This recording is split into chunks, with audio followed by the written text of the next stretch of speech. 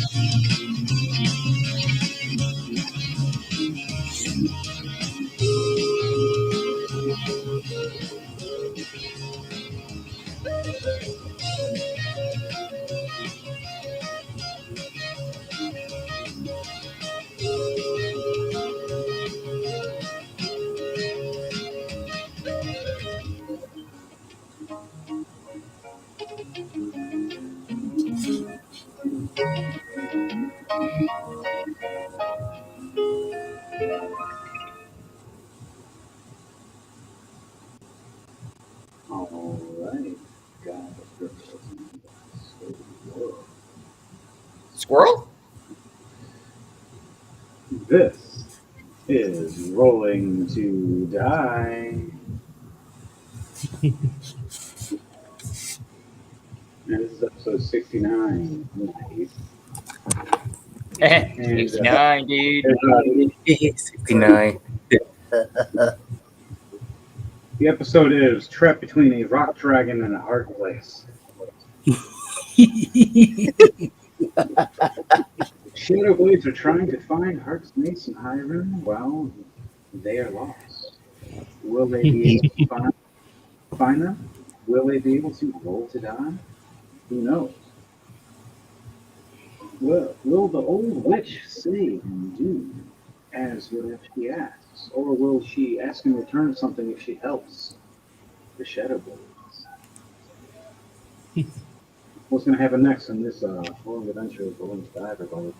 My name is Henry, also known as Mayhem the HartsMace. I'm your main game master for Rolling to Die and one of the Triforce of the DMs. The other ones on here too as well. But on that note, let's everybody else introduce themselves. Hello, everybody. It's yours truly, Olion72 here, coming back, playing this time, not being your DM today, but instead I'll be playing as our good rogue assassin, Leiden, human, level 15 with 1 level in sorcerer. Hi, everybody. It is Dom returning again, and tonight I will be playing Kyric Hellfear, the Eladrin Elf Warlock. Let's get wicked, people. Tonight, let's get spooked. And I don't mean scaring people. No, literally, scaring people.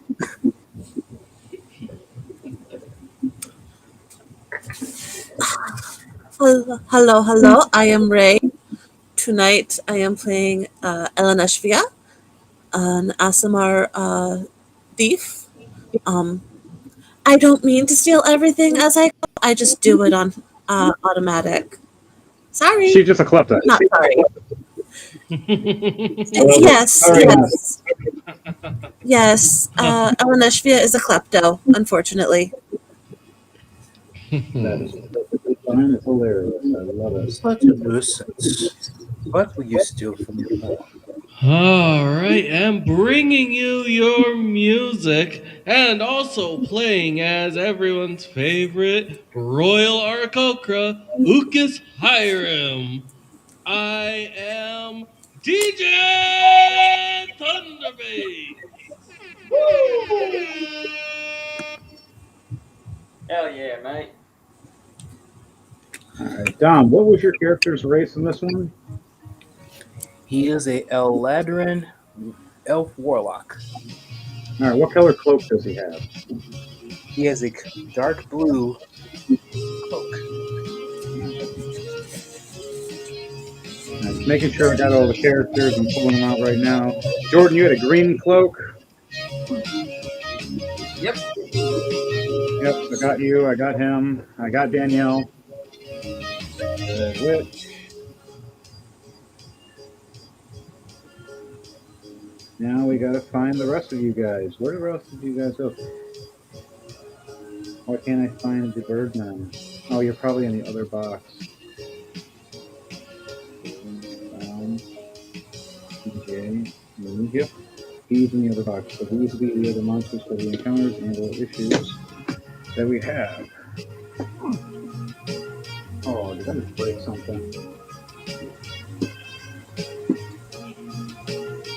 Yeah. Figures. I'll deal with it. Alright, guys, girls and squirrels, on episode 69. Do you guys know what happened last episode for the Shadow Blades? For their episode? I went splat. If I recall, we were off to do a contract to hunt down someone that was impersonating the Cobalt Soul. We had a few hiccups along the way, but we managed to find a few things in the Cobalt Soul that were not meant to be there. In the process, we managed to warp out while the building was going under a massive explosion. 4 of us managed to make it back, but only 2 of us unfortunately did not make it back and were warped elsewhere. And as I recall, that would have been HartsMace and Elric. They stumbled upon a stone dragon's cave. Where there That would be HartsMace and Ukas. HartsMace and Ukas, thank you. Oh, yeah. Alright, now We just gotta figure out what happened to HartsMace and Ukas, because the rest of us, we returned to our location, but the other 2 didn't make it back, so we're kind of like, hey, yo, what the fuck? Well, first I went splat once we got there. Right. Only to be brought back by HartsMace. And now we're just working our way back to try and catch back up with you guys.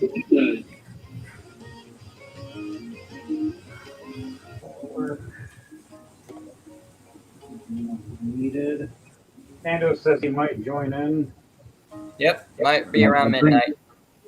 I'll bring him in. I'll bring his character up just in case, because what are the odds?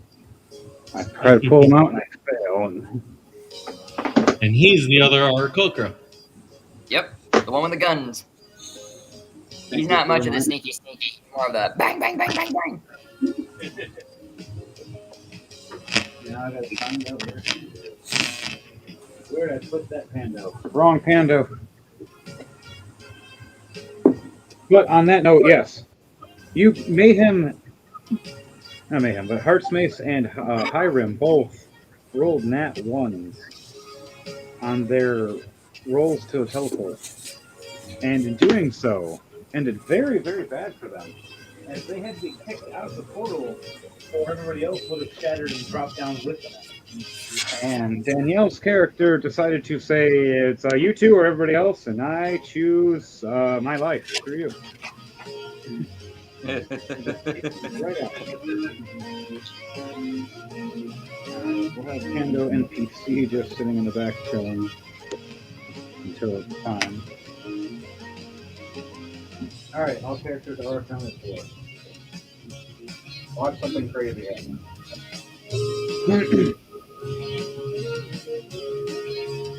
So, you guys know and understand that Danielle's character is very angry and upset with especially our 2 crazy bunch that decide not to listen at the time. So, we have Kevin's character too here, you guys. She's pretty livid. pretty mad. It's back and forth at you guys going, we have to wait until she tells us to open the door. And my master has to explain to us what the hell happened over this weekend. To make you guys all know, you guys hit the skull that was part of her summon, that's part of her tribute to being part warlock. Her one level in it is her patron. And boy howdy, is that patron mad and asks her one more time, and he'll be taking her soul. We had to go and find her soul. So on that note, everybody, you guys go some squirrels. Everybody can roll their d20 for me to start off their day before we go. As HartsMace and Lucas will be first to begin off. Just see what happens with them. All right. Oh, okay. That's a 3 and a 4. 3 and 4. Oh no. Oh, a 2 and a 3. That's not good either. What in the hell? Oh no, our bad rolls are starting already. 12 and a Yes, 17. 17 and what? 12. 12 and 17. Alright, Dom, what do you roll?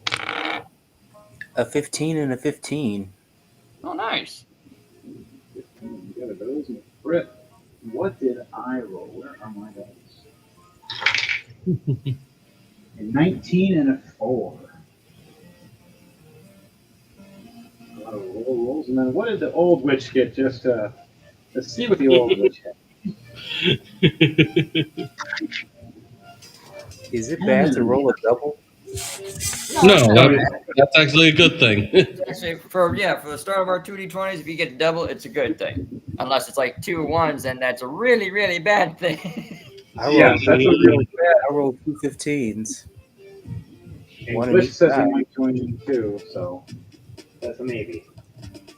But on that note, guys, roll some squirrels, roll to die. It looks like Eli HartsMace and TJ, you both get the rolling to die for high up, and same thing technically for Dom because he got doubles on top of his 2 50s. So it gives you good luck for today. That means you get 1 extra attack and advantage for the next 3 turns when you start off. All right. Nice.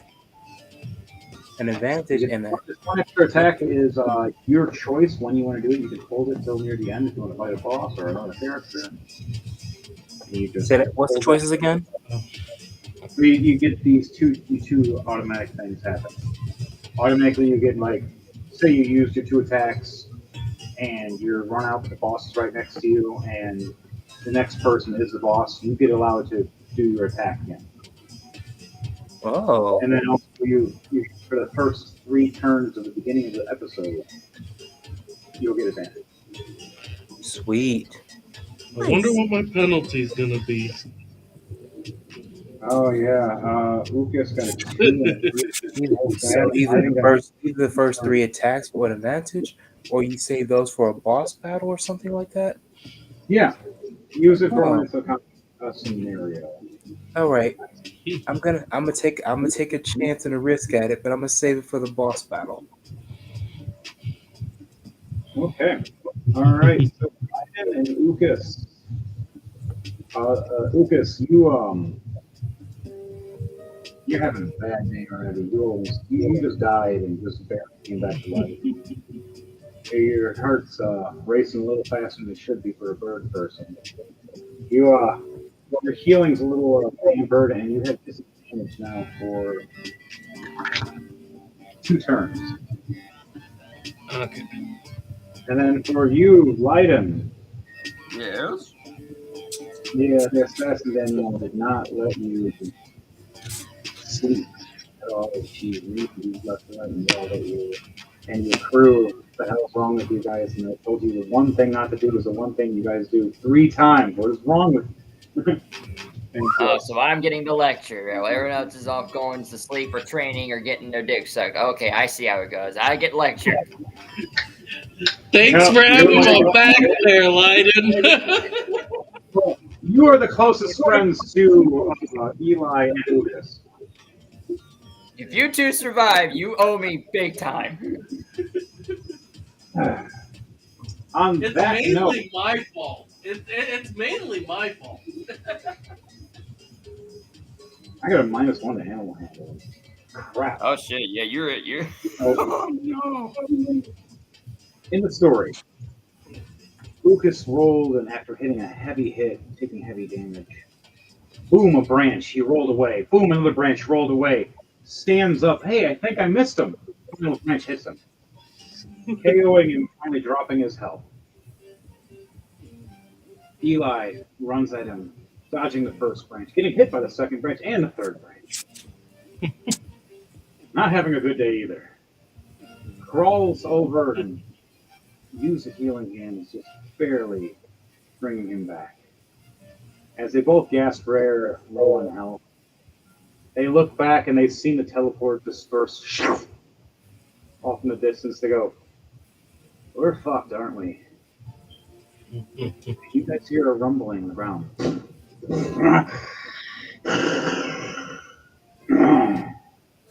As we Great. looked up, we've seen a stone breaker.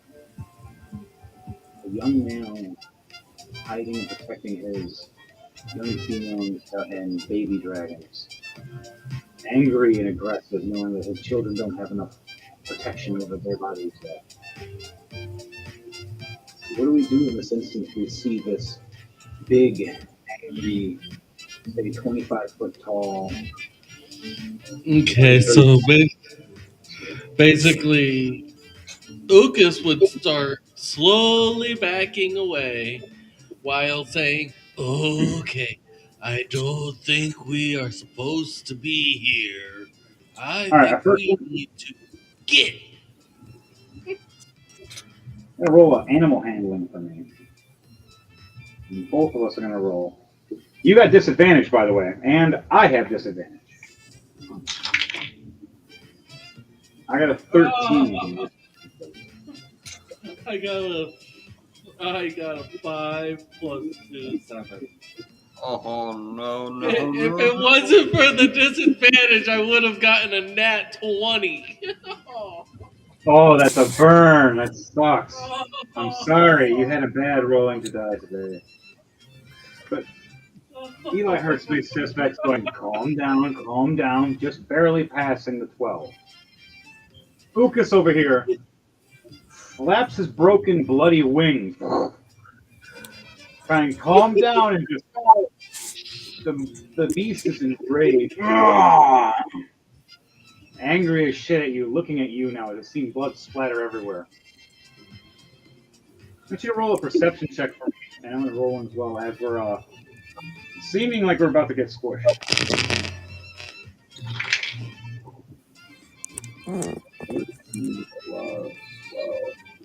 Plus perception 4. So 17. 17 for me. What'd you get? So is this a still with disadvantage on this one, or Yes, it sadly will be disadvantage.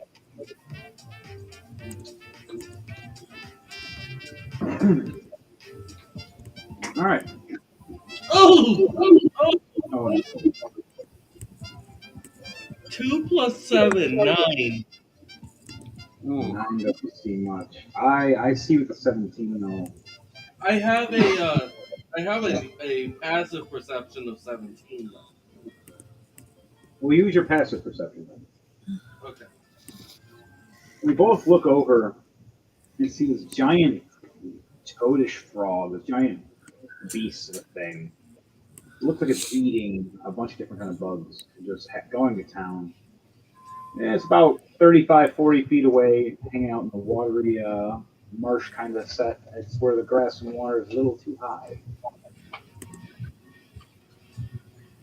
So, in that moment before this thing starts charging, is there anything you want to think of?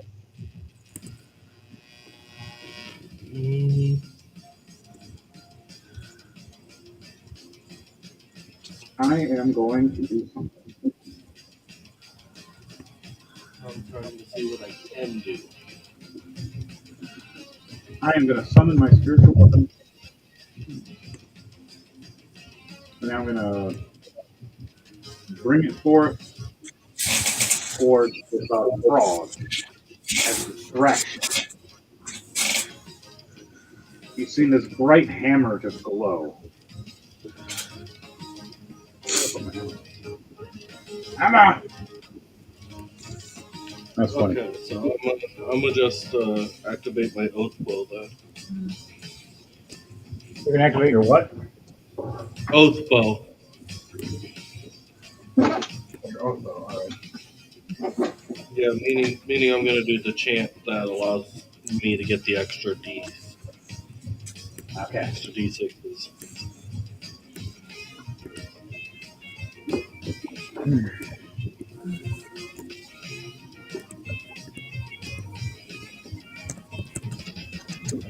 All right. So as you do that, my character summons out his spiritual weapon towards the frog. Here it is.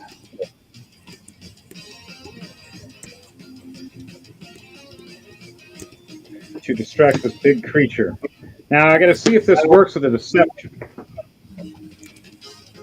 What are you doing?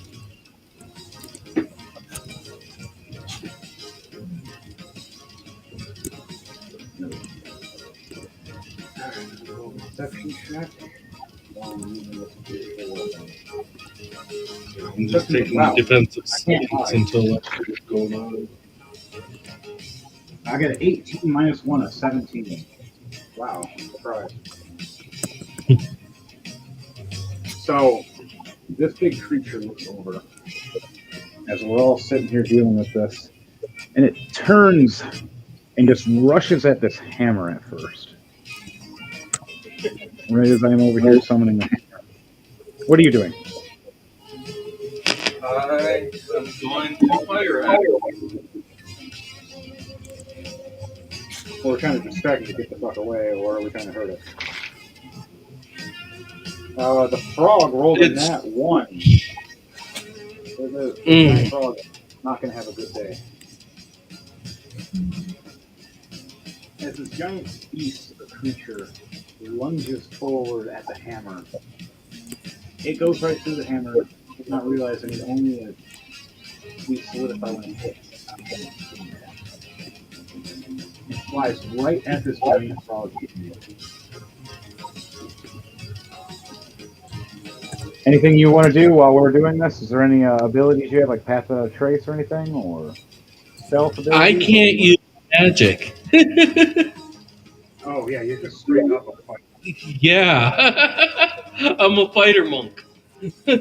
Yeah, okay. Just move to get the hell away. I'm in a How many, defensive stance right now. how many key points do you have? 7. All right, so we got plenty for just in case you escape. All right, so Yep. on that note, we have a chance now to get away with a stealth check and then a survival check. Now, if you want to try to be stealthy away, and if this is Alright. the last turn, you have disadvantage though. That, All right, that right now means is left. that means it's gonna be a straight. It's gonna be a straight roll then for me for stealth because I have advantage on stealth. All right, then straight roll it is. There is my stealth. Stealth is a 3. Huh, and that's 20 plus 7. 27. Nice. I got a 19 plus 3. So both of us step back slowly, calmly. You watch these two beasts just lash out and fight. Everything starts shaking, quaking around us. And we look back and start moving away, going, let's not piss this thing off. Let's let them have their lunch. Hopefully they find us shortly. Now, on that note, is there anything else you want to say, Ukas, as we move over here to hide? No, I pretty much. I had said already that my character is just like as he's backing away, just saying, "I don't think we should be here." Yeah. No, we should not be here. We should not be here at all, man. I think we fucked up. those skulls were something magical, and you're not supposed to kick those. Totally football kick that shit. Well, how was I supposed to know that I wasn't supposed to mess with the skull? I think she said something, but I wasn't paying attention. I heard the explosion instead. And then I flew like a rocket, and so did you too. Shit hurt. That beat fucking flying velociraptor. For the last time, Danielle, it wasn't my fault. I swear it wasn't me. Why am I being punished? Stop twisting my ear, damn it! And back to the door. That's Yelling funny. through the door. You guys head out. You had an early morning. It was a little rough for some of you. Um, Dom, you on the other hand, you had a good day. You had a good morning. Good. Yeah, everything felt good for you. You felt like you could just fight a dragon today. Pretty smooth on you. Even the bar waitress was winking at you earlier, and you were like, "Hey, yeah, you do." On the other side of the room, though, before you guys enter this door, TJ.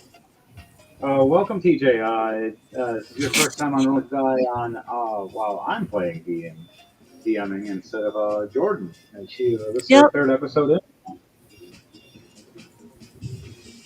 Yep. So, um, LNS how do you say that? Elenashvia. Elenesia. Close enough. Hopefully, uh, I butcher basic names. I'm sorry. Sooner or later, or I'll just give you a weird nickname.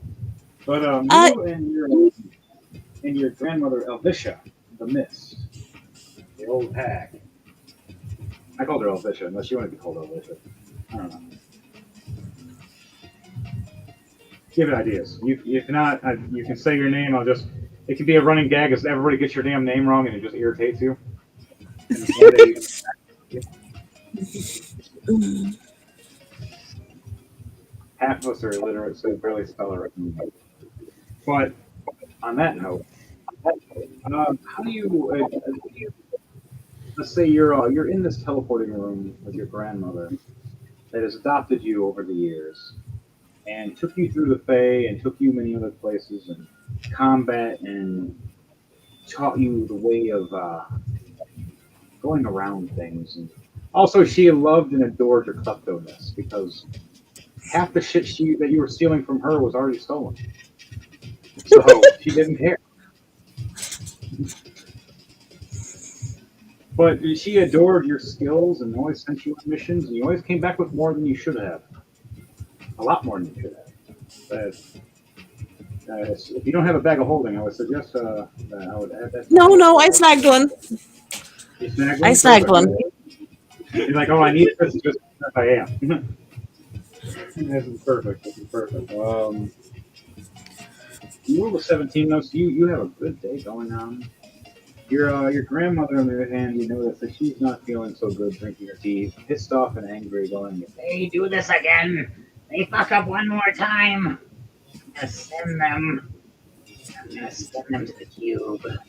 And you're gonna go get something for me that I can't get myself.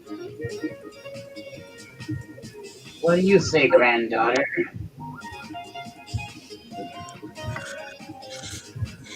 Uh, As you see this woman in black and white hair, pale skin, tall and lanky, with small shadows all around her body, like look like they're kind of like floating upward and dissipating.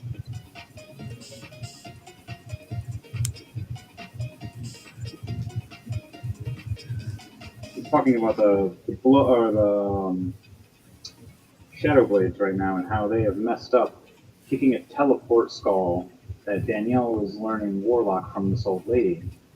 And that if she breaks this seal one more time, that the patron is going to come out and they're going to have to deal with it. And she doesn't want to deal with this patron.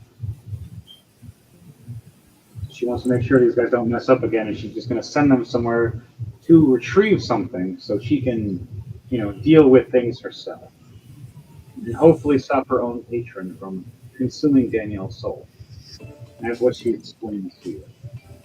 While you guys are sitting Okay. and having a tea, or what would you like to drink? As she asks you and starts getting ready to pour your drink. What would you like to drink, sweetie? I missed our talks. Your last adventure has been several years. You've grown into a woman now. Very muscular, swinging woman. Or whatever you call yourself these days. You young generation, you. I call myself your granddaughter. And she smiles, That's the only answer I want to hear. and she pats you on the back, and she slides over this little pouch of coins. Add into your inventory 50 platinum and 100 gold. Okay. And if you want, you can do a sleight of hand if you're coming in for a nuzzling, hug. Your customness. Okay. You I'm going to start said having you roll for your urge for that. you said 50 platinum. Yes, 50 platinum and 100 gold. Okay. And do a do a wisdom save for me. You just have this weird urge to, just steal again. You're just sitting there. All right. Give me one sec. You gain things from her all the time. She kind of enjoys it. She leaves you little notes on half the things, knowing you're All right. going You to said pay it. a wisdom save. Yes. You get advantage because you are rolled high. You rolled high.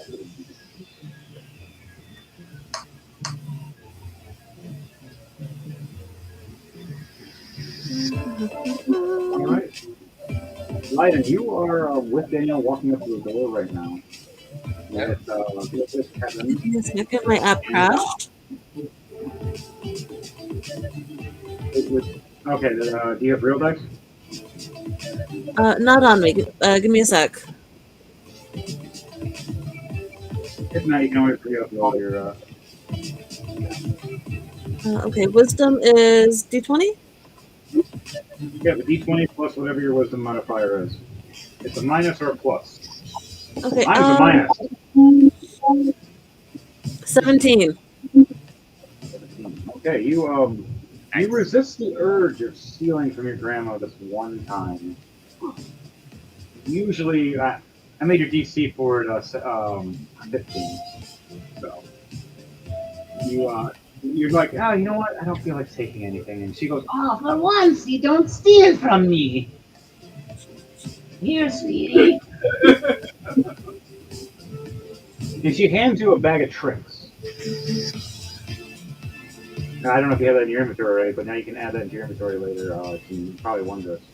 But bag of tricks. So I have 2 of those now. Oh god, you have 2 bag of tricks. Oh boy.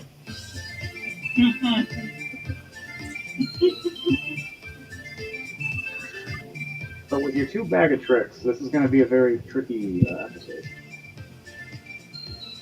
Are you guys ready? Yep. Okay. So you come to the door. Daniel looks over, looks back at you guys, goes, "I'm not fucking knocking y'all. You can fucking knock. I'm not fucking knocking y'all. You dealing with her before me. You fucked up. All right. Fucked up. If you got cold feet all of a sudden, I mean, you can always head back. I'll go and do all the talking. Just realized charisma is not my strong suit. Oh god, you guys are not meant for negotiation. You guys are meant just to hit hard. Negotiations were never meant to be.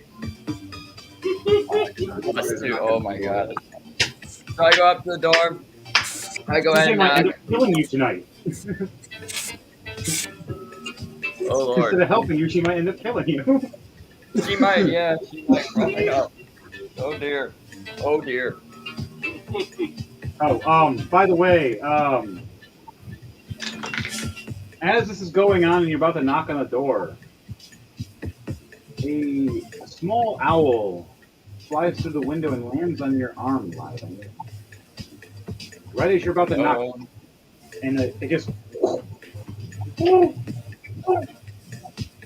it turns its head completely 360 and looks at you, and then turns its body to match its head. Grabs this note off its little neck with its beak and just drops it to your other hand. You want to catch it with a dexterity save? yeah, I'll go and catch it.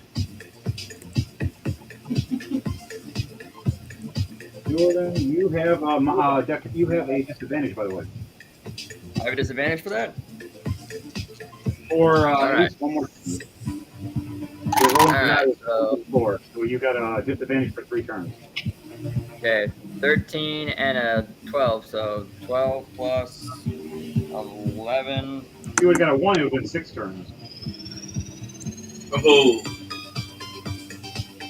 Yeah, I don't remember who was the last time that got that, but I think it was Jordan last time. He got a 1 or whatever. His Thordak got almost died so many times that night.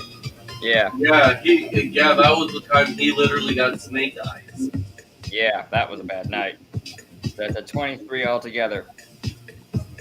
All right, you caught it. You got a really good dex.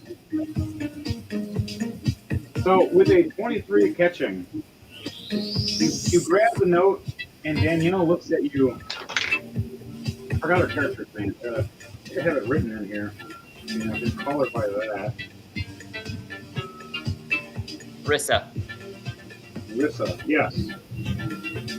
Arissa. Arissa looks at you and goes, "What does it say? That one has a special seal on it.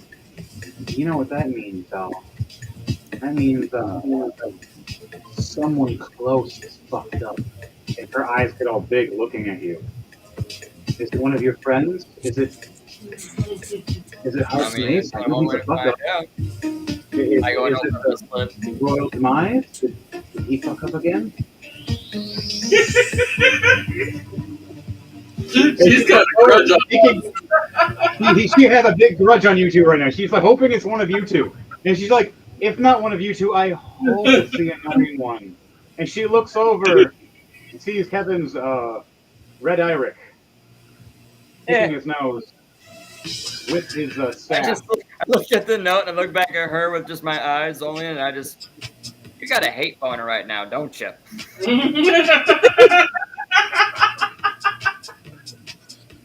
Whatever fancies your day, all right. I go and Big open up smile the on slip her and see what it face. says. You want to read it? Yep. I open up and try and read it. You read it. Here lies a very important message only for Leiden or for Irin. Oh, what was her name? Rissa. Irissa? Wow. Oh, wow. See that? See that her is like 4 hours. Now ruined a 4 or 5 hour thing, and you have like 10. Wow. I can't stop laughing about that. Wow. You both read the letter, and the letter states it's for your guys' eyes only, or for the royal demise, which he's not there right now. And you go, okay, well, that looks like they're out of the clear. And then it mentions me as well, but saying I'm a fuck up in there and did not let me do the mission. HartsMace is not allowed to be participating in this one, as it says. Let's Yeah. see here. World of You Mines state- is on here. We're in the clear. And then it states there is a problem that information has been given to the chastity enforcers by a certain person that's been bragging at pubs. Sir Red Kynan has been giving information.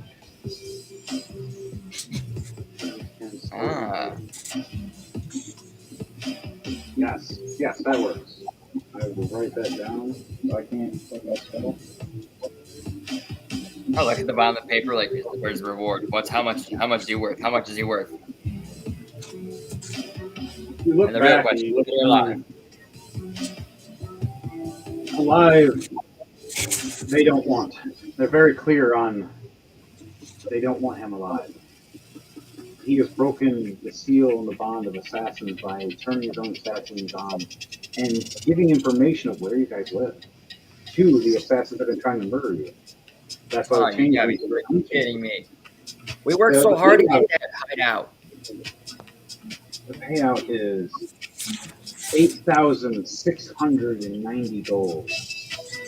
And a bonus of up to 10,000 altogether if you get his head and bring it to them. Or send it to them on messenger hour. Ooh, bounty.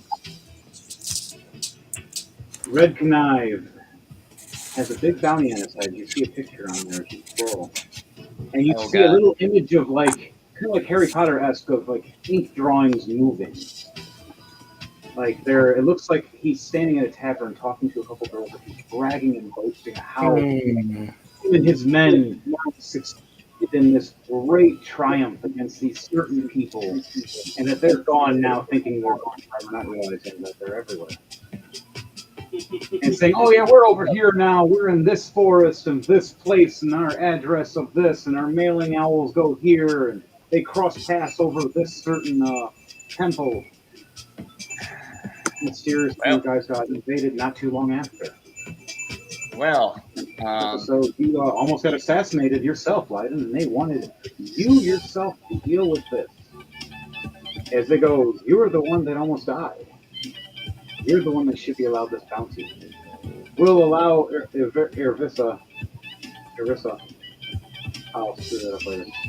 Yeah, I Daniel, showed Rissa what it says. I don't know, like, hey, he's the one that's got a bounty on his head. We both look back over, see him, he's still picking his nose, got a big ass booger that's in his pinky, and then he just eats it. Like, yeah, that checks, that checks. now I gotta play his character for 1 second. Where is I look at her and say, we'll get this contract done, just not right now. We need him to a little more distracted when he's not really paying attention. He looks distracted right now, but you he tell could me be on. when? And Aye. I'll then I have to play. I still have to play his character for a second, looking around. Hey guys, what you guys talking about? What you guys doing over there? There's no. Hey, is it it's a special assassin thing, and can I help? But yeah, it's a And target that we got to go after. It's part of this mission that we're on. They kind of gave us the mail a little bit late. Like we already knew what we were supposed to do, but they decided last minute mail, I guess. You know how it goes for delivery. Our owl is just weird every once in a while. I try to sneak the paper in my pocket. Devontae, roll a survival or a animal survival check again. Okay.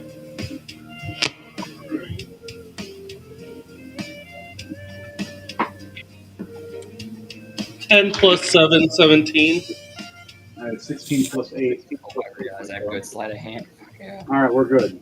Nothing's attacking us right now. They're fighting right now, and so far the dragon's winning, but the frog is giving it one hell of a fight as it's trying to pull it into the water and sink it into the mud. The frog? Oh no, that was a bad one for the frog. That was a real bad one for the frog. Nat 20 for the frog, the last hit. All right, he wrapped his tongue around with the stone dragon. Stone dragon fighting back. Damage. He got the third one though. So he rammed his horns into the frog's throat. He rammed his horn, or tried to ram him again and missed. He rammed his horns one more time as he got wrapped, and they're both pulling into the sinking mud as we're just watching from about 35 to 45 feet away, hiding behind these two giant old tree stumps that have been cut down for some reason. Back to it, Jordan. You guys are going to open the door now, or you want to Yep, just? we're gonna go ahead and open up the door. All right. All right. You guys walk That's in. fine. Dom, what are you doing in this moment? Do you want to know what's going on with Jordan? Do you want to walk up and talk to him real quickly? Your name is on Yeah. the list of people to be trusted, by the way. Yes. All right. I will do that. All right, I'll go up to you, man, and as soon as Kevin walks away, I go up to you and pull out the paper and show Hey, man. So our names here, like we're in the clear. However, and I point to the bottom towards Kevin, shows the image of him at the picture at the bar, being all boastful and everything. Unfortunately, well, surprisingly and gratefully, he's our target, and And this it is the says not reward just for once it. he's done this, but several times now. Yeah, numerous times he's given away our location. He's told people where our hideout is, and that's a no-go. We never tell anyone about our hideout, and he's broken this rule numerous of times. How do you think So they have found you every time? As he goes back to his favorite pub every night, being surrounded by ladies that always try to give him a little bit of touchy feel, but never too close. it's more like And you if can you look, roll but a you can't perception touch check, because you. Kevin rolled a Kyrick, perception check. as Kyrick Failed. listens to the male speaking to him, he lets out a slight sigh and just he's let out a slight sigh and he groans in disdain, but he unfortunately he reluctantly just takes the offer. You idiots and your stupid mission. Hey Fine, man, Oh, it's I'll his tag fault that along. we've you been beaten guys to kill almost so plan. many times. Fine, You guys I'll tag you along. decide when you decide to do this. Give each other a nod or something else to know when you're going to be attacking. I would suggest maybe while you're doing this, when you meet TJ's character, if you guys do roll good with her, let her in Yeah, on it so you don't just randomly kill one of your own teammates. She goes, "That's how you guys treat your team." every Huh? day. What? I like this team. TJ would probably laugh and kill you all just for fun. Maybe. Love you. Smile. All right, guys. At the very least, there would be some light maiming. I want you guys to walk, and once you walk in, I want you to roll technically a turn of initiative, so we can just go person to person to person. All right.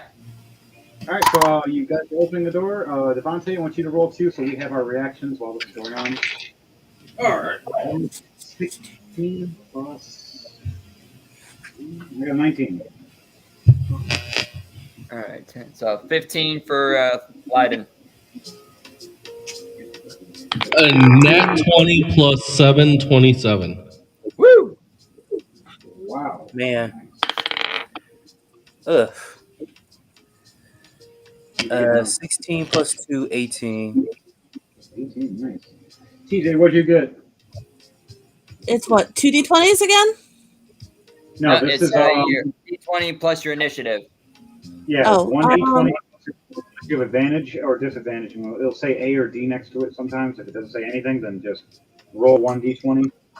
It'll say initiative, which is right at your character sheet base, right at the very top. It'll be a plus one, What? two, three, 17. or 17? Yep. Nice. All right, and then for your grandmother, Little duck twit. in 11 plus 3. 15. Okay, so and then also Kev. I'm gonna put him in there. What did Kev get? And He what's has up? a plus 4. He has a 12 plus 4. He has a 16. What is his roll to die actually? A nat 1 to 7. Oh god, he had the worst. Oh. He has disadvantage on all his stuff for the next 6 turns. Red Hives. Red Hives. That's what his name is. Red Hives. Sir Red Hives. And he went out drinking that night again. Drinking a lot. Oh. That Super explains why glitch. he's eating boogers. That explains it all. Puking his brains out across the quarters while you guys were talking. Regretting drinking so much as the ladies kept giving him drinks, as he kept saying what they had happen recently, and that some of their guys were left off, dropped out into another place, and they have no idea where half the crew is now, and that their weakness was less of them. But he says the best are right here as he taps his chest and saying he is the best of the group. He's like, no fear, as long as I'm here, no one can beat me. Just give me another beer. He should have been a bard. So he literally just laughs again, telling them about our And yep, so this drunken high elf is just going to town, letting information. As the owl was watching through the window, blinking, flies away. That's why the note was given to you guys. You guys head in now through the door.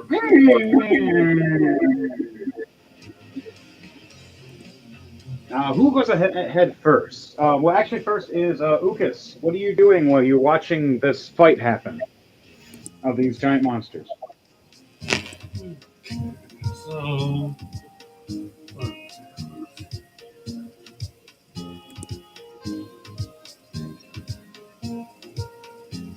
Go on.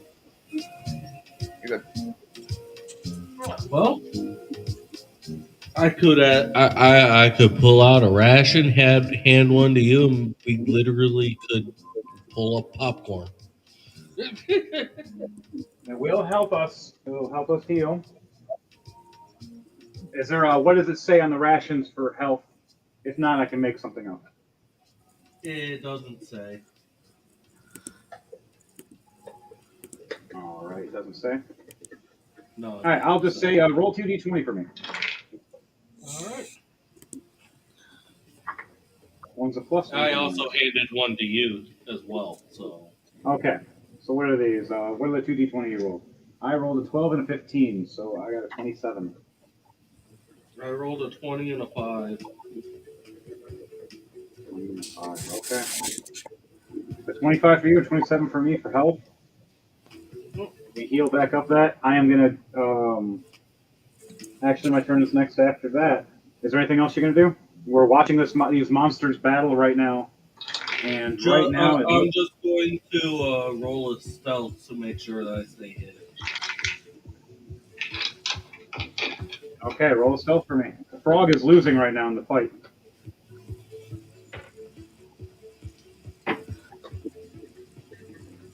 17 plus 7. 17 plus 7, you said? Yeah, 25? 24. Nope. All right. 24. 24. Yep. Yep, 24. 24 for that. Nice, nice. Okay, so you hide right in plain sight, just right under that giant stump. A giant stump. As you start feeling your wings snap back to place. One of your wings is more healed now, but your other wing is still damaged, so you can't take flight yet. Oh, I'm at 80 feet. 80? Okay, then both your wings are healed then. That means you can out of fly one now. and two. I'm Yep, literally so your like bones are more in place now. They're better now. Yeah. Okay, you ending your turn? Hiding and stealth? Yeah. All right, next is 19, which is me. I look over and I touch you with healing hands. Do 20 health points here. As you look over, see me severely damaged still. Half health, bleeding, going. It's better if you're full health.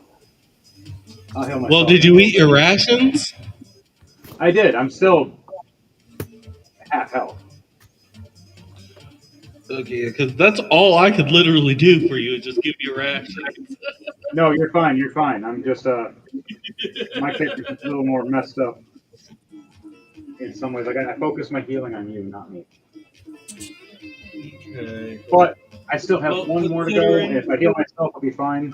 So I'm gonna touch my my chest and heal myself 19 points. There we go. All right. I'm gonna You hand, see me I'm breathing a gonna little better. I'm gonna hand you 2 more rations. All right, using a All right. Yep. Thank you. I'll take those. That'll heal me. And then I'm gonna roll for a stealth. All right, I get 18 points of health and my nat 20 on my stealth. Finally, I get a nat 20. Took long enough. All right, so both monsters hiding behind these stumps as they're fighting. Let's see their turn frog got a 16 on his hit plus 4. You get a 19 plus 5. Ooh, the dragon's winning. Uh,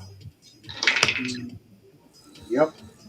You see the stone dragon start stabbing and lunging his horns more and more into this frog's neck, even though the frog is wrapping up the dragon, trying to drown him. But the dragon is still severely wounding this frog and just ripping it apart. Like, it's in its territory. It doesn't want it there. It has its family. All right. While that happens, the ground shakes as you see the door open up.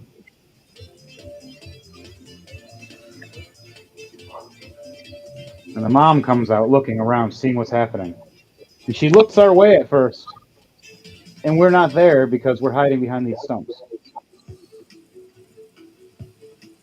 She turns back around and sees the frog fighting her husband, and she runs over here and starts attacking. As far as she goes right here, right now, for her turn.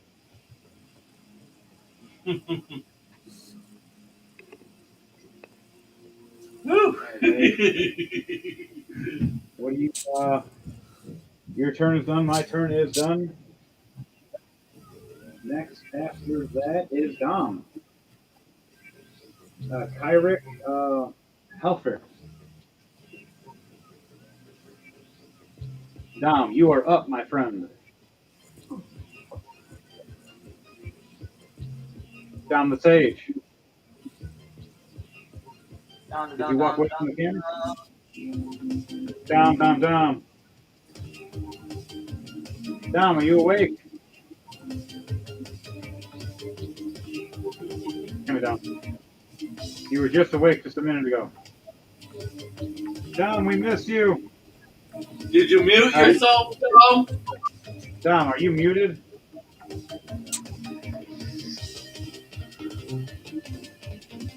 Dom must have muted himself or he fell asleep.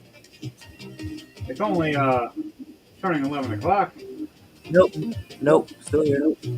Ah! Dom, there you are. Kyrick,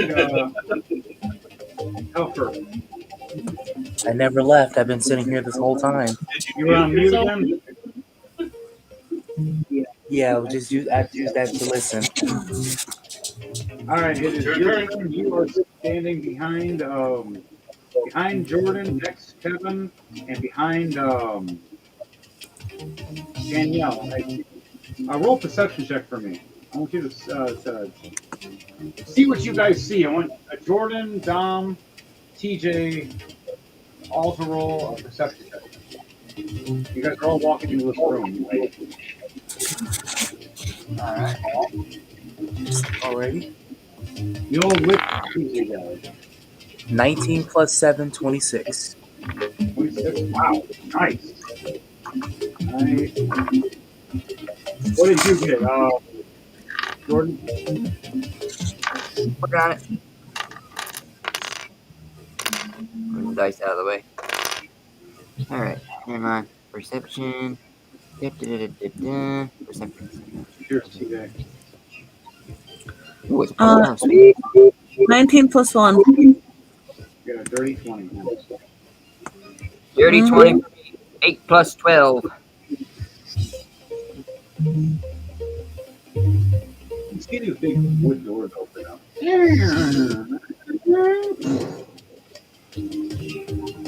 You walk in. You see this big magical sigil floating glowing a red dome with this red fire going around it. And it's called glowing. You look over, you see a table and a chair, and an old woman is sitting next to it with kind of slender black hair, a little bit of white streaks. And the palish, like grayish skin with these eyes that change colors every once in a while looking at you guys, like kind of like examining these different views. You look around and you see structure and things on the walls. And you see this Character with names. TJ, would you like to introduce your character to everybody before Dom starts his turn?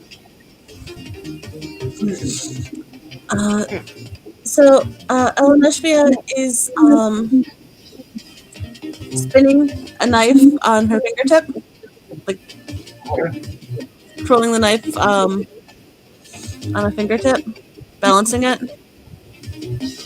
Okay. in one hand, and is downing a shot in the other. All right, Dom. This is what you see. Now, what are you gonna say or do in this moment when you walk in? I can understand you. Say that one more time. What TJ was doing? TJ TJ was sitting there taking a shot while spinning a knife in her other hand with her grandmother. Seems like they were playing a game of knife hand, having fun, taking shots and just stabbing at each other's hands for fun. These ladies don't play around. All right. Kyrick was slowly approached, but he does not engage with conversation. Just from a distant, just a little slight distance, he sees the two were playing this game as they stab their hands. He lifts an eyebrow as in like, what the hell are they doing? So, what are you gonna be like? 20 feet away, 15 feet away, 10 feet? Or just like, much distance would you like to be at for you? You are right here. You are 5, 10. Yeah, you're about only 10 feet away from her right now, just standing there watching her do this as she's sitting here drinking with her grandmother. look look back at Jordan. Looks back at Jordan like, what in the devil is this? What are they doing? Oh, it's a game that they play. It's what most humans do all the time. It's actually quite fun and thrilling. Sometimes, you have good hands. Sometimes, you lose a finger or a thumb, or worse, you lose a hand. Hey, drink a potion, let it grow back. It's strange how humans play dead and lose blood, but they have their way of playing games. When they I gotta die, teach you how to play it. It's very fun. You'll like it. You get a thrill out of it. Trust me. Dom, as you notice with your high perception of 27, you see a black cat jump on the table. Meow! Meow! why is there a As black you, cat staring at me? it looks like you blinks with a telepathic speech to your brain. My name is Jinxie Baby. Now give me karma. Oh my god. Thanks. A telepathic cat. I have a brother. He's around here somewhere. Ironically, the real life Jinx is next to the couch. Oh, I love him. What's Karma up to? Um, hang on, let me go find out. Oh, you guys all know Jinx and Karma. I love Oh those. yeah. Those are my furry babies that have been passed Not down to really. TV, and now she is the godmother of theirs and takes care of them. They love her very much.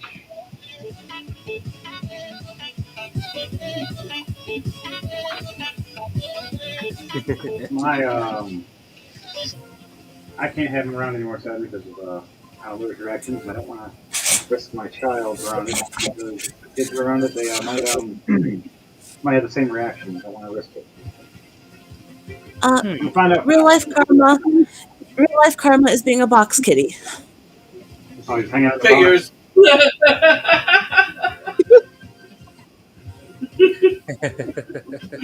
Oh, All no. right. Yep. I fits. So Kyrick will approach the woman and tries to speak in the most polite way possible on how the hell he's going to recruit her without saying something stupid. I'm going to say something stupid to you by saying something. No, I'm just sorry. This is funny. So Kyrick walks up to you and asks you this question. What is your response? Um, Ishva?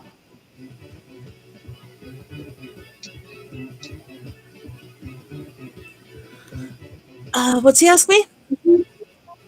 He's asking like he's gonna start with a to strike a small try a small conversation before he asks before he asks the question to recruit. Interesting game. Mind if I spectate for a bit?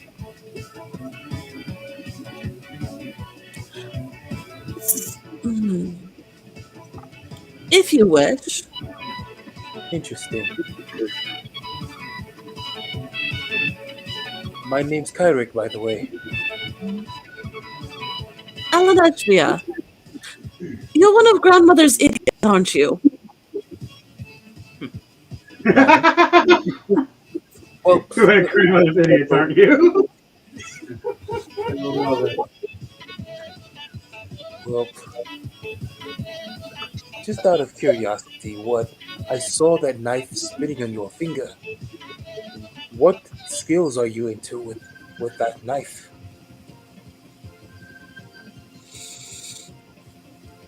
Business, sometimes pleasure.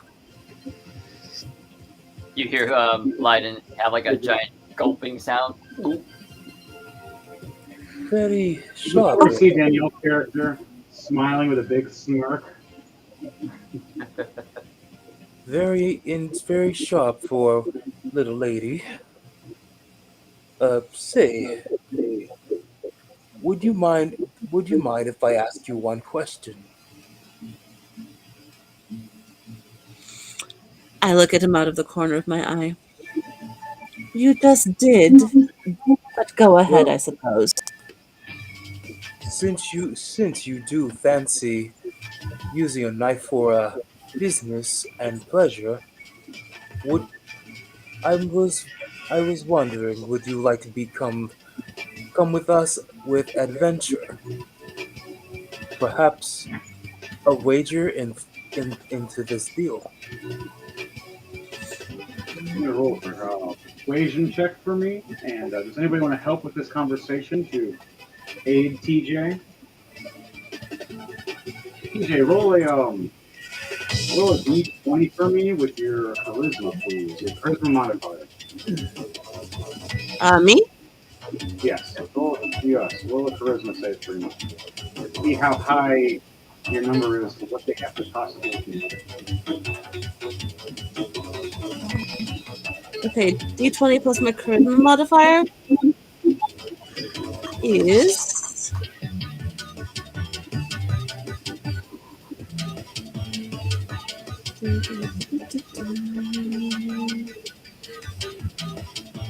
Hold on.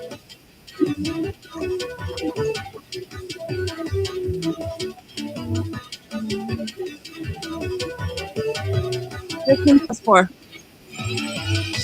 13 plus 4? Uh huh. 17. All right, guys, you have to beat a 17. Your persuasion or match a 17. Leiden, Dom, and I'll roll for Danielle, unless Jordan wants to roll for me. Yeah, sure, I'll roll. Here we go. Yes! An 18 plus 7, 25. Well, I got a 19 plus 17 solid, so 15 plus 2. We did it. all of you succeed. What about Kevin? 6 plus 4. No. Oh, of course. Man ain't got no pickup lines. His Nope. character has high charisma. He's Yeah, seen a he's pretty just- lady, and he just started babbling about nothing for a second. And he started talking about their great adventures for no reason. How many Kyrick dragons is- have you slain? How Kyrick many is very Minotaurs have you awkward. killed? How many doppelgangers have you fucked? Wait, what? What is he doing? He face palms. What is he doing? He's screwing everything up already. 3. Dom, is there anything else you want to say before you end your turn? And it goes to TJ's turn? I'll go ahead and end my turn with the face palm. Oh, this is not the conversation I struck that I didn't have in mind. What is he All right, doing? DJ, what do you say about this? It's your Okay, turn so now. someone, which one just asked me how many doppelgangers I'd fucked? No, that was. Oh my god! That wasn't me. I That was mean, not me. you can answer if you want to. I was just impersonating someone that asked Kevin about all Wow! he's done. Wow! No, no, no, because Ellen Nashvia does have an answer to that. It's Oh shit! Oh three. my god. Oh, jeez. Oh man. Answer. Oh god. I want to hear. I want to hear. Grandma's up next. Yeah, her eyes get all big going, "Do tell, I'd like to know." I was not ready. He wasn't ready. I thought I knew better. I thought I knew. She was that girl that when they came into a meme, I said, slay the dragon, not lay the dragon. She's fucking the dragon. What?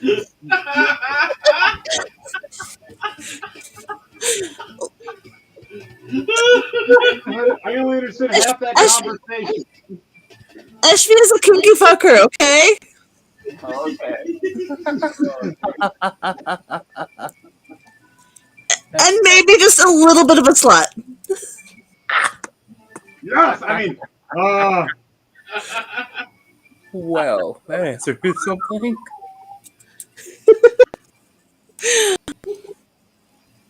your grandma laughs. Mine's in my old days. Oh, those were good days. How many kids did I have? It doesn't matter. I got my grandchildren now. Aw, grandma.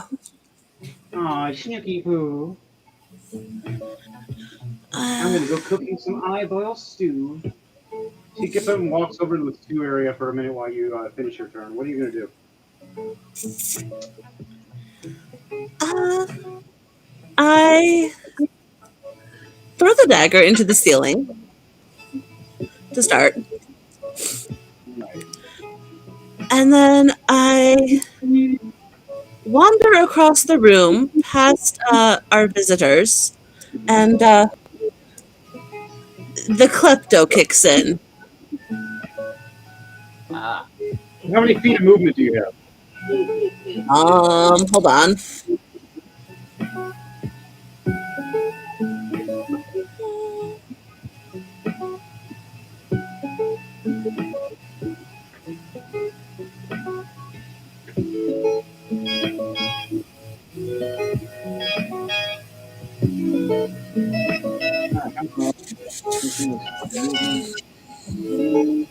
Give me a You're sec. walking.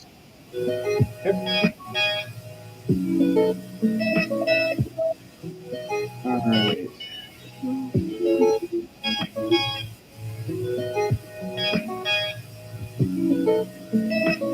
30 feet. 30 feet? Yeah. Nice. You get right to Kevin's character, walking next to him.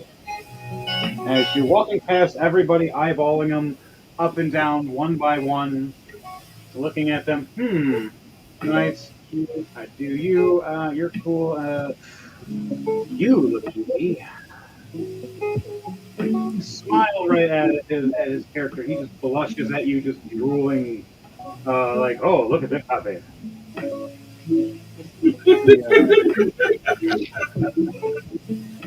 Eyes up here, pet. And I tip his head up with my finger under his chin. Whoa, whoa, whoa, whoa.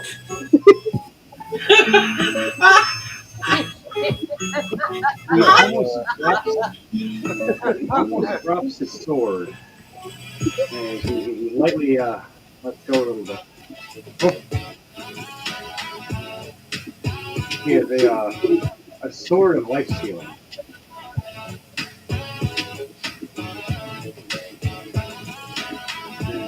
He looks at you and smiles.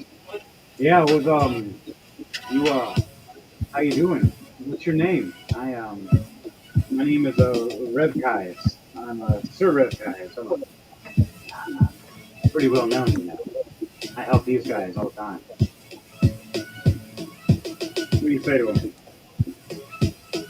I pat his head and go, "You can call me Mistress Dear."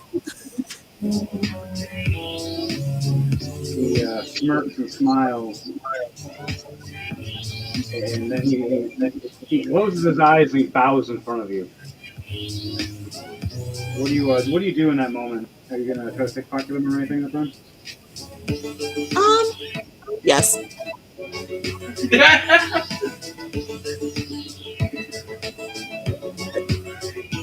Huh? Kevin's watching. He's like, "Why in the gods me? Hey, she chose you, not anybody else. I'm sorry, man." Uh, she walked her 30 feet. You were her 30 feet, and she just looked you in. Hi. Pretty lady just said hi to you. And as you bow and bend over,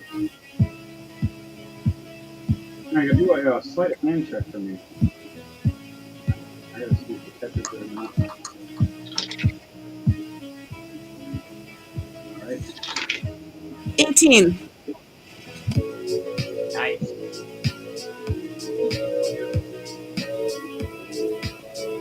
Ooh, nice. Let me see what they.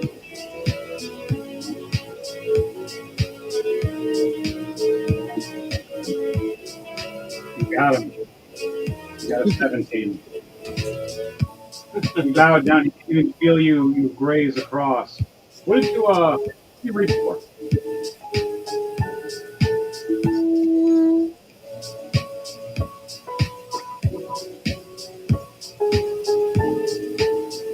He has a crossbow hanging off his hip. He has a staff in his hand. He has a longbow on his back. And he has another light crossbow hanging off his other hip. Kind of like he does like dual action with both the crossbows. mm, Staff is a staff of healing. what's he got? Staff of healing. And a crossbow. Yeah, two different crossbows and a longbow is the basic. And staff of healing. And then also a bag of gold that has a count up to about 300 gold. Let's go for the gold. All right. You swipe, hook right down, right past his pouch. You grab that gold. He thinks you're trying to, sway him with a little hip bump as you walk past, and he all blushes and turns back. He grabs his staff. Oh, thank you, pretty lady. I'll talk to you later. With my He gave you passive money, homie. perception, I can tell that he's really pulling a dumb move. And I would tell, oh, she's pickpocketing him. I'm not even going to say anything. I'm just going to let this happen. Fucking deserves it.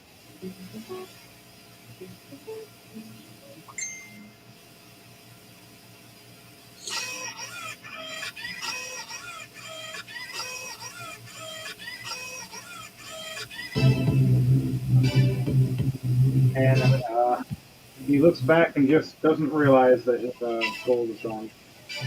What are you guys going to do in that moment? What are you going to end your turn with before your grandmother starts her turn? I ain't going to do a damn thing. I'm going to let it fly. You guys all just laugh and chuckle.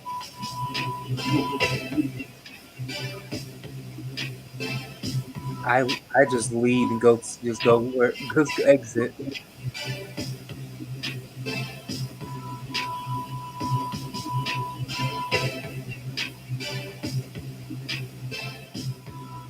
Alright. Good dice. Alright, so you look back and you just end your turn now, hanging out with everybody, trying to say introducing yourself. Yeah. Alright. The old grandmother walks going, so I have the eyeball stew, and she puts it down on the table as the cat just goes right forward and starts eating it. Wasn't for you. Whatever. I'll make more. You guys want my granddaughter to join you, and I want her to join you too. But if you hurt her or if she dies, your souls are mine. As her face changes really creepily scary and does a dreaded face to you guys. It's a fear tactic. Love you too, Nat Gran. 20. All the rest of you guys in the room just shit yourself as she's just smiling, waving. Love you, Grams, and everybody else is like, oh my god, we're gonna die. Keep her alive and you'll be fine. She looks over going, I'll treat my daughter good or else. But until then, find your two idiots. You guys are the Numbskull Squad. We're the Shadow Blades. Numbskull Squad, I heard.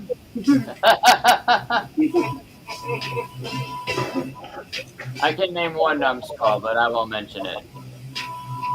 You look over, it's like, you guys have three fuck-ups in your group, and one's with you right now, and the other two are bumfuck Egypt. Where the hell is Lucas, and where is HartsMace? Where's Eli? They have to, well, we gotta pay Lucas, but Eli has to, he has to pay something. He owes some money. She looks over angrily. Definitely bring him back. I need his money. I mean, him alive. You can say that out loud. That alcohol was strong. Granddaughter, next time I'm not letting you choose the alcohol. That was stronger than I expected.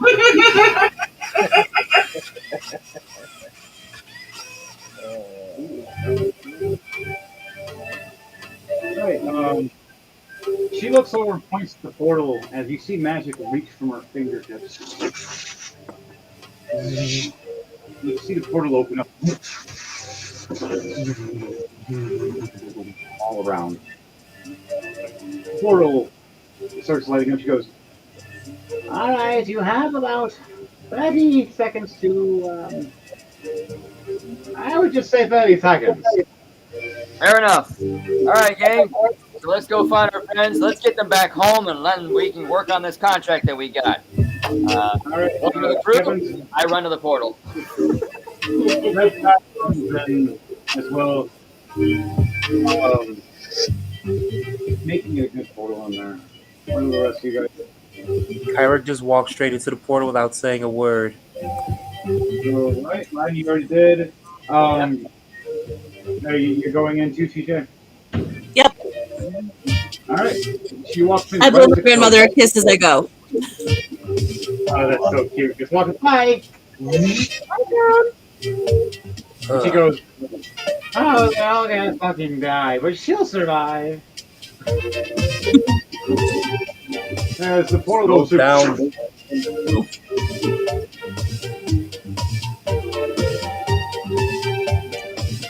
Oh boy, these are cool. Alright, guys, I'm actually rolling D100 from this. Aye. Oh, this is gonna be interesting. Let's see. There's that one. Where's the other D100 I had? I rolled a 90. I'm not. Wait. Kevin rolled a 90. I was like, I didn't roll a 90. No, I was gonna say, you're with me. Woo, nice. 72 for Leiden. All right. 91. Nice. Dom, what'd you get?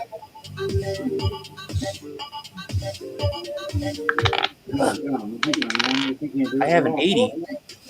Ooh, nice. Succession. DJ was succession. And Kevin was succession to 90. All right, you guys. Perfectly.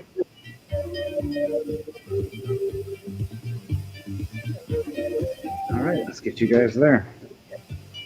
The ground shakes. Red lightning starts striking around with green sigils at first. The green sigils dissipate.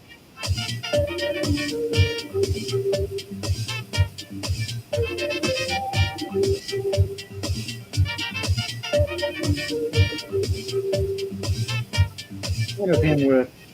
We'll have him hang out in the back, waiting with the old lady, playing knives because it's Panda.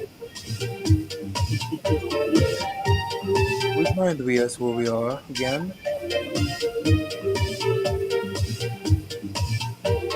You guys see yourself on the map? Yep, Remind us where we Okay. are again, Leiden. we gotta go find our friends. They got warped somewhere else, and it was our job to bring them back. Luckily, our new companion here had an ally to help us find them. Ugh, So we just gotta hunt wait. down. Just wait until I get my hands on that Eli character. I've always never understood why he's so rambunctious and adventurous. All right. First, we gotta bring them TJ, back alive, if they are alive. If you say so.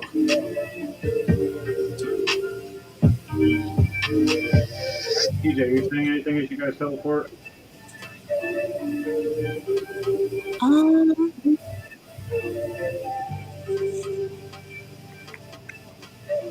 not at the moment.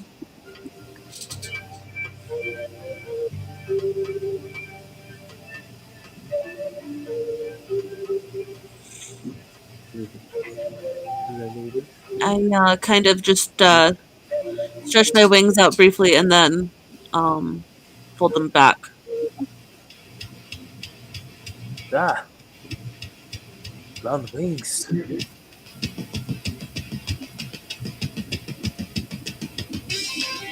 Okay. So, guys teleport successfully. All over the place. With red lightning and blood swirling around all of you with skeletons. You see the skull that's teleporting you to dissipate. And it's gone. And all the bones just dust. You guys all land all around.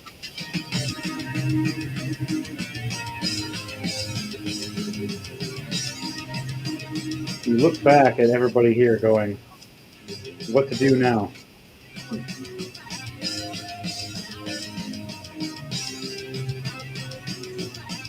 As you get a note that was passed and actually sleight of handed to TJ with a 22 from Grandmama. She loved, she gave you a little hug and then she did a sleight of hand to you with a note. It says, if you want to read it, you want to read a little sleight of hand note? Yes, please. All right, dear granddaughter, since you want to leave machine to grab some things from you, I left a couple stone dragons to make some babies. I need the horn of the father. I need the back horn of the mother. And I need at least 3 of the baby's heads. One of the dark ones, one light one, and then one other different color. Please. And while you're at it, a giant toad's tongue. Bring back your idiot friends too. Love you. And it has a smiley face with a black lipstick kiss that's been a little smudged. A drop of alcohol on there.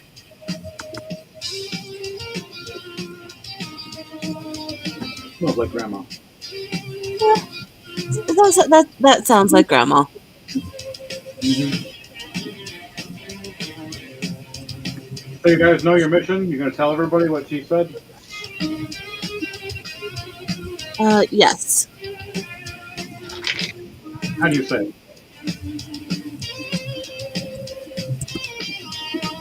So Grandma left us a shopping list.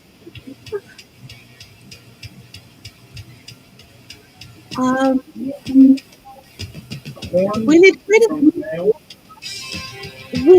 quite a few monster bits. Oh,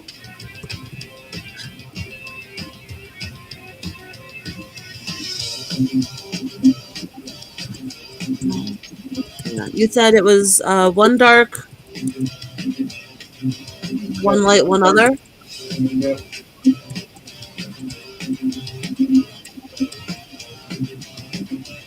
and And the then, tongue of the toad. yep, a long tongue of a giant toad.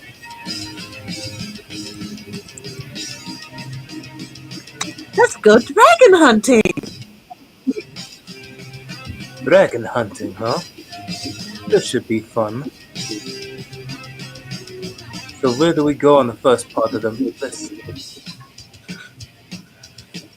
All right, next on initiative after Kevin's character. Kevin's character is going to grab his staff and hold it tight next to him, and he's going to get ready to just attack anything that tries to attack him.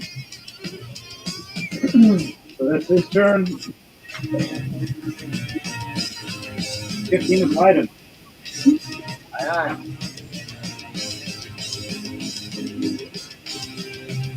What are you doing, Biden? Alright, so going grocery shopping for some dragon horns and for a baby dragon and all that. I'm gonna go and make a perception check to see where we are at.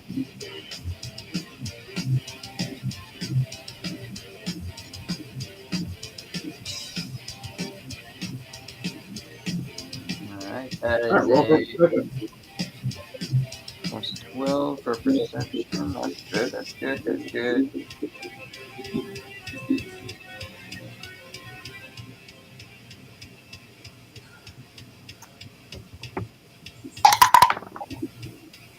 Woo! Nice! That's a nat 20 plus 12, so 32. Mm-hmm.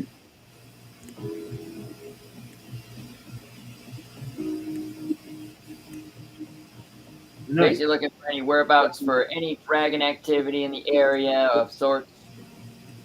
All right. Everybody else want to roll a perception check? You guys are all landing. Jordan gets the first look, though. What is the rest of you guys doing for your perception checks? 19 plus 7, 26. Kevin got a 23. Hold on. What did you get, DJ? Hang on, let me find it. 15. 15. All right, with a 15. But you rolled the lowest. You still rolled high enough for at least seeing things, especially giant monsters. You don't see HartsMace and you don't see HighRim. But when you look over, you guys all see this, especially you, Lighten. You see these two dragons, male and female stone dragons attacking this giant toad, ripping it apart, fighting it. This giant tongue is lapped around the male, trying to pull it in and try to eat it, but it's failed. And around these giant teeth, cut tree stones, and a giant brick wall, you see the stone all around, and this stone door that just opens for the stone dragons. The night use in some medicine, but he was murdered. What do you do in the, especially you, Jordan? What is your vision? I go and point out and say, are these the dragons that we were going after? And you need a frog's tongue, 2 birds and 1 stone here. 3. You need a male horn from the head, and you need a female. You need a female back horn, and then you need a frog's tongue.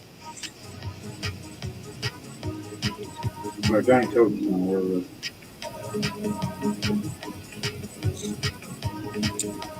is. Well, that's convenient. Still got 3 more things to get, though. Also, the final thing on the list that everybody that I even forgot to put was a tree stump. Was it what? Which is part of a tree stump, like a piece of the wood of a tree stump. Which there's tree stumps all around, easy to grab.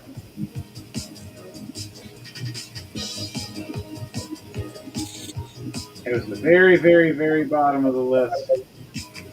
He wrote it in cursive instead of everything else. Everybody missed it, even me. What you want a tree stump for? It just needs to keep the wood in it. Dragon horns, baby dragons, specific colors, a long frog tongue, and a Freeze stuff. Quite a shopping list your granny has. Indeed, she does. By the way, over under is those dragons fighting a frog. I'd say we should sneak there very carefully. Let them duke it out, and maybe when we think it's close enough, we all go in for a sneak attack on the. I say dragons first. I'd say go for the dragons. That might be a better chance to take it out. The sooner we get those to fall, the better. If I Frogs get we can deal with fried, easily. if I get fried, I blame you. Um, do I know what kind of dragons these are, DM? These are stone dragons. They're young stone dragons. They're right before they become like gigantic. Ah, so They're like little dragons. phase. They're learning. They're almost at the gigantic phase, like they're about to be. Oh, okay, But gotcha. they haven't molted to get that size yet. But they're first having a litter.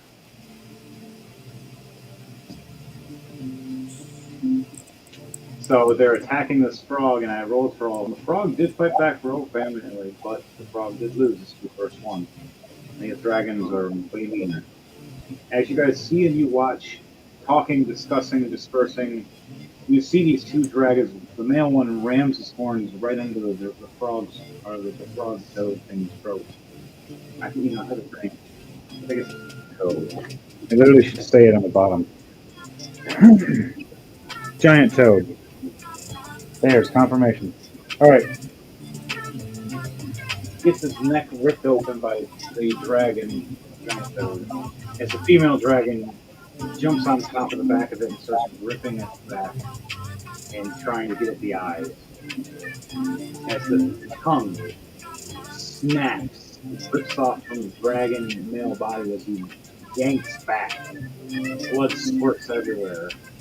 You see the giant toad closing his eyes slowly as they get ripped out and then just drops dead in front of all of you. You first see these two dragons having lunchtime before they take the rest of their children. So, you want to wait till they're distracted to take care of the children, or do you want to take care of the parents first while they're distracted? I'd say we should take care of the parents while they're snacking on the toad. I concur. All right. I too agree with that statement. All right. So everybody knows what kind You of guys weapon doing they're like a going to use. Western thing where you guys all line up long-wise and just start blasting? Well, I feel like we should spread out so that way the dragon, when it gets hit, it has to, it's got to choose which one. If we all stick together, it's an easy hit for them. So I think we should all just evenly spread out and have a good line of sight, and then go for it. All right, so you don't want this? Creating The a Western formation. contour. What do you So guys want to do? Where do creating you a want to position formation yourself? is sweet. I'll grab the laser. The laser will tell all.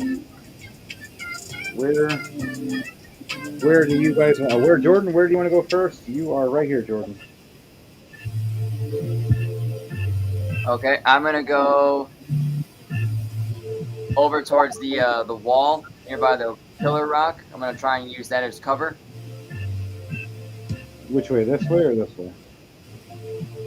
Up, yeah. Yep, up there.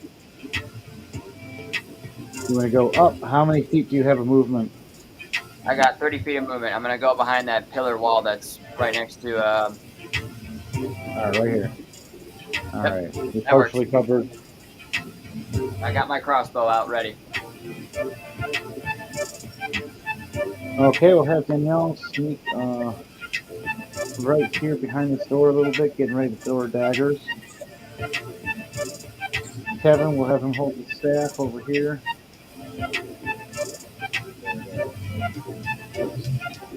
Actually, there's a freaking staff. He'll position himself, stepping back over here. Now, Dom, where do you want to move? All right, let's see. Yeah, right here. Okay. I would say right there on the opposite side of that wall door, the door along the side, like in that corner. This way? Yes, right there, right there. All right, and TJ. Um, Stone dragons, do they fly or no? No, not these ones. Some do when they're at full adult phase, but it depends on what kind of stone dragon. These breeds that I'm using are not. Uh, I would like to go up. You can fly, yes, you can. How many feet? Um, let's say about, how big are they?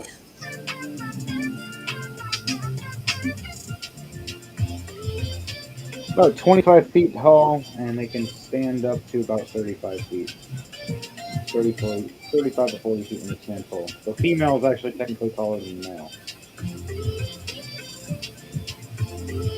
Okay, The so male let's has go wings. But 30 feet up at least. yep, all right, we'll put you right here then. Alright, You're just out of height of reach. They can't reach you right now unless they jump and run because they have to roll for. But they don't see you yet. They're having lunch. You guys are all flying sneakily. Devante, Yes. what? Now you and me have to roll perception checks because now everybody else has done something. Alrighty. We get a roll perception check first to see if we have seen this all happen. The lightning blast, people summoning. 16 plus. Yep. I'm good. What do you roll? 24. 20 plus 7, 27. Nice.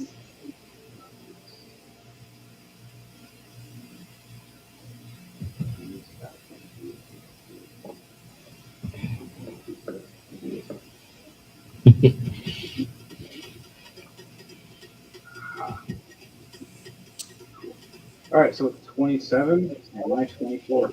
We both see this red circle of blood and bones spiraling around at first and lightning. And we see some very familiar friends and this woman we've never seen before with this gorgeous woman. And we're all like, hey, look, it's all our buddies. Like we have Revkai, we have Leiden, and then we have Hyric. And then also we have Daniel's Iris. Or yeah. What's Daniel's name again? I gotta write that down. Rissa. Riza. Risa. Arissa. Arissa. As you see, we're like, hey, look, there's all our friends. We're like, yay!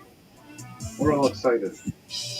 Some of you don't look so happy, and when we see you, though, you look a little pissed off. But you look over, you read this note, you look at these, looks like directions, and you point at these monsters we've been watching fight, and then you guys start heading towards.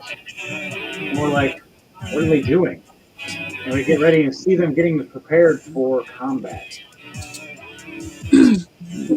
So, Devante, is there anything you want to do like hold an action to get ready for before I decide to do something? Um, I'm just gonna get into a defensive mode. Roll a stealth. Um, I'm just gonna be in defensive mode with my bow. Okay. You're just gonna hold an attack. Yep, and a nat 20 on the stealth roll. Nice. All right. So you just hide behind the stump, pulling back your bowstring quietly, silently, but very violently. And let's see what I do.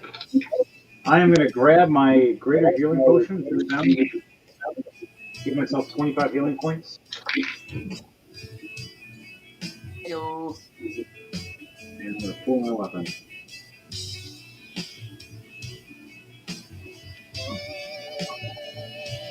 Yeah, I'm practically full health. I'm just two HP less than my full health. Okay. I'm gonna pull out um, my 9 live Stealer Great Sword. I need to edit that later. Advantage, but nice. All right, I'm bring it out, and I'm gonna just stand up and just rage and just get angry. And just all the muscle. And I just grab this weapon. It was two-handed, and just stand up with it one-handed. And you see a little engine in it rev. Vroom. I smile, going, I have something. And I just start walking up. I have how many feet with this guy? Oh no, I don't know my feet anywhere.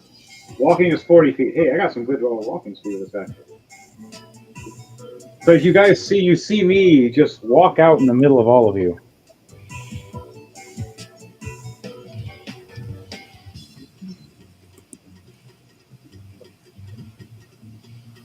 And I'm gonna go right at the big guy.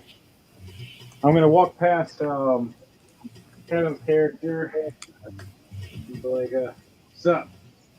And then I look over and see everybody else and go, "Hi guys, I think we fucked up, but we can make it up by killing this thing. I think this is what you guys want to do, right? I'm wanting to kill it too. But deal. I'm gonna fucking kill it." So we make this light little conversation before I walk up, start being quiet. Now I'm gonna do a stealth attack. 19 plus what's my stealth? Okay, advantage. 19 plus 12, 11 for my yep. 19 plus 11, 30, 30. Nice. Awesome. Awesome. Oh yeah. That is a 13 damage, but because he's a larger creature, that's the 10 plus 23 damage. So I do 23 damage to the creature and just slash at his back, and you're and he just looks back at me with this rage. And I swing on his wing.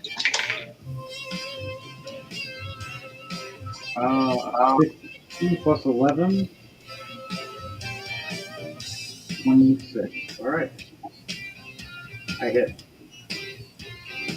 Oh, sorry. How much damage? 10 plus 10, so 20 damage. And that's all I can do for my turn.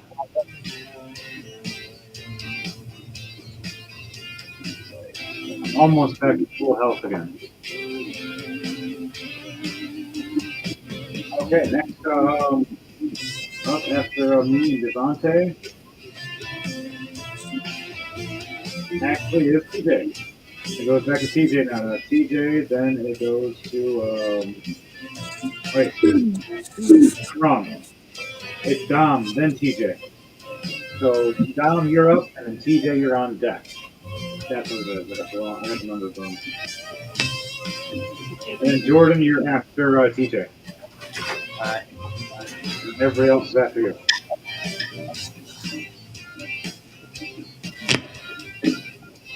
Okie dokie. All right.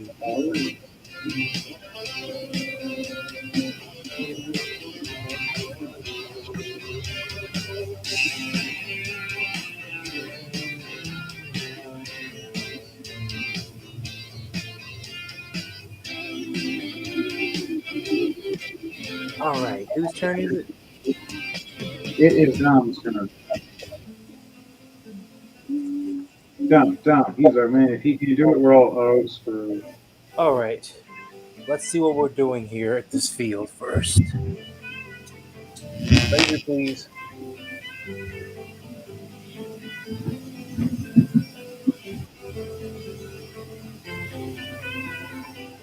All right, laser, please. You know where my All right, location where is. do you need yep.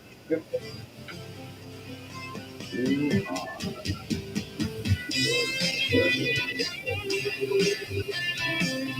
Okay, can't shoot that way. All right. There you go. You're right here. my first move, I'm gonna for my first move, what I'm going to do is, let's see,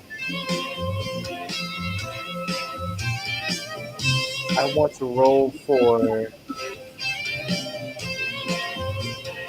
I have an idea. Let's see if it works. Okay, here we go. I'm gonna go. I'm going in for an attack. I'm gonna go in and see what What we kind of got. attack are you doing against the male that's closest to you, or the female that's further? I'm gonna go for the male first. All right, the male stone dragon. All right. Okay, here we go. Let's do it. I am going to strike with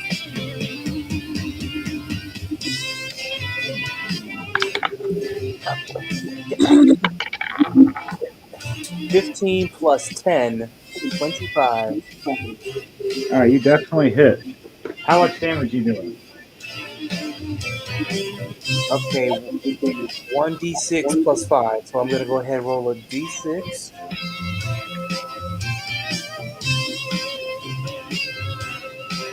D6. All right, here we go. D6 plus 5. It is 5 plus 5, 10 damage. Nice.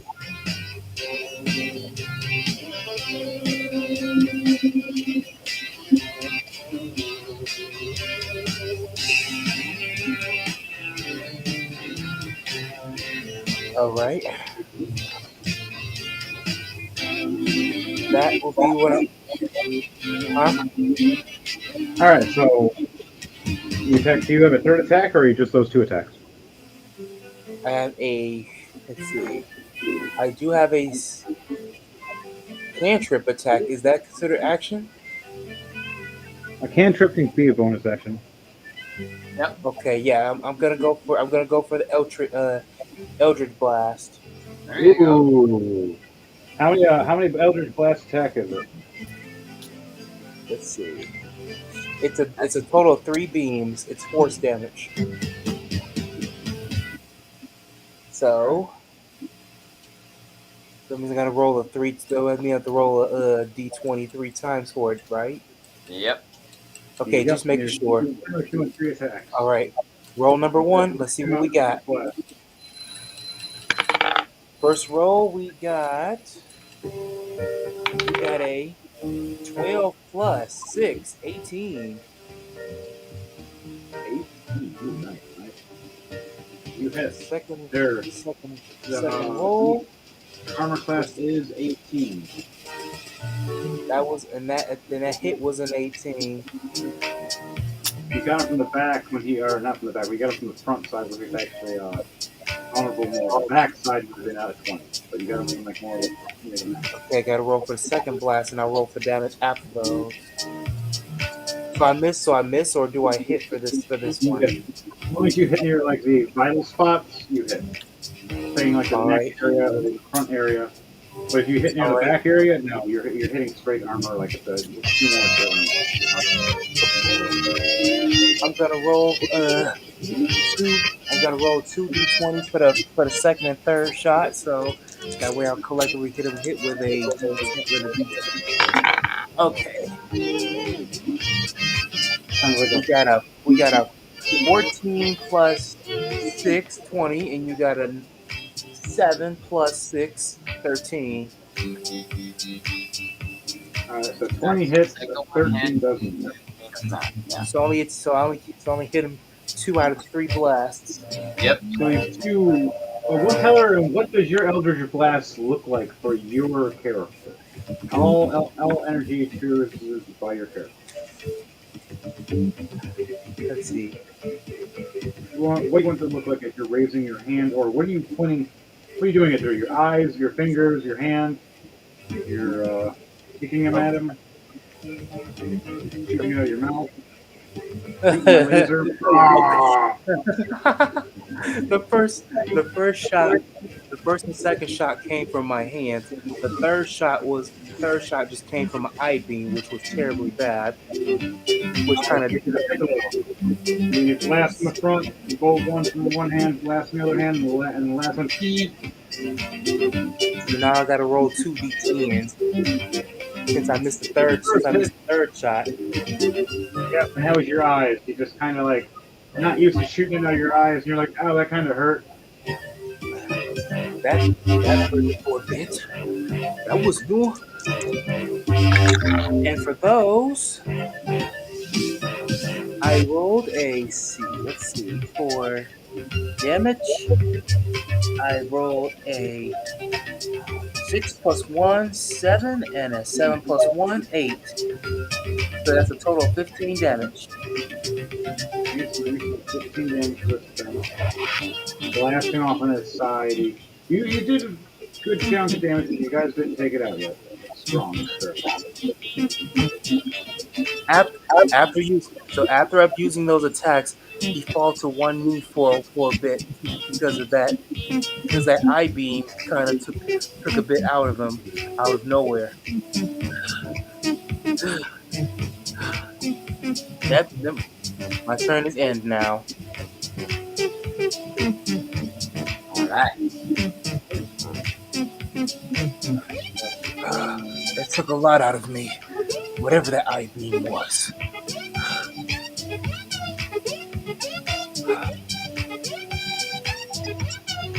Now that in my turn, All right. Okay, I got their health all set up and how much damage you did and how much damage everybody else did.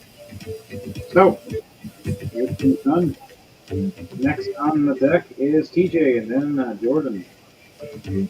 Aye, aye. Okay. Tell me how it is, TJ. You're winging the beauty of death.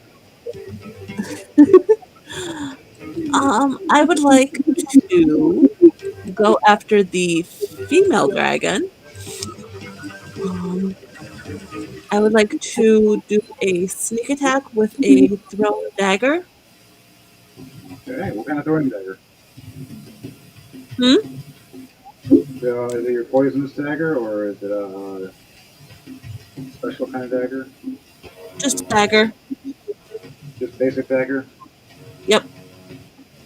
Okay, basic dagger. Alright, you get sneak attack, and if you get a crit, that's like quadruple damage. Now, do you have anything special to your dagger damage stuff, like any abilities or enforcement, or are you more just Um, using it's it? it's got a +3 to attack and damage. Okay, there you Hell go. yeah. So it's a dagger +3. Yes. Okay, cool. You can add in your inventory, add yourself a venom dagger. You'll have that Okay. in your other dagger. Maybe a grandma's gift. But while that's happening, you roll for attack for me, and you get advantage because you're getting them on their willing surprise. You see the female dragon's head's turning at this time. You see her neck is right open where the soft spot is, right past the armored scales behind her head. And the one horn that you need across her head, and the two horns from the male. Okay, so Gesundheit. thanks. 17 plus whatever advantages. The advantage means you roll 2d20, and whatever the highest is, you take. Ah. Okay. So if you roll an nat 20 and you roll an 18, you take a nat 20 plus whatever your ability was to hit with it. So like if it's a +9 with your knife, or if Okay, it's so I have a 15 and a 14. you take the 15 then. The 15 plus whatever your C is your weapon. 15 plus 12, so 12. 27. Yeah, so you definitely hit. Now, where are you hitting exactly? The eyeball, the soft part of the jaw, the neck, the jugular? Jugular.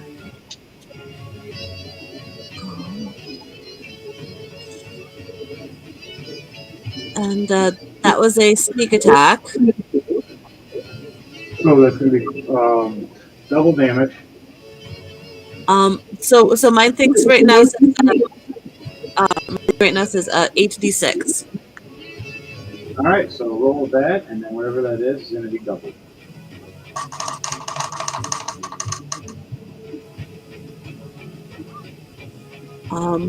34. Nice. That's after the double? That's what I rolled. 34. So double that is Wow. 68. You almost got a nice. You're so close to nice. We'll save it the Venom Dagger. We'll give it that one poison damage. It's a 69. It's nice. And then does that also include the normal damage from the dagger? That's what is the normal damage of the dagger as well? 1d4 plus 7. Yep, roll that as well. 11. So 11 on top of that. 80 damage. Oh, yeah. Just 80 damage right off rip, right to this female dragon, turning right to her throat. And blood just trickling down. 80 damage, holy shit.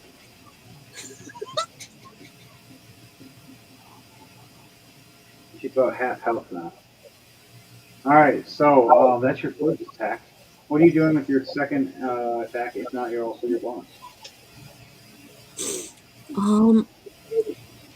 Mind you, this isn't a simple dagger that comes back. It's kind of just stuck in her throat. So now you got to use a different weapon right now. Yeah. So I go in for a strike with the Vorpal longsword. Ooh.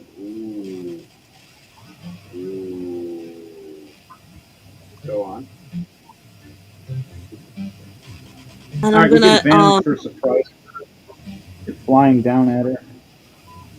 By the way, I'm using Yasha. nice. And respect. She literally represents me very much right now. It works. I'm gonna aim for pretty much the same spot. All right, the neck right where it's already sliced open. Going right to the weak point. All right. Well, roll to die for me. So advantage is 2d20, right? Yep. It's This is roll to die is you have advantage, or just disadvantage depending on. It's pretty much rolling two dice. But you have advantage, meaning whatever the highest one is, you take with your attack. Whatever your attack modifier is for your. So your simple longsword, what is your plus modifier for your hit? So one of those was a nat 20. Oh, shit balls. DC of 8.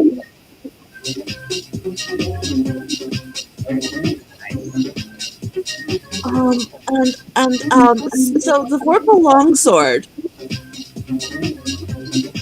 The description says when you attack a creature that has at least one head with this weapon and roll a 20 on the attack roll, you cut off one of the creature's heads. How do you want to do this? Yeah. Flying down is a winged archangel falling down with leaves. What does your blade look like? What does your sword look like for you? What do you imagine it to be?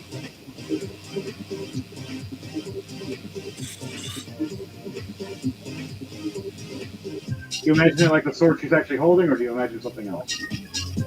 It is a physical sword. It is a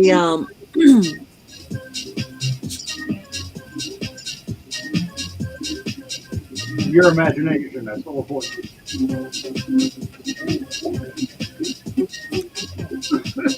It is a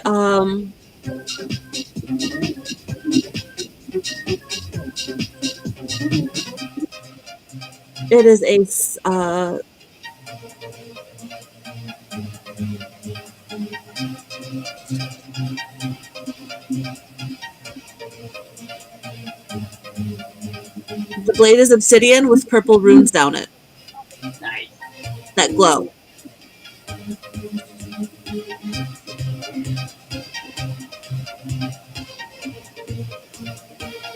The hilt is ivory.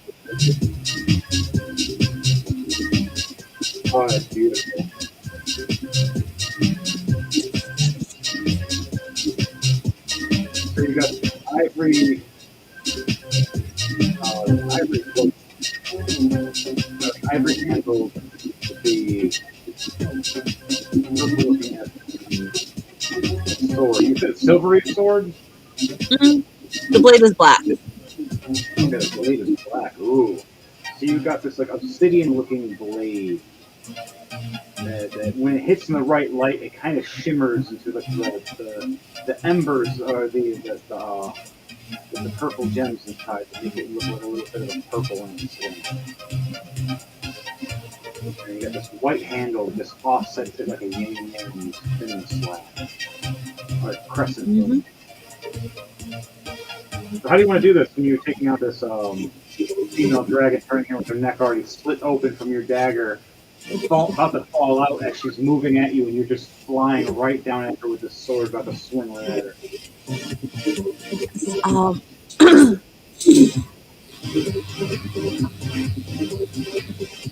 I I tuck my wings and dive, Nice. and Over. I kind of just I come down. I hit her neck, and I snap my wings open and kind of like dive under her neck as I slice through. Beautiful, beautiful. You come flying through, slicing down, and you see where the hole was, where you already put the dagger. And utilizing that as right when the force of your wings came down, the dagger fell out of the dragon's neck. You snuck your sword right through and spun it right out, guiding right through that hole. Decapitation! As the head flies off and slams down behind you, about 15 feet, right in front of Kevin's character. Oh, holy shit! Giant tongue flaps out. And he's just looking at it and he slaps it a couple times with stick. Victory!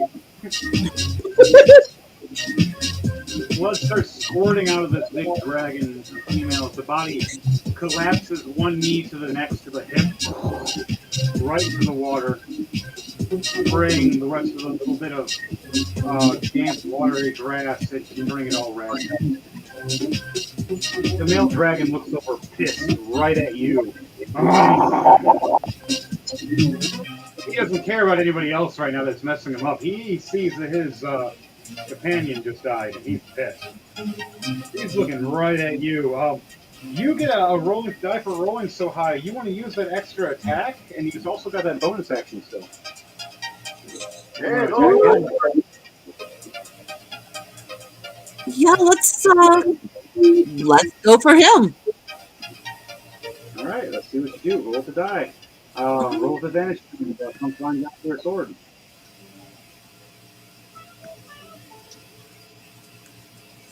You're in the air. You get advantage. It's not fair for you.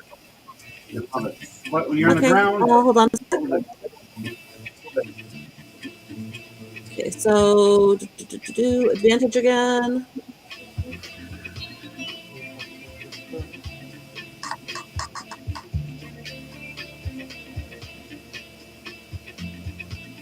Uh, 14 plus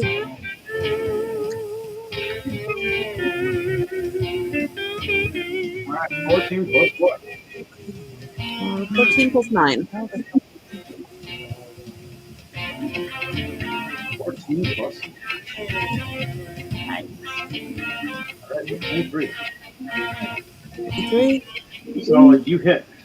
You see slices and rips all down his face, and a couple arrows and a dagger in his neck too from down. Another slice, each slice right into him. You don't take his head completely off though. You see his blood just pouring out. How much damage are you doing? This was a advantage in this. Fine. Aside from the height and velocity, you flying down is a 5, 10, 15, 20. At 20-foot velocity, you're going to get a plus 10 to your damage over the shield set. Okay. Hold on.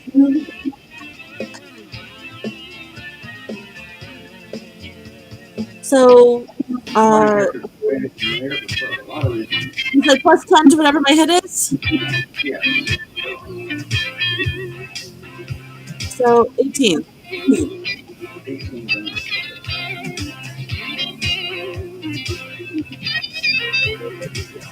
Okay, that's more than halfway dead. It's not dead, but it's pretty close. It's freaking out now, but it's angry. You see one of the horns fly off in the air. Do you want to try to catch it while it's in midair before it hits the ground? Yes. Yes, I want to try and catch it. Use either your athletics or your acrobatics. Which one do you choose? Use that plus the 2d20 because you have advantage because you will take whatever the highest of the 2d20. Okay. Athletics? Yeah.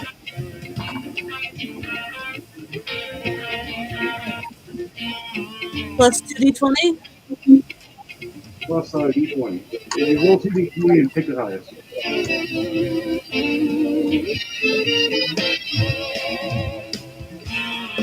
So 14 plus 9 again. 23. You hit again. How much damage are you doing? Huh? How much damage are you doing?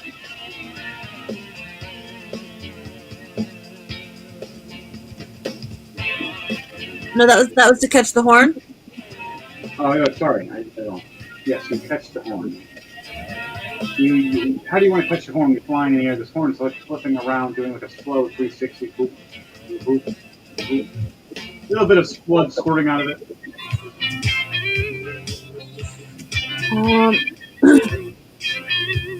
I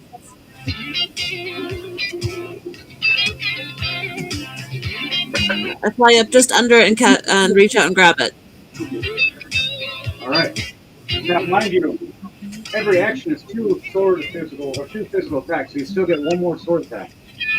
Now, what are you gonna do? Another sword attack while flying? If you kind of like slashed, you caught the horn, and you're like coming right back down for another slash. How do you want to do it? Yeah. So, roll for an attack for me.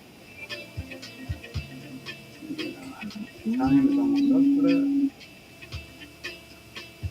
That is. Yes, you're rolling with advantage because you're flying in the air doing an aerial attack to a ground monster. Ground monsters have disadvantage.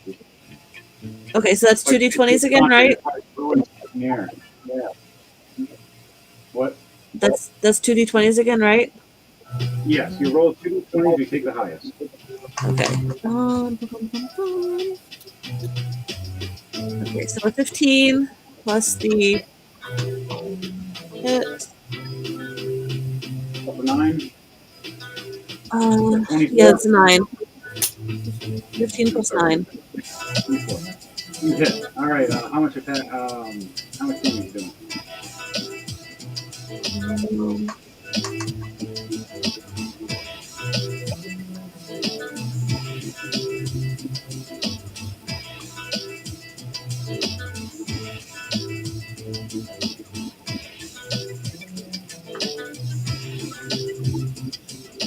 DJ Thunderbase. Dom and Jordan. I want you guys to. I'm going to do a little vote. Either green apple, watermelon, or blueberry. 10. Choosing one. How much? 10. 10. You did 10 damage. You get the plus 10 from the aerial damage. So 20. Oh, damn. Oh, man. So close. What was the voting for? For me, I'm choosing my you'd say my poison. Green apple, watermelon, or blueberry. Green apple for me. Green apple. Which one do I? There's a vote for green apple. Sam, do you vote green apple or do you vote watermelon or blueberry? Watermelon. Watermelon. All right. Want to vote for that? DJ Thunderbase. What do you vote for? We lost DJ Thunderbase for a minute. All right. I'll be doing something around the house. That's okay. DJ, what are you voting for? What are the options? Green apple, watermelon, or blueberry? Blueberry. God, everybody's chosen one of these. That's not fair. Oh man. Hmm. I'll wait for DJ Thunderbase. He's the official tiebreaker. He is the tiebreaker for tonight. I cannot decide. And you guys each chose one. That's funny. All right, so on that, you took severe damage on that for that. You still have a bonus action. Mind you, if it's an attack, it's two attacks. So is that what you're gonna do? Is come in for two more attacks, or do you wanna? You can go for that horn, or you can just try to cut that head off, and then cut the horn off anyways. It's up to you, TJ. What do you want to do? You are so far being the Dragon Slayer in front of everybody. Like they're all like in your awe of just decapitation. I still have another turn. Fuck it. I still got like a whole other attack, and then I still have a whole other special reaction. If you just did that, but you still get that bonus action. Oh shit! I still got the bonus. You still have a bonus action. Bonus action for physical attack is still two attacks. Um. So you can you choose two more with your sword, or you can do one with your sword and one with your dagger, or do you have another weapon you want to try? Or you just want to say, fuck it, just try to decapitate the thing.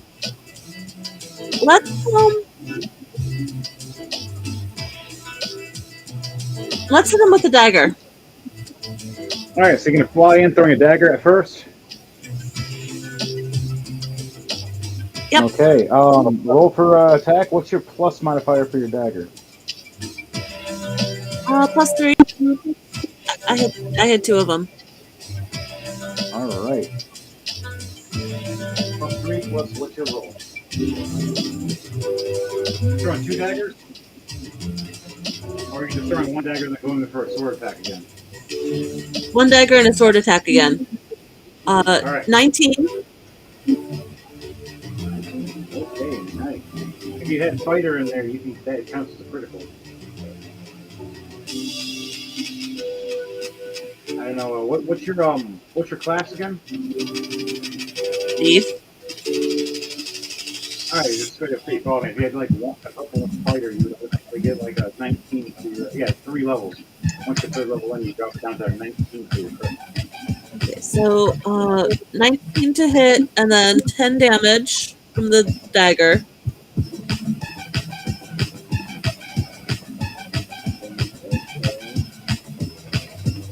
All right. The dagger, like where's the dagger going? Like the eye or in the what is it? The eye. Eye. Okay, so you're going in the other eye where the other eye is. One eye is fine, or one eye has been damaged because of Dom shooting in the eye. The other eye is now has a dagger in it. This thing is blind now. Oh my eye! Oh my other eye! Son of a hooker!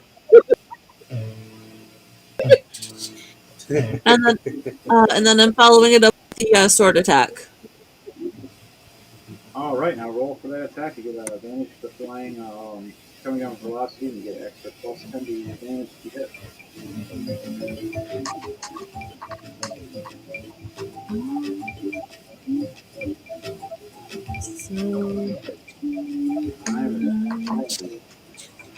After this, your turn will be done. You hit the bonus. So 22. After this. 22 to hit. You hit. And then Armor anyways, so and then 19 damage. Ooh. TJ, how do you want to do this? Being the Dragon Slayer tonight. Hell yeah! Dragon Slayer, and not just once, but twice. You just took out one pop just like I was nothing. Just da-da-da. Let's come down on his spinal cord from above. Oh, just slamming right down with that. All right, you come down with this heavy swing. All your velocity using your wings to push down as fast as you can.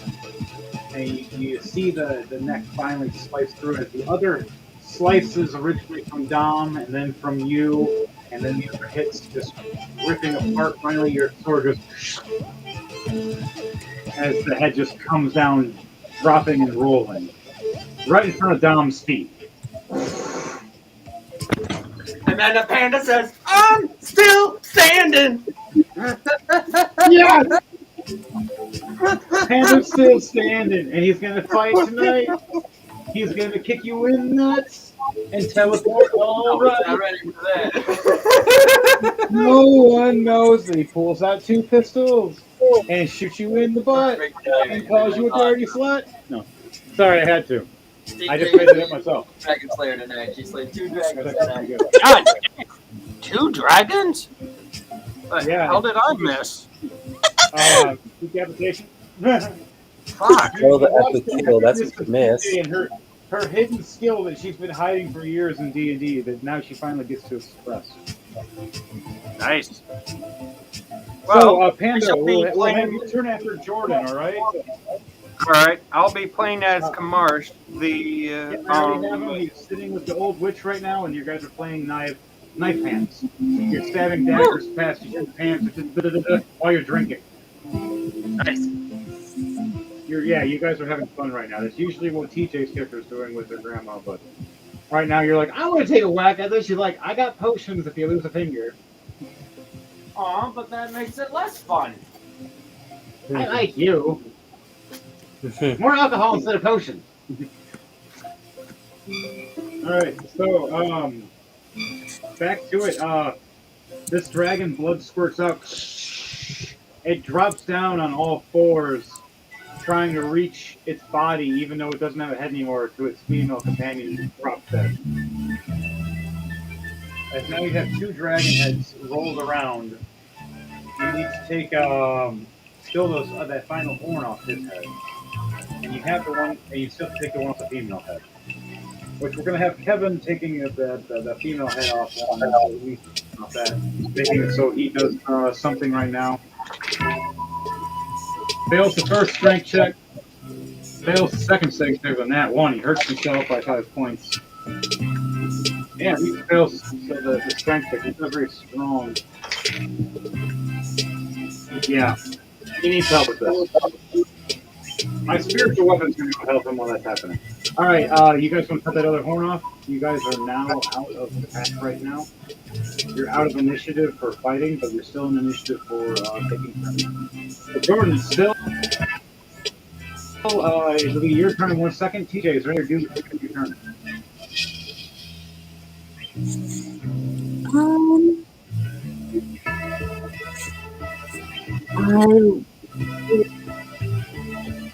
I land and retrieve my daggers, You're doing. and I kind of just like wipe them off on the corpse of the dragon before I holster him. Okay.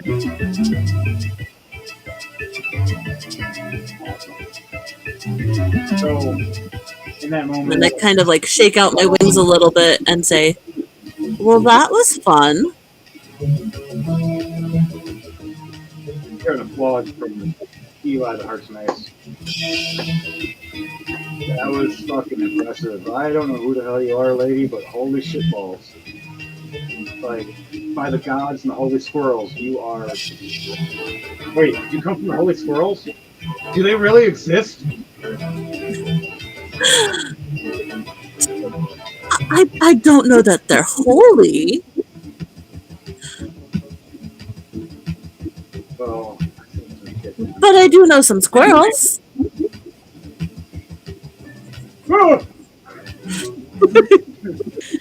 I actually do have squirrels, squirrel people, like squirrelkin people with 3 of them. Actually, like the squirrel musketeers. The squirrel musketeers.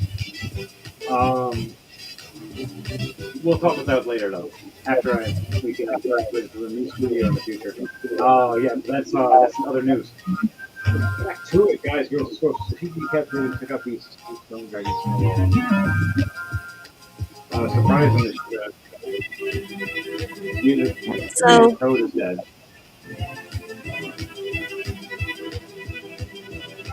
So we Anything else? got the Sorry, go ahead. horn of the mill dragon. Okay, I gotta get the horn of the female dragon. Kevin's trying to grab it right now and rip it off, but we gotta try to. I get rolled with advantage for him, and he still failed. I was surprised. The dice were like, no, you're not succeeding in this. But someone has to help him with that one. And there's the other, still one more horn on the male dragon. That needs to be taken. There's one you got. You need one more. You still need to take the toad tongue, and then Let's take that other horn and stick it in the bag of holding. you take one horn, put it in the bag of holding. You cut the other horn off, and you put it in the bag for your grandma. Yep. What you guys can do with these dragon heads? You're gonna keep them too as a reward.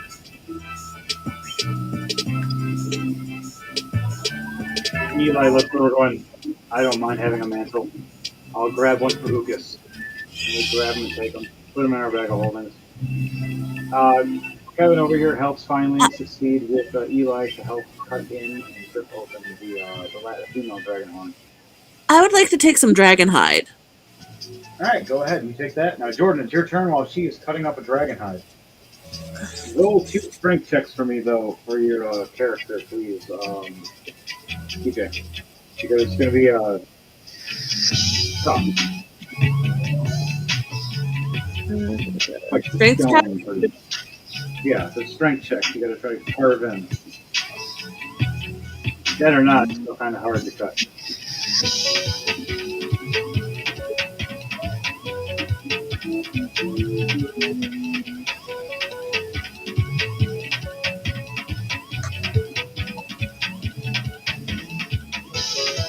Nat 20.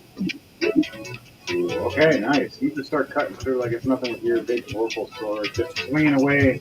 Now, Jordan, it's your turn. You just see her swinging behind your back, just da da da da slash slash slash slash ha ha. All right. I mean, if she's swinging at me, I can just use uncanny dodge. No, she's just slicing up this dragon hide and right in front of all of you, splattering and stone pieces flying everywhere, which are all worth money. So she's trying to help carve the body and take the corpse so we can, I'm gonna walk up to both HartsMace and Ulrich and say, "Hey guys, first off, glad you're all right and in one piece. Second, we got a job still to do." And I pull up a sheet of paper to show the contract. Showing Kevin's bounty that he has. He's worth 10,000 gold head basically, and he's only worth 10,000 if we have his head. So the body we can care less about. As the head though, that's needed. I look over going, so could I cut off and let it grow back? Is that possible? Well, it says here in the contract he compromised our guild. He's told people about our whereabouts, where our guild's at, even though our guild's supposed to be top secret. No one's supposed to know about it. He told a few people. That's why we had a lot of people, try to kill us in the last couple of months. I roll a persuasion check for my character. My character is like sitting there going, like, damn, dude, that's really messed up. And like he's like, I don't know if I want to. I'm gonna try to talk to them or something. But he's like, if you persuade him, he might be like, I'm gonna help you, or I might just walk away and let you guys do your job. He has different views because he's the healer.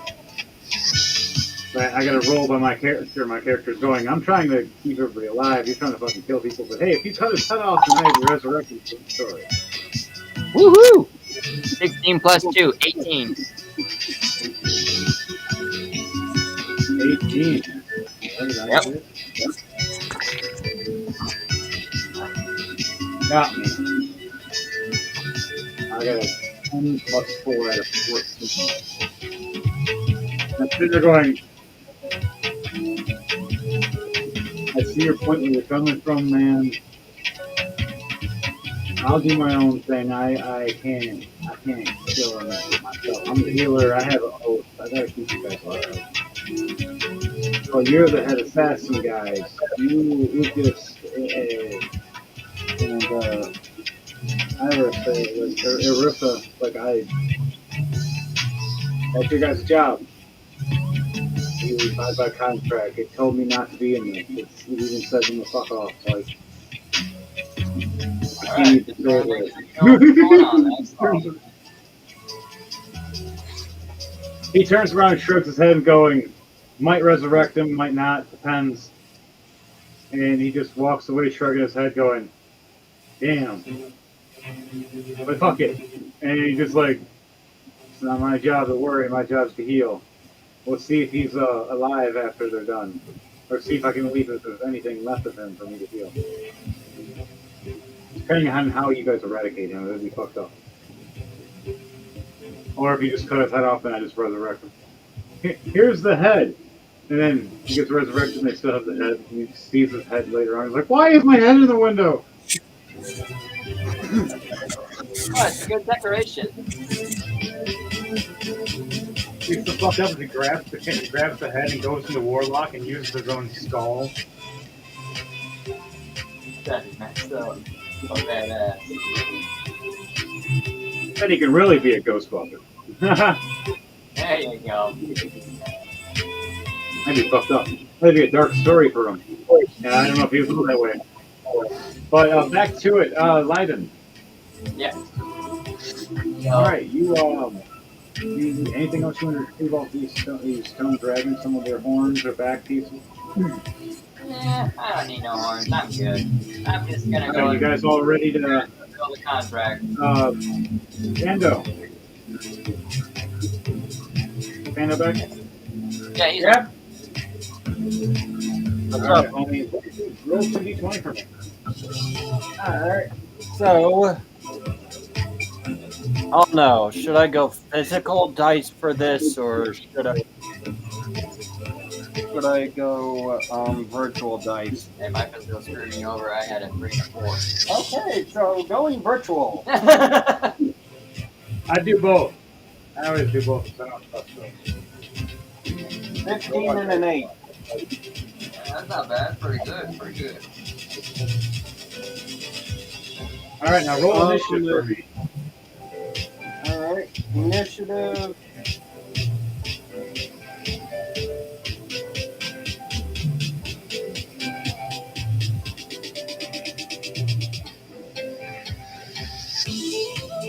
Oh, god damn it. Nat 20 plus 10, 30. Yeah. Got one of the highest freaking. That's your initiative? Yeah, You have plus 10 to your initiative? Holy crap. my dexterity is maxed out. Ah, that makes sense. Okay. In the story, you're over here. You're chilling with this old lady playing the knife game while a cat is watching. And they're all laughing, getting you blitzed. And then she sees the portal flare back up. She goes, my darling, it was fun playing, but you have to go. The damage charge begins. You must help your friends. I wonder if my granddaughter helped or killed all of your friends accidentally. She a little rambunctious. Don't let her go near the fiery explosive barrels. She looks over the ones across the room, going, I should have left those somewhere else. Do you have a picture? No, you'll find out who she is shortly, don't worry. She's has some wings like you do, but she's more human-esque looking. Big sword, very big smile. Suggests not to piss her off, and if you get too close, you better pat your pockets. Now off with you back into the portal. And she uses a mage hand, and so does the cat. You notice the cat has magic too. Raises two mage hands. They help lift and gust you up a little bit to pat you to go towards the portal. All right, you start walking in. Yep. All right, now roll a D100 for me, please.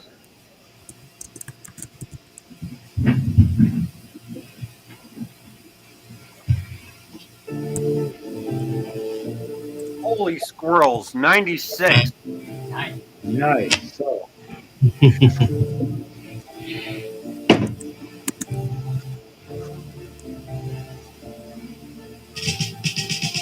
teleport into this fiery ring right behind TJ, and right in front of everybody. And you're going, whoa! And you look up and see this woman kind of floating in the air with her wings just gusting, flying about 5, 10 feet, looking and talking with everybody as we're all discussing and having a conversation as we're carving up these dragons, getting ready to head into the next room. Now, on that must be the note, lady. introduce yourself, please, to Rolling to Die.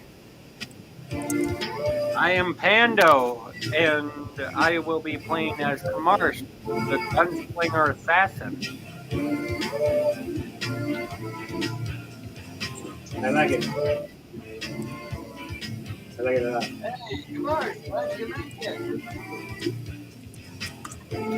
Do I already know about, or does Kamarsh know about the hit, or no? No, no, he does not. He has not been informed. He doesn't. He's just kind of chilling. He was hanging out with the grandma, thinking she was awesome because she was doing some crazy stuff. Hey, some really fucking good. So what do you do on that note? You land down. Roll a perception check for me to see what you see. Do you see what I? Copyright.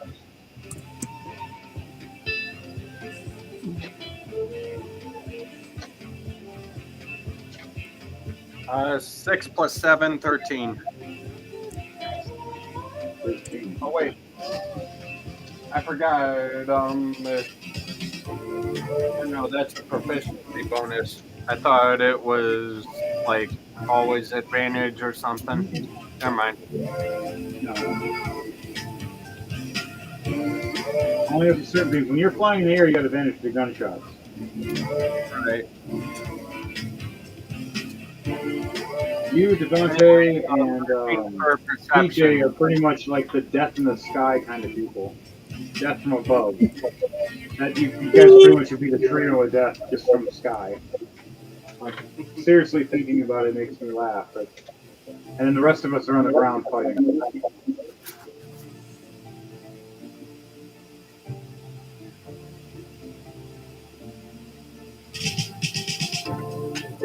No.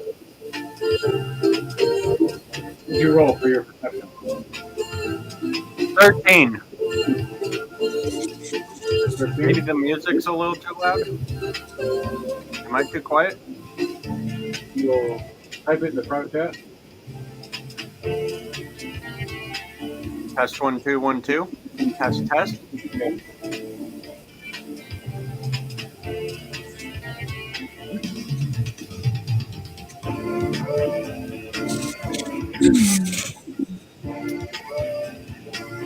All right. Oh, DJ Thunderbait's okay. He's been away for a few minutes. Might be getting his food. When you have like people like ordering out and they come to drop their food off, sometimes some companies fail. Right. So on that note, there he is.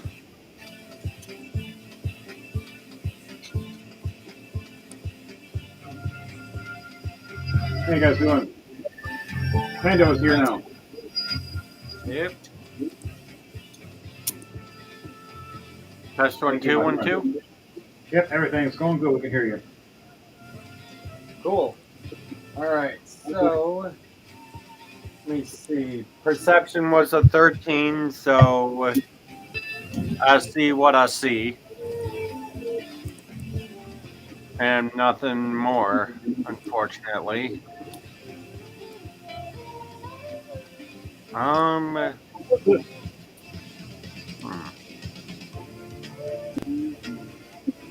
mean, What was your what was the right? What was your What was number? the what? What was your perception check?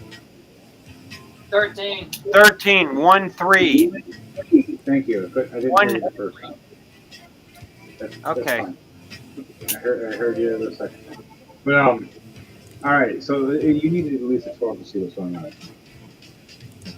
So you come down from the teleport. You see these first the red sigils and the skeletons flashing around from the teleport and the blood, and then it all just dissipate around you. You see the skull in the center just disintegrate. And you look back and forth, and you see these two dead stone dragons and a dead giant toad. And you look over and see all your friends around you, talking and having a discussion. And then you see the new character, TJ character, just smirking around cleaning her giant longsword. After this turn, it is DJ Thunderbase. Well, no enemies at the moment, so I guess I'll pass turn. All right, you don't want to talk to anybody about anything? Just ask what happened, or Uh, or I'll ask someone for an update. Who am I next to? you are 10 feet away from Kevin's character. You're 10 feet away from Devante's character. You're 15, 20 feet away from Jordan, and you're about 30 feet away from Dom. 20 feet away from Danielle, and Kevin's or TJ is flying there. TJ, she's just you can't really talk to her unless you're going to be yelling all the time. And my character is just kind of having fun hitting the dead dragon thing until we fight.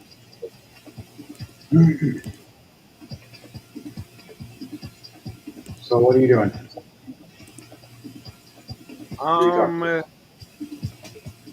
I guess I'll ask. Is Leiden nearby? Yeah, he's about 15, 20 feet away. Oh. Chilling next to the door to the entrance.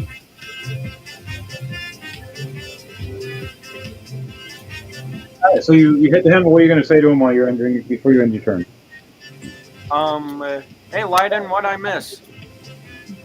Everything. Alright, hey man. Well, as you can see, we've killed a few, new member of our group had killed these two dragons, and the toad, that wasn't us. That was the dragon. The dragon did that part. She handled it like a pro. She was really good at it.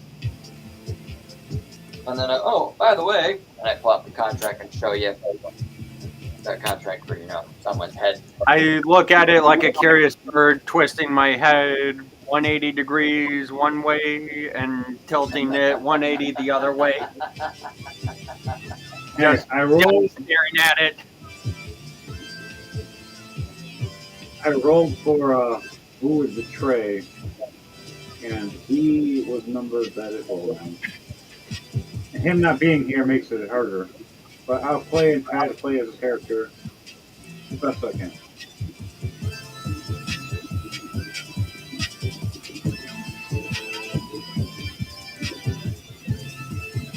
Before that, though, you still got to finish killing these things. Killing what? Killing what? I thought all the enemies were dead. The front door, yes. We're right inside the house. Oh, gotcha. You still need 3 heads. Oh yeah, we need the babies. I forgot. You need 1 dark one, 1 light one, and then 1 other.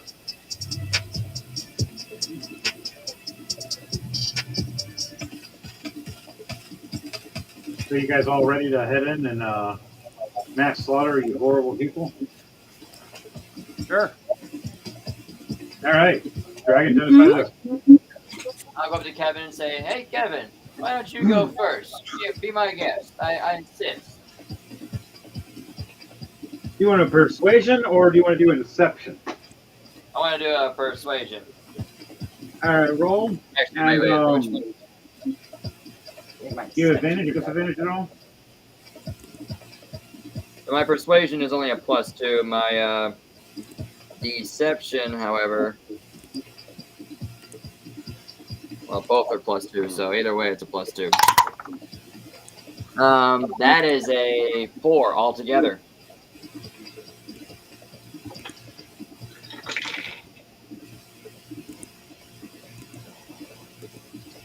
It rolls a 17 plus 2. He doesn't Oh, believe you. shit. He looks at you and goes, ah, I'll sit in the middle of the back. I don't really want to be in front. That's more Eli's job or Lucas's job. That's for the heavy hitters. All right, And he you're smiles at you going, he's like, I'll cover you if you want, or you can cover me. No, don't worry, I'll cover you. All right. Oh, thank you. Oh, I really need it. Thanks, buddy. Pats your shoulder and walks away. You see Eli start walking to the door. Now it's DJ Thunderbase's turn. Devontae, it's your turn, homie. Where am I? Oh, Where am I? right here. Okay. Wow. I was just blocking the camera.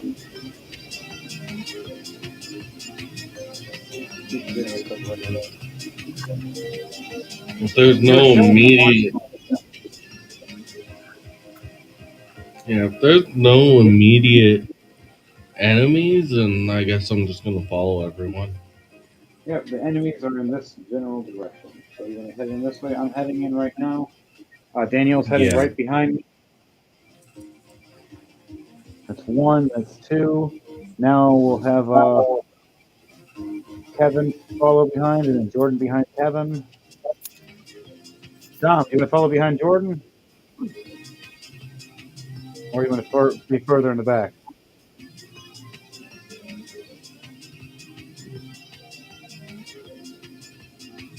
Dom, are you awake? I'm pretty certain he's asleep. No, he might have his mic muted. Dom, wake up. You're doing the makeup. Where'd you leave the keys on the table?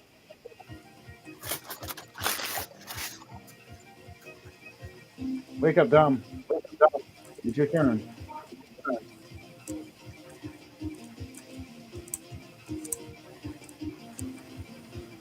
Alright, so we all go in single file. I just have my magical weapon flying in. Now, do you guys just want to run in? Or do you want to walk in quietly? I'm gonna stealthily walk in. You guys want to stealthily walk in? Yep. I'm still I'll do just doing stealth. Stealthily walk in. TJ, are you stealthily walking in or are you coming in berserk? Stealth. Oh my god. Stealth is default. Ooh! Snake eyes.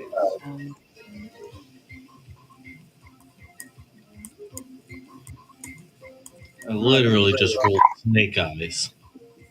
That's not good. That's not good. I'm not rolling stealth. I'm going right in.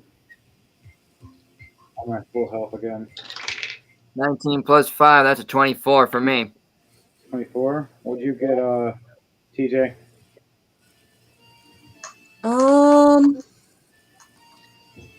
I got crossbow at the ready.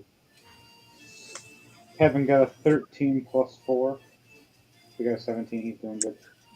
14 and 14. So 28. Your stealth is a 14. Holy shit. That's Mm-hmm. terrifying. It's scary. He's like, what is a bad roll? No, I'm joking. Listen, my stealth, my sleight of hand, and my persuasion are all 14. I love it. It's beautiful. All right, so my guy rushes right in as he berserks, raging. You guys come in quietly behind me, quietly and violently, so silently. Quick question. We grabbed the toad tongue, right? You got a what now? We grabbed the toad tongue, yes? Yes, yes. My character Yep. took it off the big guy. Okay. All right, we open it up like this so you guys can all see where you are. And we got the horn from the mother. Yep. Yep. Did we snag a tree stump yet? I don't think No. we snagged a tree stump. No, we'll Okay. get that on the way out if we need to. Here.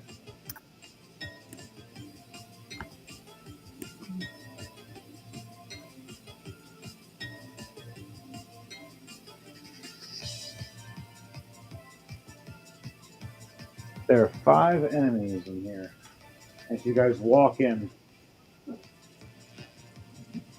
Right now, you guys, you guys outnumber them.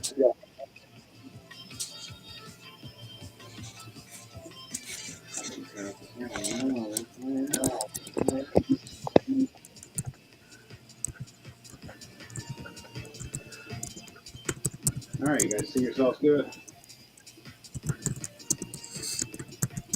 All right, Dom, are you there?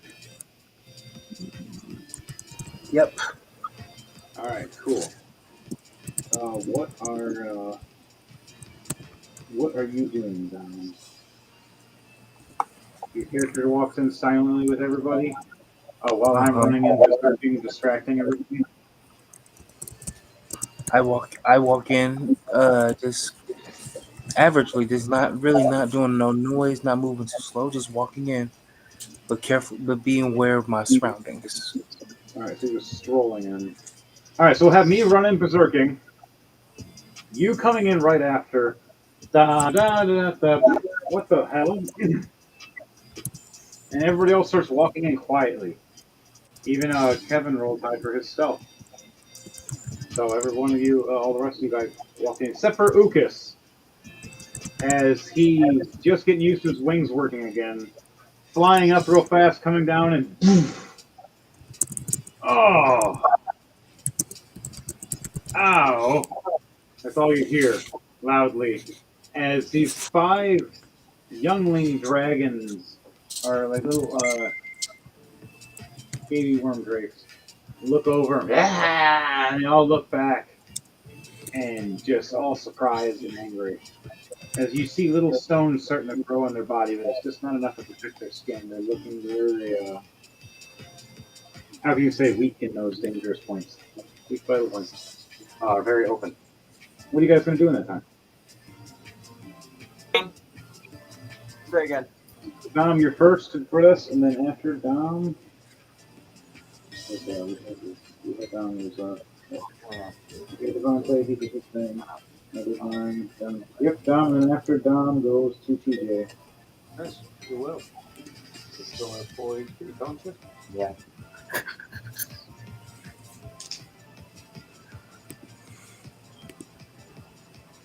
All right, Dom. What are you doing as you're walking in? What's your You see 5 lizard people of different health. Which one do you want to attack? Where am I at first of all? You are the blue. Uh, okay, buddy. You have a good one. You good rest. Heal up.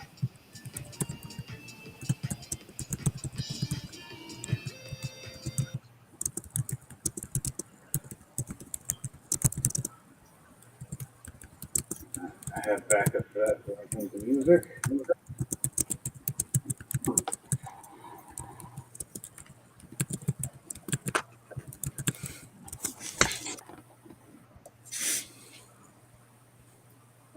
DJ Thunderbase has not the building. He was tired. DJ Thunderbase has now left the venue. Yes, but I have backup DJ Thunderbase music. All right. So what? So where are the enemies? So I can see where we are. Give me 1 second to get this music on. After it loads and figures out what is going on in this world.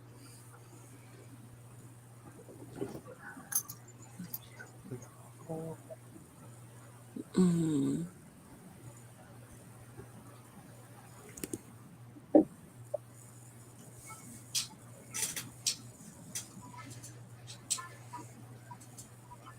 You guys hear that? Yep. Too loud I, or too?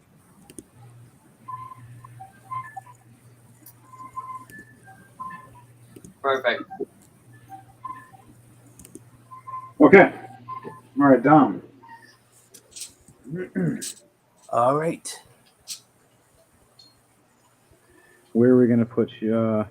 You are right here. Where is my laser? Laser. All right, found the laser. All right, you're right here, Dom.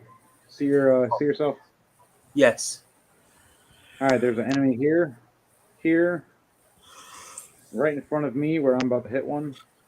Right here for another one, and then one right here. So they're all I'm gonna right in take the. front of. I'm gonna take the one to the left. All right, the blue one. Take the enemy to the left. All right, so you're going after the blue one. He has a sword and a shield, and he just looks at you with his dragon sword and dragon shield, and just screeches at you. All right. Yeah. Start. I'm gonna start with a. I'm gonna start with a rolling for hit. So let's go. Let's see which weapon I'll use. Okay, let's roll with this one. Let's see if we got luck with this one. Here we go. And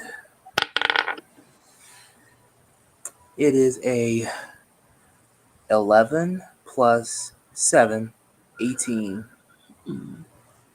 18. Nice. All right, you hit the AC. Armor class is an 18, and the shield is up. It was a 16 originally, and it was 18 with the shield up, and even with him blocking, you still hit. And now I have to roll for damage. All right, where is it? Which one is it? Tell me, how much damage you doing to my friend? I'm about to go and roll for it now. Roll for it. Okay, Here roll we the die. go. Here we go. Here we go. Here we go. Here we go. And it's at 8 plus 2, 10 damage. 10 damage. All right, 10 damage. 8 plus 2, 10 damage. He slashes. Ah! Blood slashes over. But it's not dead. It just got hurt. But you surprised him. Yeah. Anything else you're doing? You still have another attack with your first action. Bonus What's your, attack with the Eldritch Blast. all right, well, you still have another action attack on it. Every action with a physical attack is 2 attacks. Now, 2 attacks. So what's your second attack? now I have to roll for 3. Roll 3d20s for which one will hit, and then roll if one. Hopefully, they all succeed this time. Let's see what we got for each one. We got 8 plus 6, 14. We got 15 plus 6, 21, and we have a 7 Ha! plus 6, 13. 13. 13. All right, a 13 is a miss. So only 2 made it out of the 3. Yes. Drat. All right, time to roll for damage. What was that physical attack? The second physical attack. What was that? What was the roll? The roll for each. No, for your physical attack. You had 2 physical attacks. You had one, and you hit, and you didn't roll the second one. Then you jumped for your Eldritch Blast. So now you're doing like a physical attack. What is that physical attack? How I'm gonna use the blast. Oh, Your yes. What was okay, your like before. I Oh, use my one. hands. Use my hands, and then the third time I try the eye beam once again. came out of the blue, which screwed concentration over light. Damn it, not again. Maybe you should keep your mouth instead of your eyes. Who the fuck said that? Now to roll for damage. Here we go. Where is it? There's one. Here we go. All right, time to roll for damage. Here we go. For damage, we have for the 2 blasts that were successful. We have 7 plus 1, 8, and 7 plus 1, 8. Total of 16 damage. Nice. All right. All the other. Okay, so for this guy, for this young dragon, how do you want to do this? Okay. The first blast hits him, the first blast ended up striking him heavy. The second attack came from the eye beam, which threw off a concentration and missed. So the second blast came in strong, which means he runs straight ahead to the dragon and then stop in the middle and let the blast just release and hit him right in his head, causing it to explode. And just flies off, hits the ground. The rest of the body just drops, blood spurting everywhere. All the rest of his brethren all just seen him get decapitated in front of him, and they're all freaked out. After that kill, Kyrick dropped on one knee once more from misfiring the eye beam again. Mad at yourself. Don't beat yourself up, homie. We still love you. We love it. All right, your turn is done. Done. Dom is done. Now it is TJ's turn. Okay, so And then how many dragons are there? There's 5 dragons total, 5 baby dragons. Okay, and one just got killed, yes? Yep, so now we're down to 4. Okay. Wait, did So- the instructions say alive baby dragons, or she needed dead baby dragons? Needed the heads. I need the heads. Okay, so dead. Fine. That works. I hit one, but then I missed. So that was my attack, and I damaged him bad, but that was it. Even a spiritual weapon just missed. So my timer is done. Okay. Which one's the nearest one to me? Wings there. That one. Then now 5, 10, 15. Right there, actually, you're right. So it's actually within swinging range already. Okay. And I came in via stealth, so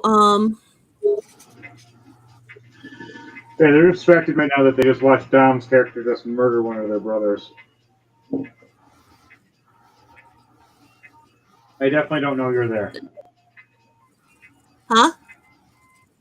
They definitely don't know you're there. Okay. So Yeah, you eyes. I'm going to use one of my daggers. Sneak attack. All right.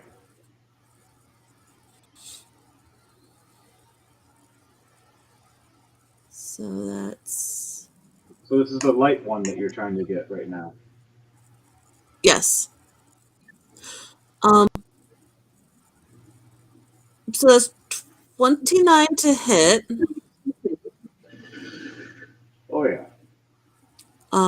So plus the 8d6 for the stealth attack. So that's 26 damage there, plus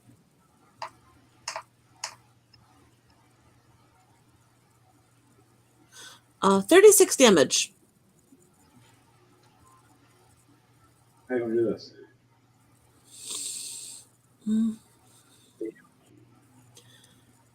36 health points is what they all have.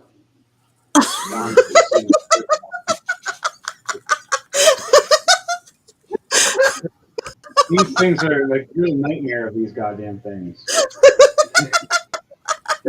You're like, by the way, I killed your mom and dad. What? You say anything like that? No, Intimidate. I'm just gonna go straight for the jugular again. Just dart forward and slit its throat. They all have 36 health. The dagger right to the neck. It drops, bleeding everywhere in front of everybody, and just dies. And you just walk up and just rip its head off. And the rest are just like, what the hell just happened? 2 brothers down in seconds. 12 seconds and 2 dead. All right, next. Or do you want to do anything else? You still got an action. What's the next closest one? 15 feet away. To your right.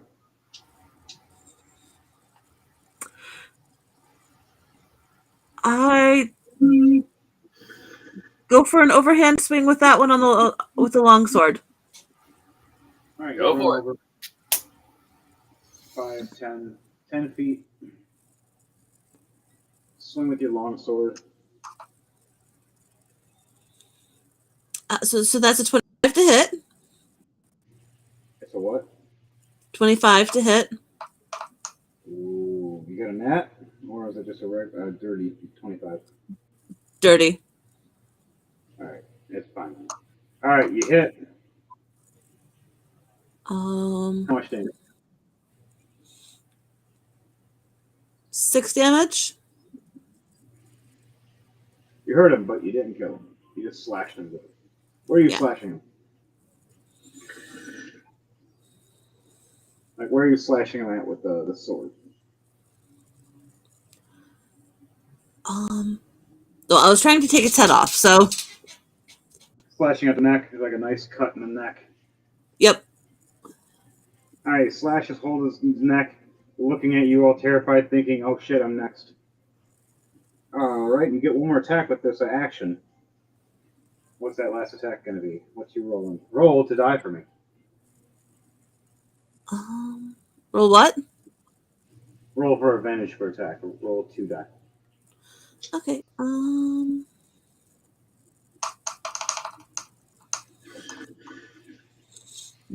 That's a 19. All right, how much damage you doing? Actually, I'm going for another swing with a longsword. Yep. So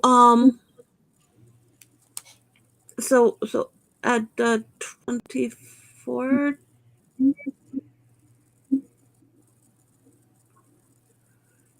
To hit with a longsword. Yeah. And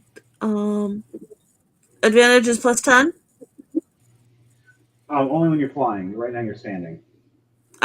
Okay, then that was 11 to 11 damage. 11 damage. Okay, so you took him about halfway health. He's not dead, but he's hurt real bad. Nice. He's bleeding now. We got to do bleeding damage. Takes an extra 7 points of damage. 1 from the cut and 6 from the bleed. Okay, your turn is done. Mm-hmm. All right, TJ's turn is done. Jordan, you're up, and then Pando, you're on deck after Leiden. And then I got to do Kevin. I got to do NPC. I'll just do him real quickly while you're doing your thing. It was a 15 for my initiative. Hey, quick question. Are we going by initiative or just because I came in late? Initiative. Your initiative's 30, but you're literally top. That means right when Jordan's done, you're next. Okay, Yeah, because after me it was, I think it was Devontae. And since Devontae's not on, it would go right. Now it's going to be Pando, then it's going to be Devontae, then me. Okay. All right. But Kevin, I'm doing his NPC right now as that's happening. Having him swing and attack at this one guy, this one from the far left. He actually hits. Wow. 18 plus 6. And he does 9 damage plus 2. Yeah, 11 damage. Actually, He attacks more you. again, He's fun. and he rolls a nat 1, completely missing, giving himself 3 damage as he falls to the ground. Now he's knocked prone with his ass up in the air. As he tried to swing down and the monster missed and stepped back. Let me change Perfect. the field. So how far away am I from the Kevin, basically? Dead. Whoop. Nope.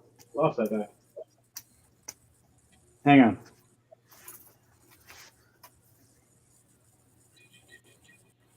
Kevin moved here. He fell here. This guy's here about to attack him. And try to get a free attack. You are the green one. You're right here. You are 10 feet away. Dom is 5 feet away. I'm fighting this green one. I have my magical hammer. Danielle is now helping surround over here.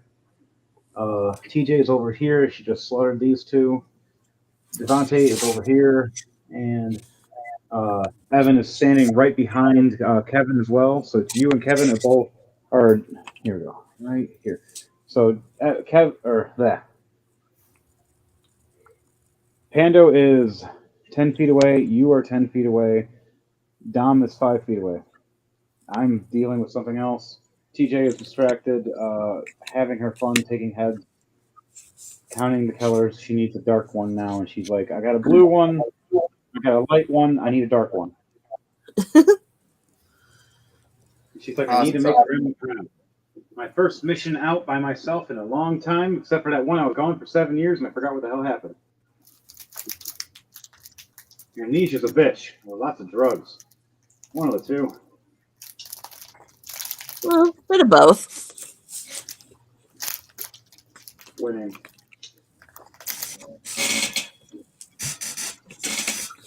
Jordan, what are you doing? I'm going to take out my crossbow and I'm going to shoot at the dragon that Kevin was going after. All right, this monster's coming down with 2 claws. Ah! So you're going to pull a reaction and fire your thing to save Kevin? Yeah, sure, why not? He ducks down all scared. That's 26 to hit. You hit. All right. It's a 1d6 plus 5, so... So that's 10 points of piercing damage on the creature. 10 points. He's close to death. Pando, do you want to make a reaction too? I'm going to make a different reaction. Because you could kill him right now, the one that's trying to attack right now. If you had enough damage. You both No, tag I'm team. not going for him. All right, what are you doing? It's my turn now? No, it's a reaction I was saying that was happening. You can get one reaction. I'll pass on the reaction. All right. So, Leiden did his reaction. Kevin uses his bonus action to get back up and stand back up. And he looks at the monster and he just grabs his staff closely to his chest, ready to fight. That's all he can do right now. Okay. That's the end of his turn. Right? Yep. So, oh, wait. You got, I have only No, one action. Leiden finishes his turn. Once he finishes his turn, then it's your turn. Yeah, so I have one action and then I have a bonus action. So,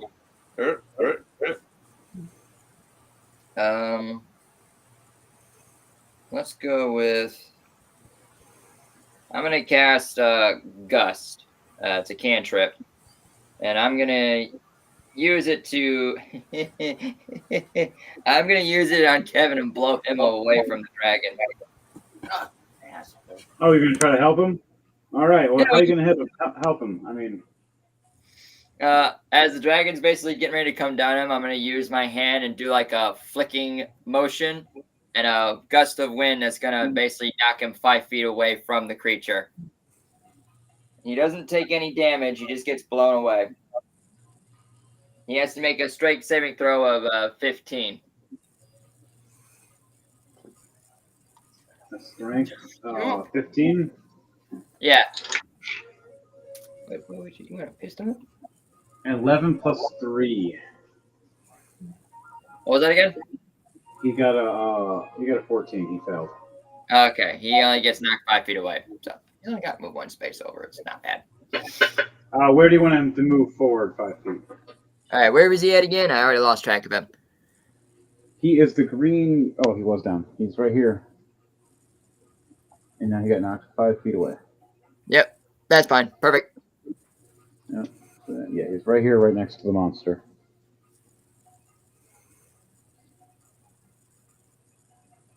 What are you doing in that process? And that's the end of my turn, because I only got one action and a bonus action. Did you roll high for your? No, you did not. You rolled bad. All right, Pando. All right, It is so your turn. I'm gonna take my pistols out and start blasting. Although, Start actually, I blasting. think I'll pull out my vicious hunting rifle. Do you want to do a barrage, two shots in your pistol, then pull out your rifle and boom, boom?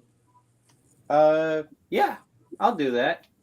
So you're just gonna randomly just start shooting in this general direction and just start blasting, or are you shooting the monster? I'm blasting more targetedly at Kevin. Oh. It's time to kick shit off, boys. A little dexterity save for him. 16 plus.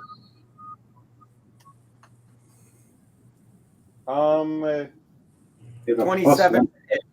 No.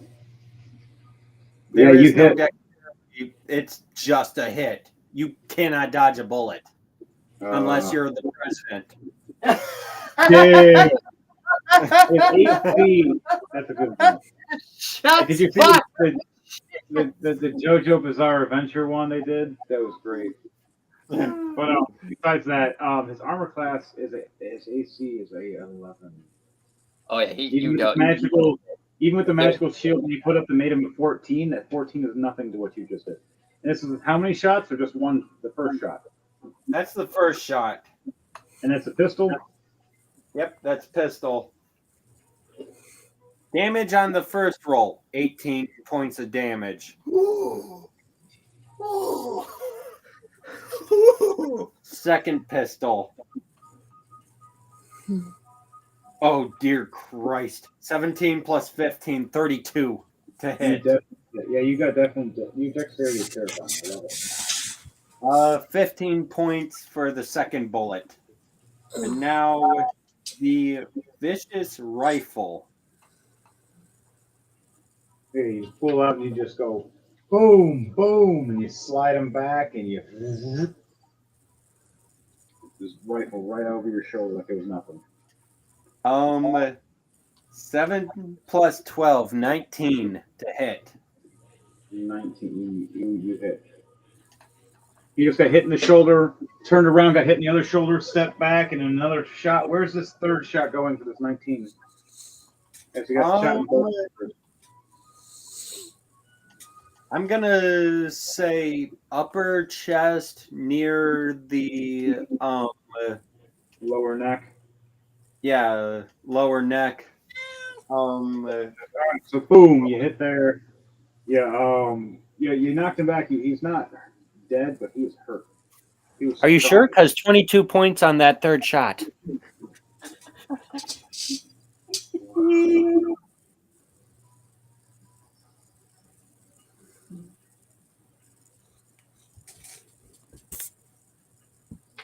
He is about halfway dead. Damn. Stands back up and he holds his staff and he looks at you. But why, my friend? But what did I? All I did was tell great stories about us. I was boasting for all of us. Hold up the rifle, keep it pointed at him. Never talk about Fight Club. I love the meow. What'd you say? I was saying first rule of Fight Club as he's like it sounds like he's crying, why, friend? And I go, I was never your friend. And first rule of Fight Club, points rifle at him, never talk about Fight Club. Second shot of your rifle. No, I already did all 3 shots. First one was 18 points of damage. Second shot was 17 points of damage. And the last shot was 22 points of damage. Oh, you don't have the ability to fire twice with each your guns I individually. don't think I have double shot. Let me double check. If you do, that's 5 shots instead of no, it's like 2, 4, 6. That's 6 shots. Not God. That might end him if you just rip him to shreds. That's just messed up. All right, while he's looking at the I don't have that ability. Oh, wait, I forgot. Action surge. I forgot all about that shit. All right, what are you doing? Action surge to get one more attack. One more attack it is. All right, fire away. That's only 1 shot or 2 shots to gun. It's just gonna be a 1 shot because I only get 1 more action. Oh yeah, per action if you're a fighter, it counts as 2 attacks. Really? Yes. All right, So I'll take fire both. and then fire again, and then fire and fire again. Yeah, I'll pull out my automatic pistols again to shoot again. All right, you're just going full like. Also, you said his armor class is a 14, right? Yes, it's been 14, and then he randomly just got blessed. My bonus to the bonus to my DC is a 15. So I'm almost guaranteed a hit every time. Yeah. Way on that note, 29 to hit the first extra shot. You hit. And for the second shot, 21 to hit. Hit. Even with his bonus, you hit. You just rip him apart. Oh, God. I just rolled 2d6 plus 8, 20 for first damage. And then. Hey, who's snoring? Hey! Wake up. Put a little makeup. TJ, wake up. TJ, you awake? Sorry, I definitely dozed off there. No, you're fine. You're fine, buddy. We're just waking you up. Coffee. Yeah. Right now, Pando's on his turn. And once his turn is done, the last shot, and Jordan can confirm this. Holy shit. Another 20 damage. 20, geez. He's still not dead, but holy shit. You're just chipping chunk after chunk after chunk. He's just sitting there, blood from each limb. Just boom, boom, arms, shoulders, elbows, knees. He's sitting there bleeding, get hit in the chest. He's trying to grab at himself. He's looking at himself, trying to use heal. He's going to use his bonus action to chug his 1 greater health potion. Fucking coward. 19 points he gains himself back. Right? 3. All right. He's just standing there bleeding. What the hell? What? I just talking to some pretty ladies. I was just talking to pretty ladies. Hey, did I fuck up that bad? I just gave them information.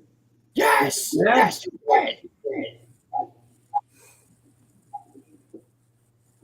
Not only did he jeopardize the Shadow Blades, but some of the information he gave was vital information of other covenants and groups, even our own original group that got destroyed that Elasia was running.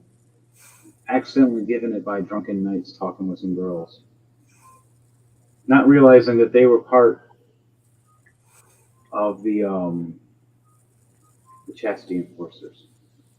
Secretly hiding and thinking it was basic people when not knowing they were assassins the whole time.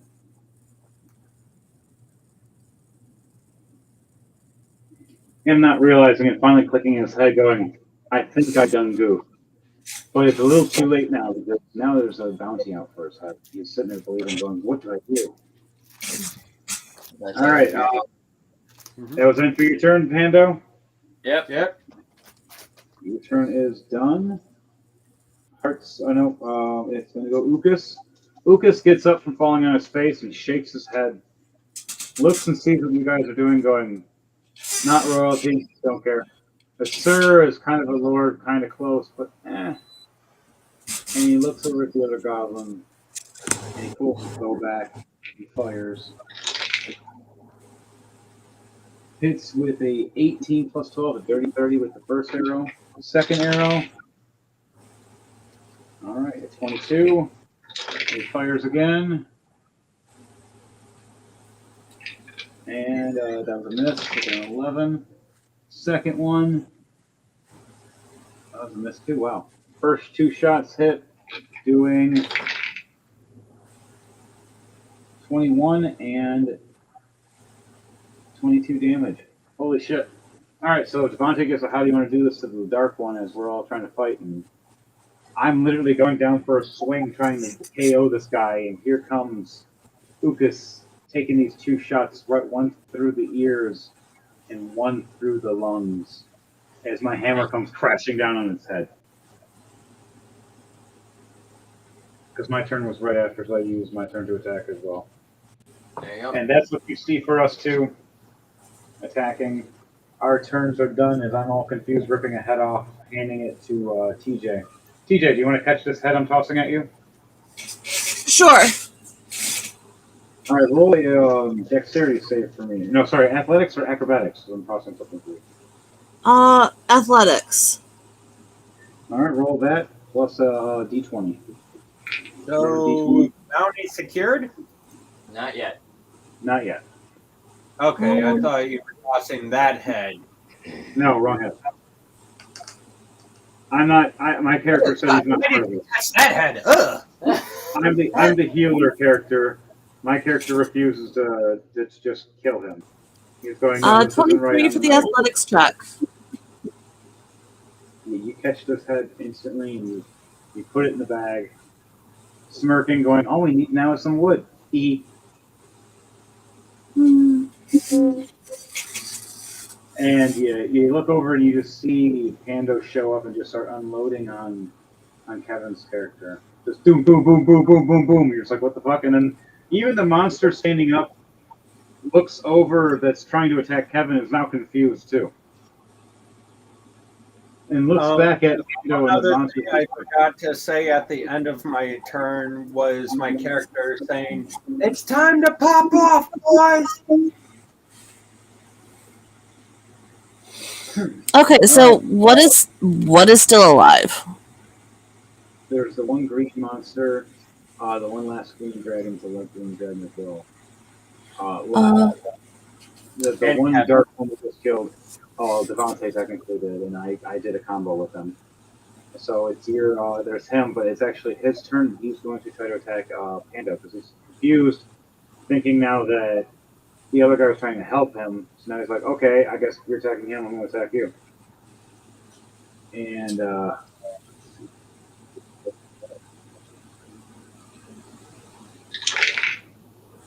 right,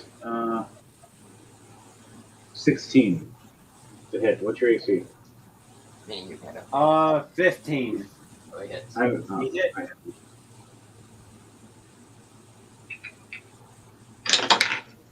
'Tell me the damage, Doc.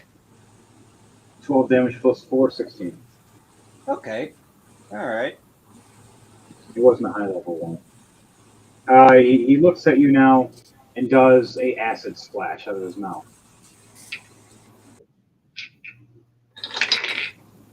This is a dexterity save because it's a giant spurt coming at you like a wave. It's also coming at Jordan as well, and it's coming at Dom.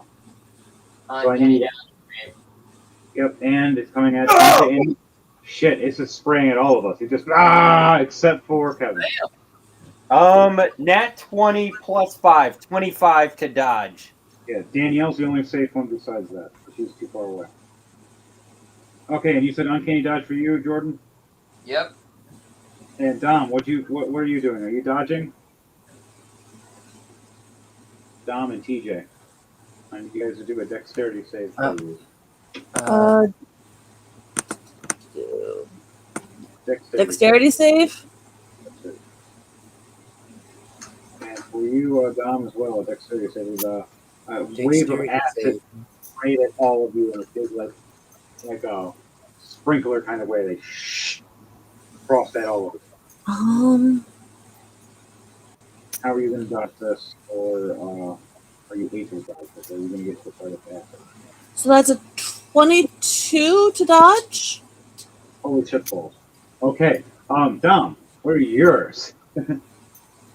For dexterity, Dexterity save. that is a 16 plus 2, 18 to dodge.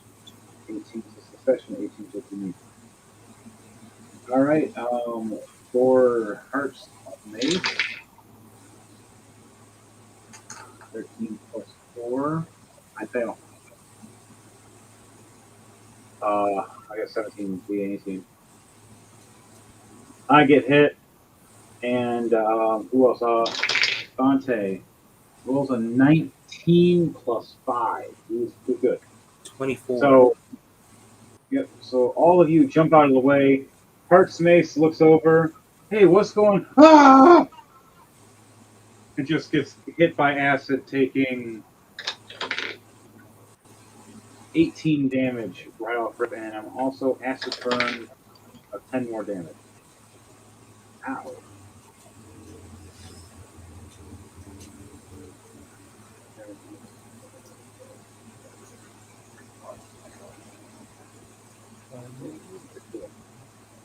Okay,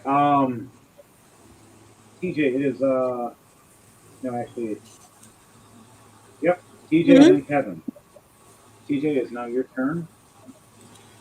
Okay. So, HartsMace was the only one who got hit? Yeah, I'm burning right now from acid, screaming in pain. And, this is heavy damage. I'm already damaged, and I'm back down to half health. So is he? Fighting the one guy in the field. I am 10 feet away. Or yeah, about 8 feet away. Okay, so I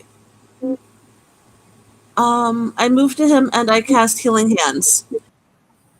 Oh, that's the handy thing about that race, because even with you being a rogue, Is restore 15 hit points. That's fine. You can heal people. Thank you. All right, yeah, that helps a lot. He heals up and is well, at least his skin's not burning anymore. Oh, there it is again. Oh. And then I throw a dagger.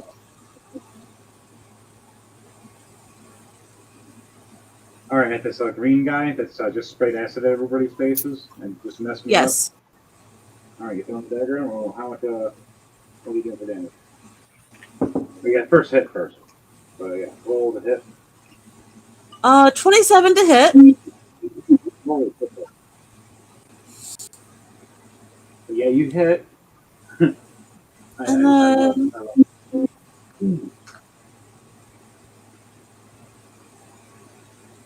And then that's 9 to damage. Where are you throwing this dagger at? Jugular? You stab it in his neck, you see blood squirting out. You just hear him screeching in pain as he's trying to screech, but he can't right now. He's not dead, but he's hurt.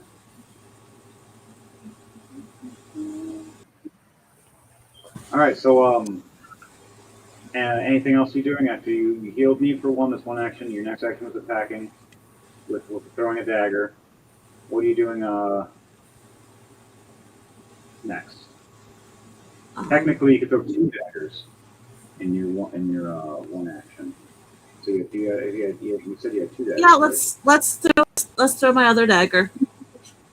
All right, throw your other dagger. It's like you threw both at the same time, or you just threw one and then chuckled and threw the other one. How do you want to do that? Throw one and then the other, because I got my sword in my other hand. That is another 27 to hit. Yeah, you definitely have. And a 10 to damage. All right, he's not dead, but he's looking hurt. He's almost halfway. He's bleeding. He's freaking out. Yeah, where'd this other dagger go? Let's go for an eyeball this time. Right in the eye.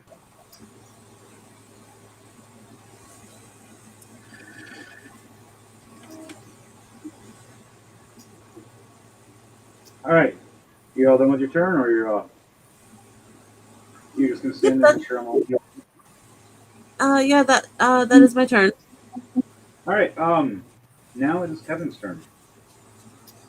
Kevin's standing there bleeding, looking at all of you as his character as Sir Rev Kives. He looks and goes, I respected you guys and I fucked up. Now they want my head. You guys have to abide by the law of the contract. I get it. I get it. He looks back. I'm not going to die like this. I'm not going to die like this at all. I cast Fireball. Just right in the middle of all of you guys. Oh, shit. All right, bring it, dude. Fucking bring it. 7, All right, 6 so I'm at point blank range. I don't think even a dex save would save me from this, but Oh, no. I forgot why. Is there a roof? It's 6 levels. Hey, quick question. Is there a ceiling on this building or is it open air? No, there's a ceiling. It is a cave, and it's going to go cave in right the fuck after. You guys are in a enclosed cavern area right now. It's stone all around you. Some giant fireballs will hit and just explode and shake and just mountain crushing right on top of you guys. When you got like this fireball's about to hit, you see his hand light up. One hand with the staff healing himself, the other hand fireballing the ground. All you guys see is this fireball. What are you guys going to do in this last second before you guys? I mean, I gotta make a dexterity saving throw for this one. I would like everybody to make a dexterity saving throw with disadvantage right now. All right.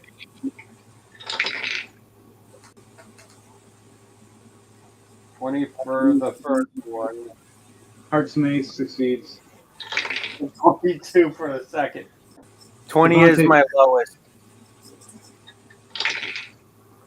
20 is sweet. You said dexterity saving throw? Dexterity save with disadvantage. They've taken a very heavy damage. Oh, wow, both. Oh, my God. Plus 11. So. I'm still Danielle, taking half damage. she failed too. Okay, so wait, what's the disadvantage? That was me. I failed. I failed. Daniel succeeded. Disadvantage means you take the low roll of the 2d20. You roll 2d20, and whatever the lowest roll is disadvantage. You take that plus your whatever your modifier is for your dexterity. For your deck, yeah. Okay, so Um,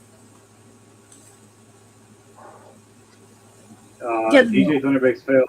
I failed. Okay, so 16 Daniel, and 16. So 16 plus 9, you succeed. 25. Yep, you succeed. Pando succeeds. Jordan, what was yours? 26. Both of them are 15s plus 11. You succeed. Dom, what is yours? What is your dexterity save? What am I rolling for? Yeah, the dexterity save. A giant fireball hitting you right now in the face. Just. Oh, oh my god. I All rolled of a you just 15. fire. I rolled a A 15. 15? What? That's. Oh no, you fail. Oh, you take full damage.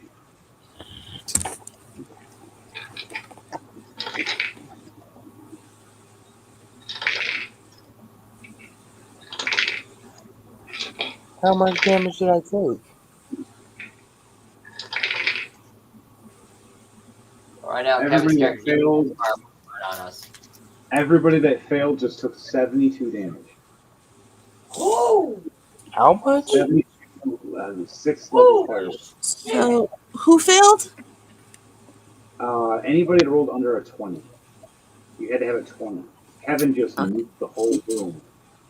Alright. And how much we lose for damage?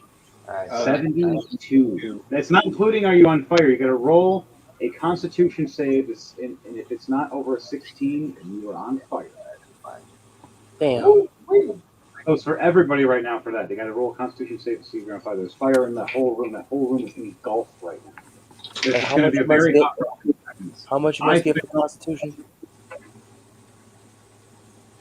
The Constitution save is whatever your modifier is plus d20. But this is you're in a deck. This is going to be a disadvantage because you guys are in a room of fire.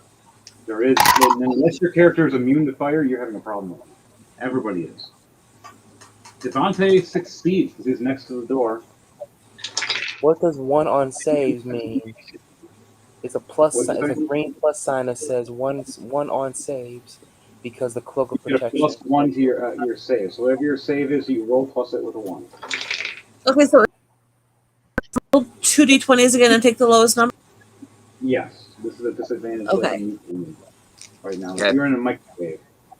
Whatever, I'm good with that 20, but here I got a 16 plus 5, so that's The and front plus door 1. is like a giant flame coming out right now. So so that's a 12.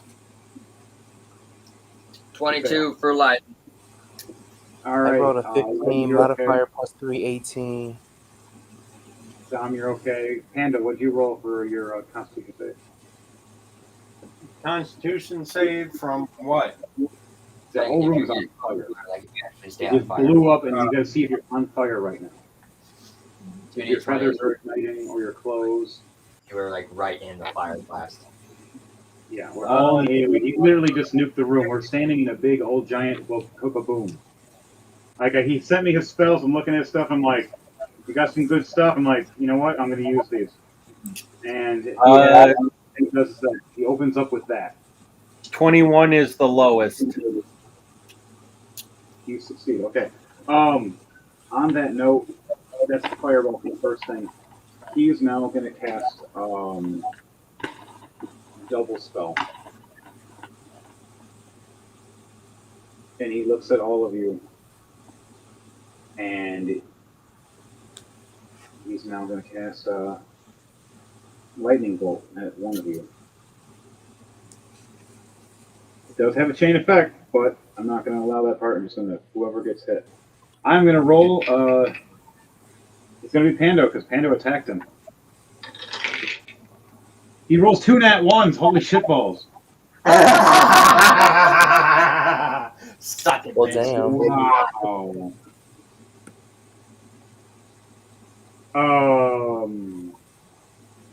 Pando, you see this lightning bolt glowing from his hand at first, like kind of like a special beam cannon.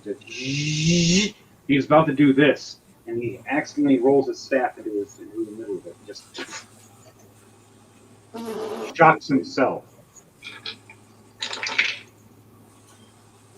taking 28 damage to himself. Damn. He's sitting there bleeding, going, "It's either I'm going to kill you all or I'm going to kill myself. We're all going."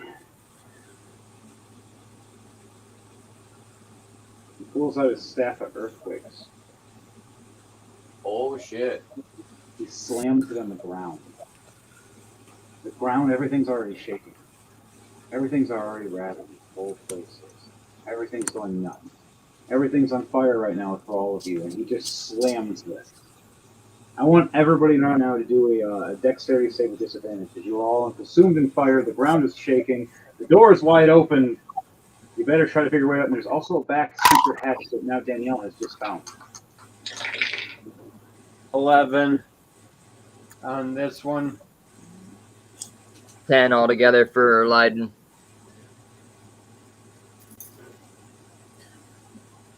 $28. Oh, damn.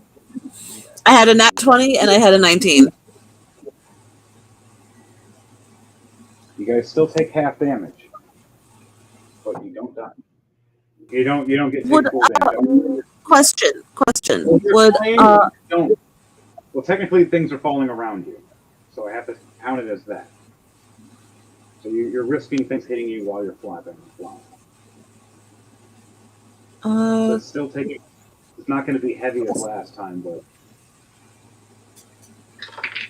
you are taking 7 damage, smacking across you some boulders across your shoulder. Are you flying, right? me? Yes. Are you flapping your wings right now, trying to fly away, or are you just standing around the fire? Either way, there's fire around you, no matter which way you go.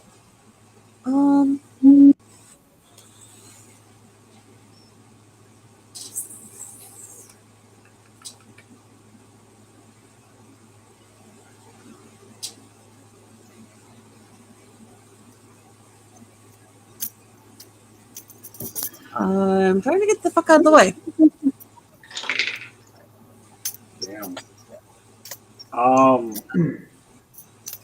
So the entrance is open for a secret passageway where you see Danielle running through and you see HartsMace running through. Lucas is running through the other entrance the fire was supposed to escaping out of. Pando, you're by the exit too if you want to try to get out. Leiden, you are by either one. You're in the middle, and so are you, TJ. Dom, you are closest to the main exit where you first came in. Is it top of the turn order again? Right now, this is a reach. This You is said I'm every. You said I'm the closest to what now? You are that one. You are kind of in the middle, so you're kind of closest to the main entrance, but at the same time, you could jump to the secret entrance where I'm going to, depending on your speed. So where am I at now? That's the question. Like You're where the blue am I? one, right in the center. You're the blue one.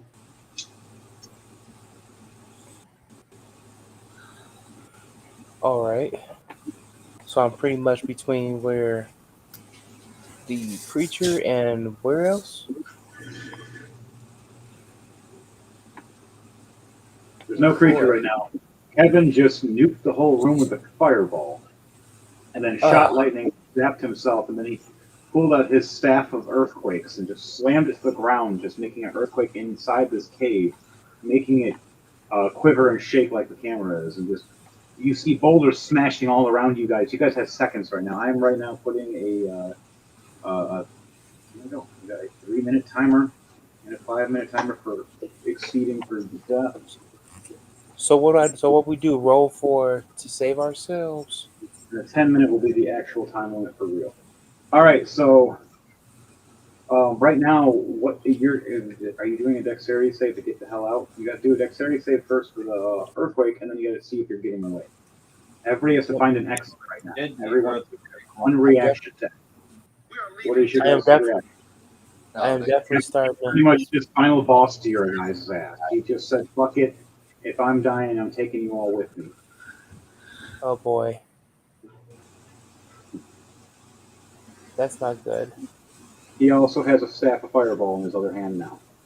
He's not playing around. It's his bonus action using that if he wants to use it. Uh, okay, I'm gonna roll for dexterity save.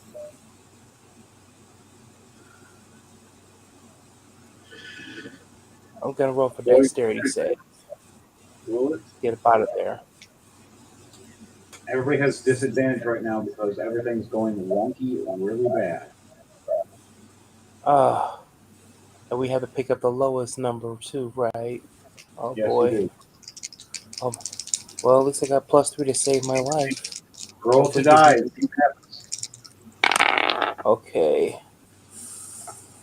We have Picking the a ground is good. we have a 12 and we have a 15. So my low number is a 12 +3, 15. 15. Yes. You still fail hitting the fireball hitting you in the back as you're leaving the room. So I'm Damn gonna have to it. roll damage for you. I'm gonna have to fire the earthquake. Giving you 17 more damage as you're exiting. 17. You hit the ground Uh, over here, knocked prone. Devontae hits the ground, knocked prone over here. Jordan, which 17. way are you going? Um, Time is about to go up before Kevin reacts. You guys have literally like 15 seconds. how close is he to me? 15 feet away. Fuck it, He's I'm going slamming after him. right as you're running. He's slamming his staff of fireball. Level 3 fireball. How? Are you It's going to hit him Jordan's in turn. time? This is Kevin's turn. Okay, so it's still Kevin's turn. Kevin's ending his turn right at this. This is his end.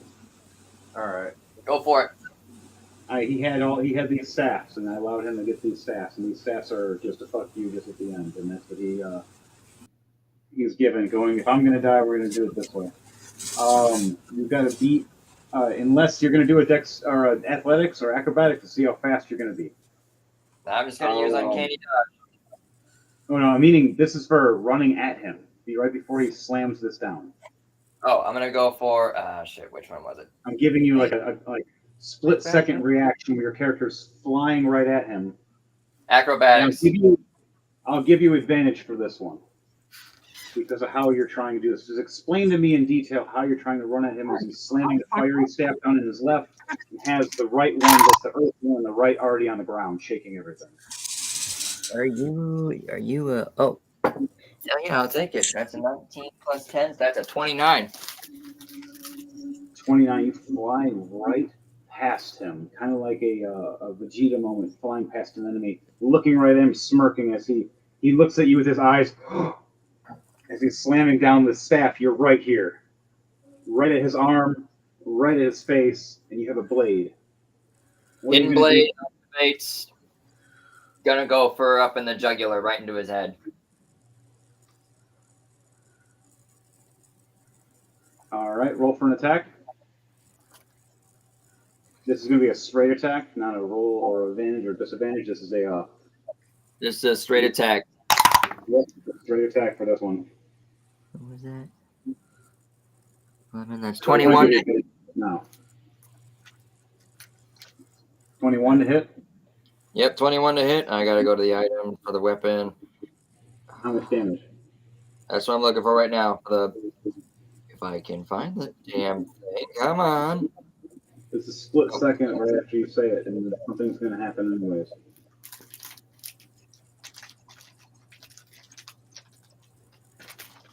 Pando, you're out of the room. Dom, are you heading out of the room? Yeah, you head out I of the room. wasn't out of the room. Yes, I never chose. yes, I'm heading out of the room. Yep, Dom's out of the room. Yeah, that's what it was. Pando's still in the room. TJ, were you heading out of the room? Yes. Which way? You wanted to go to the secret exit, or do you want to go that way where the original exit was, where the fire fired Which out? one am I closer to? You're in the middle. You can choose left or right. Right goes secret passage. Left goes to where two of the other guys jumped. I had that fucking notepad. Where the fuck did it go? You can roll a d20 for me, and that'll tell you. 1 through 10 can be left. 11 through 20 can be right. That'll Okay. tell you, TJ. Let the dice fate. The fate of dice choose for you. That's not even it. Do I roll? Do I roll for the same thing too? Yeah. Yes, you want to as well. Panda, you 15. said you're staying in the room.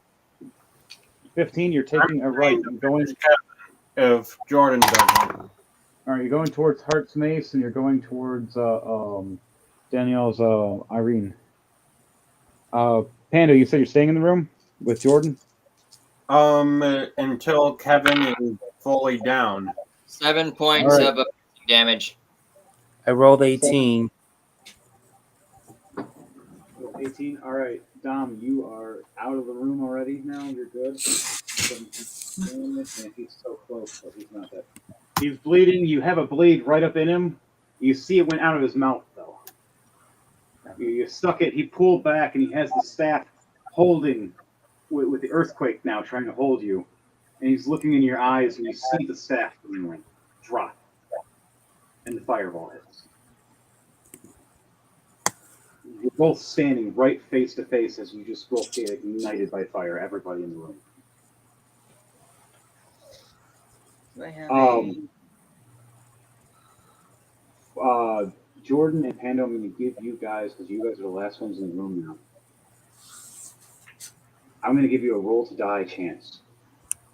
Something bad is about to happen real quick, and it could just KO your characters. Like it's caving in right now as the fireball's hitting. Is the last HP of this building is about to be 0. roll 2d20, you said? Yeah. Is Kevin still alive? He's about to die. He's killing himself in this process. He's slamming this down, and I don't know if he can survive this either.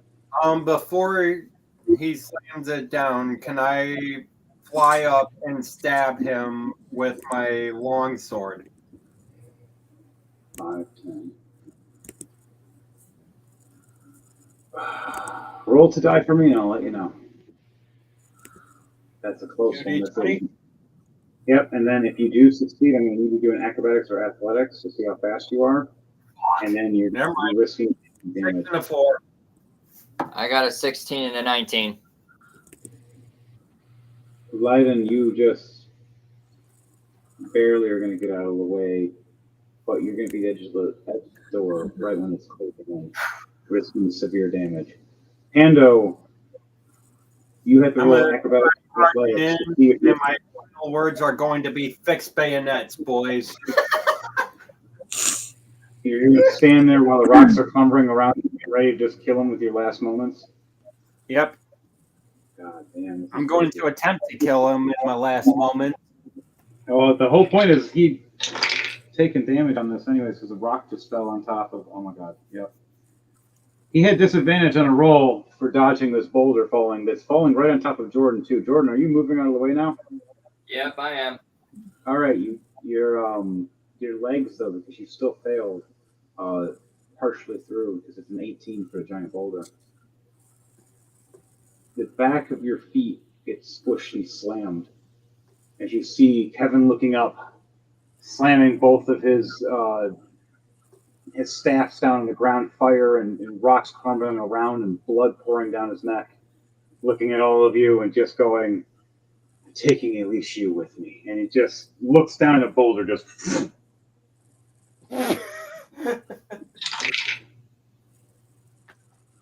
Damn, he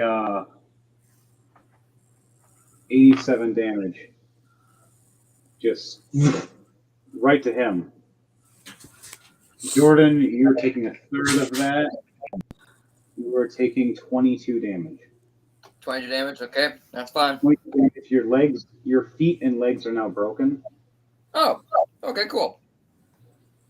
You might need some help up to get out. Pando, I'm going to give you a reaction time because you're going to take one hit right now from a boulder. Can you dodge this? What's your armor class?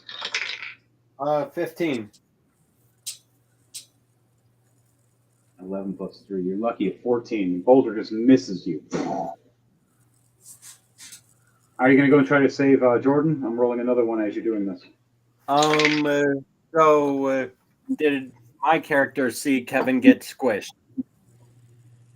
Roll perception check and I'll let you know. Unless Unless you have a high passive perception. Passive perception. 18 plus 7, 5. You've seen this. You've seen the squish and slam, the ground shaking. All right. I'm gonna start flapping my wings, fly over to Leiden, and grab him with my talons and say, "Time to go!" Yeah, you're only like 5 feet away from this happening. Like you've seen Leiden running like towards you, trying to reach his hand to you as a boulder came down on his back of his feet. He's like 5 feet away, just reaching, like, "Ow, pain, squish." Oh no! So good news and bad news. Good news, I have a way to fix this. Bad news, it's a long sword that is made for removing limbs. I'm sorry, what? I am not going to. I don't know if you have time for that. You can either help pull or you can help lift to get him off. If not, you guys are going to get squished. I gave you a 3-minute time and it's going to go. And that's just because of talking and dialogue.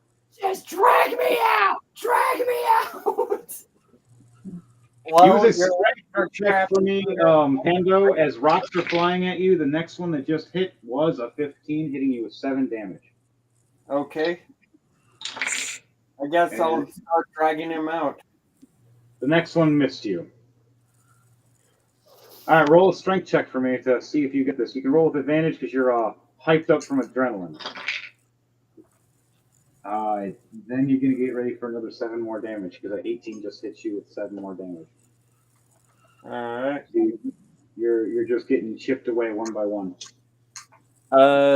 18 or my bad, 14. I rolled an 8 and misread the dice. The strength had to be at least a 13 to lift up enough. Jordan, are you going to help me?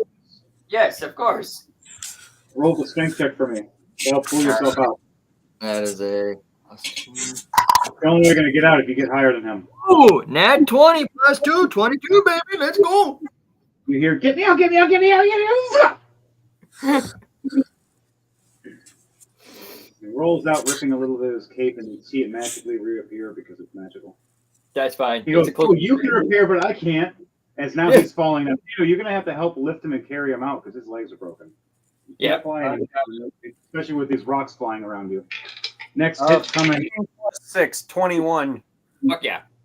A nat 20 just hit you. Oh, fuck. All right. What's damage? 8 damage with your 16 damage. 16? 16 damage. Yep, 16 altogether. All right. Your wing is now damaged and you cannot survive. You have to walk out with him. Yes. Yep. I'm walking out with him. Jordan, get ready for a dodge. Nat 20, I'm sorry. Daggone it, yeah, because my 6 AC damage is plus 12. bitch. Oh wait, I can use animated shield. I have that as an item. Animated shield, where are you? You roll up your arm and Yep, you raise it. use it. A magical shield raises. You go. Puts my AC up to 21 right now. You see this big boulder smash against this magical shield that just appears from your gauntlet, and you're like, huh, huh, huh. Oh, I told threw it you. off, and you're like, keep going, keep going, keep going. My arms work, not my legs. So your legs are bleeding profusely. You're having a lot of problems. The room is engulfed in flames. Pando. Yeah. Your speed is halved. You have 15 speed for movement. Because you're carrying me. Okay. I thought we cleared the room. I thought we got out of the room. That's what all those were for. You have one left. One save. This is a acrobatics or athletics as you are carrying him and trying to jump away. Jordan, you can help with some kind of lunge with your arms or broken feet. What the fuck am I gonna do with broken legs? You are here. There's a fireball coming this way, and we are out this door and closing this rock door. And as the fireball help going, needed 27. 27. All right. Take it. Sorry, Jordan, you're getting thrown. Wait, what? Panda looks at you. I was literally about to do that. He looks at you and goes, "Sorry about throwing you." Just Sorry about throwing you. Sorry about what? sorry about this. Yeah, yeah. Gordon, roll a dex save to see if you land on the ground nicely or not. With your First broken off, my leg. legs are broken. How the Nice. fuck am I gonna land nicely? How the fuck am I gonna land nicely? Ain't no fucking way. There's now I mean, it's a a fireball coming at you guys. All right. That's a 25. 14 plus 11. How do you want to land?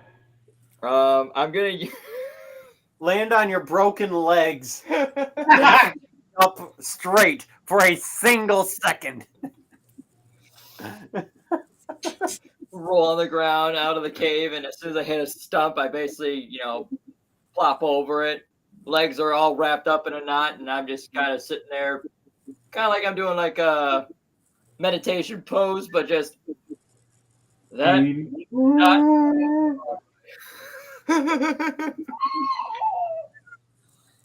Just all these funny faces you start making from the pain. You still, you avoid the damage, but you're just ow. Fireball is coming at both of you though, bursting out of this doorway. All of you now have to make a dexterity save to get out, and then after this, you should be okay. I wonder how a dexterity save works with that leg. Fuck you. Jordan got checked over here and got splintered down. Pando made it here. Fireball's coming this way right now. We'll say this is Fireball. I mean, I have broken legs. So that's definitely a disadvantage. And oh my god. I mean, I have a plus 11 to dexterity save, so that's a 13. Jordan got a 13 and I got a 14. Dear Christ. Ain't no fucking way. Devontae got a nat 1. Oh no. Jeez. Dom, roll a dexterity save for me, and TJ, roll a dexterity save for me. Okay. I got 3. I failed 2. Plus my 3 is a 6. Daniel, roll a 15. Okay, so you're okay. You're at the plus 13 5. plus 3, Get out of the cave 16. right now. My legs. 17? You take half damage, TJ. I don't. I take full damage. Daniel takes half damage. Jordan, Jordan takes full damage, and then Andrew takes full damage. You guys take the tail end though, so it's not mega damage. 23 damage plus 6 more, so 29 damage altogether. Okay, that's actually not as bad as I thought it was going to be. But now you got to roll and see if you're on fire. Oh yeah. Minor detail. It's a 14 for a save. The Constitution save. So everybody got to roll and see if they're on fire. And if you take half damage from the 29, it is 14 damage. There we go. 18 plus 5, 23. 12 plus 10, 22. 19 plus 3, 22. All right. Okay, you guys are good. HartsMace is at 15 health. Holy shit. He's gasping for air. He heals himself with his healing hands, giving himself 19 more points. Going, I think I'm done here. We need a. That was one hell of an ending. As you see the walls close behind us, the whole place caves in. Dust now starts shooting out instead of fire. You see the jewel. Do you guys think he's dead? I mean, there's no way he could have survived that. I watched him get crushed by the boulder. I tell Leiden this because of my perception check. So I did watch him die. HartsMace looks at you both going, guys, We had a necklace of resurrection, and it teleports him back to a certain spot. Motherfucker can come back if he wanted. He looks down, going, "Is this what happens when we betray each other? We all just die?" And he looks up all scared. "I hope I never betray you guys." As he looks down at his hammer and his mace, going, "I'll never defy my father. I'll keep the honor. And my mouth shut against crazy chastity enforcers." First off, HartsMace, the dude had it coming. Second, he gave up information about our guild, told him of our whereabouts, and not to mention the last contract we went through. One of the people in that group was part of that contract. That he had basically gotten us in trouble and trying to kill us. Thirdly, my legs. My fucking legs. All right, guys, you see how it looks now? Yeah. Yep. There's Kevin getting slammed, getting squished. You guys seeing that? Yep. You see a blinding glow. What's your guys' roll perception checks, or what's your passive perception? Passive perception is 22 for me. Damn, jeez. 16. What's yours? Passive for me is 17, so I'll roll. Mine's Alright, a 17, so I'll roll. And then what's yours? What's yours, TJ? Passive is 11. I will 11 plus 7, 18. 18. Okay. You guys see a bright glowing. 16 plus 7, 23. You see a blinding blue light. You hear the ground go a little bit, and it shakes a little, like something was under something squished and is not there anymore. Son of a bitch, he teleported. You guys might have a new villain on your hands. Son of a hooker wench!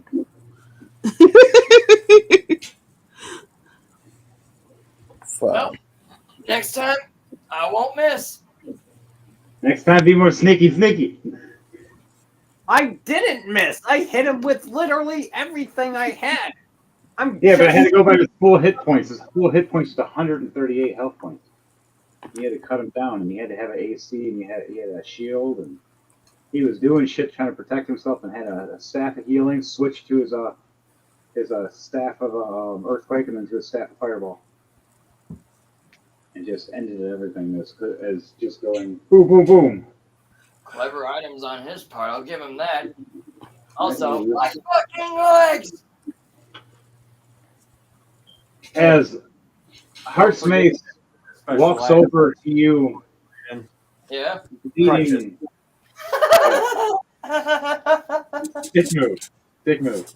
All right. I got a character for you, Leiden. You don't want crutches. We'll get He's you a a wheel. perfect character for you, right? In a wheelchair and everything. Oh, fuck! That's your new character right there. I have a male and female version of that. Dear God, that is extra salty. But by anywho, HartsMace walks up to you and looks at you, bleeding and looking over, and he sees his arm is broken, and he sees his knee is dislocated. His nose is broken and blood's pouring down his face like a curtain. He grabs his hand glowingly and he looks at you and he goes, "This is my job. My job is to." And he touches your hand, your foot, and he accidentally slips and pulls on it a little bit. What the want? Hurts a little for you.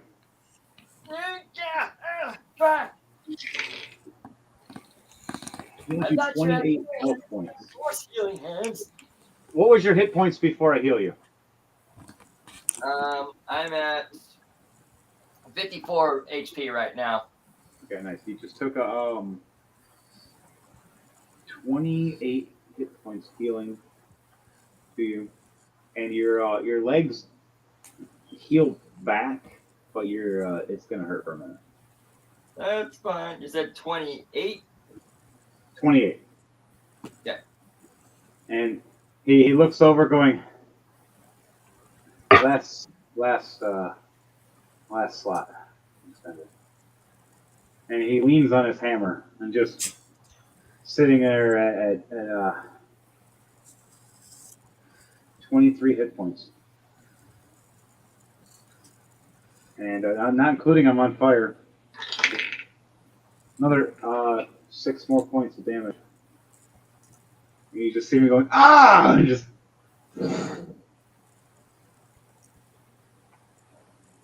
And yeah, now he's in the teens. He has 17 hit points left. All right. He looks over and sees Danielle making a sigil out of the blood of the dragons, using hearts from them and a skull from one of the other baby dragons that she took. HartsMace walks over, slams his mace down against the wood over here, and chips off a big chunk of wood. Fuck. We're about to end it right now, Dom. Don't worry. Unless you want to head out right now, anyways. But good night, buddy. Hey guys. Yeah, man. All right. So we look over. You see HartsMace grab a piece of wood and walk over to TJ's character. What's her name? Alyssa. Or Alyssa. Alicia. Alicia. I'll get it right one day. Alicia. He walks over going, I think you need some wood. No pun intended. Smiles, a little confused, with blood all over his face. And hands you this vampire-looking steak piece of wood. Made of a hardened wood that's very hard to break. Sir, come here, sir. I have a karma. I love Karma. Hello, Karma. Meow. Okay, so he hands me this piece of wood. Yeah, it's the last thing on your list. And he looks over going, list. I So, thought we needed the tree stump. yep, that was part of the tree stump. I needed a piece of the wood from it. Not all of it, just a piece. Okay. I stamped my mace into it with a 19 plus 13 and breaking a chunk that looks like a vampire steak. The hell is that? That is the last of grandmother's list, yes. So, you have the amulet to call your grandmother. If not, Danielle over here is helping too, and she's looking over going, I'm halfway there, assholes.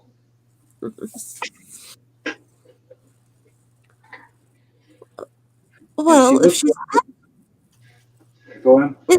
if she's halfway there, she might as well finish. You smile. Do you want to help her in her age? She needs at least 1 minute, which is already 30 seconds in. Yeah. Okay. And drop it to 15. All right. Just roll a d20 for me. Roll and use your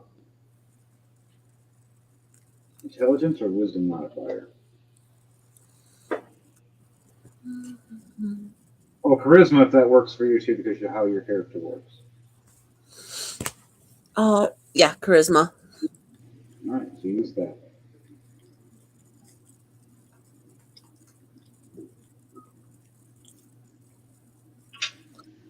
Sir.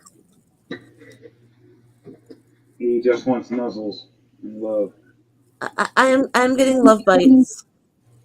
Yeah, that's karma. He wants love. So that's a nat 20. Nice. Nice. Okay, so you help her instantly. You walk over and see she's getting it and working, and you're just like, oh, that'll be done in like a minute or so, and you look over and open your wings and just splat blood, and it goes into a sigil, and you snap your fingers, and you slam your sword down right on the skull. like a key, and you just twist it, smirking. And Daniel's like, "How the hell do I get like that? David taught me."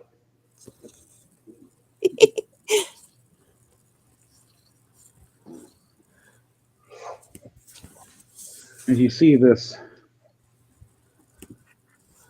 Wow, I just smacked Devontae. Oh my god, I just knocked everybody over. And this red fiery sigil just pull you guys up.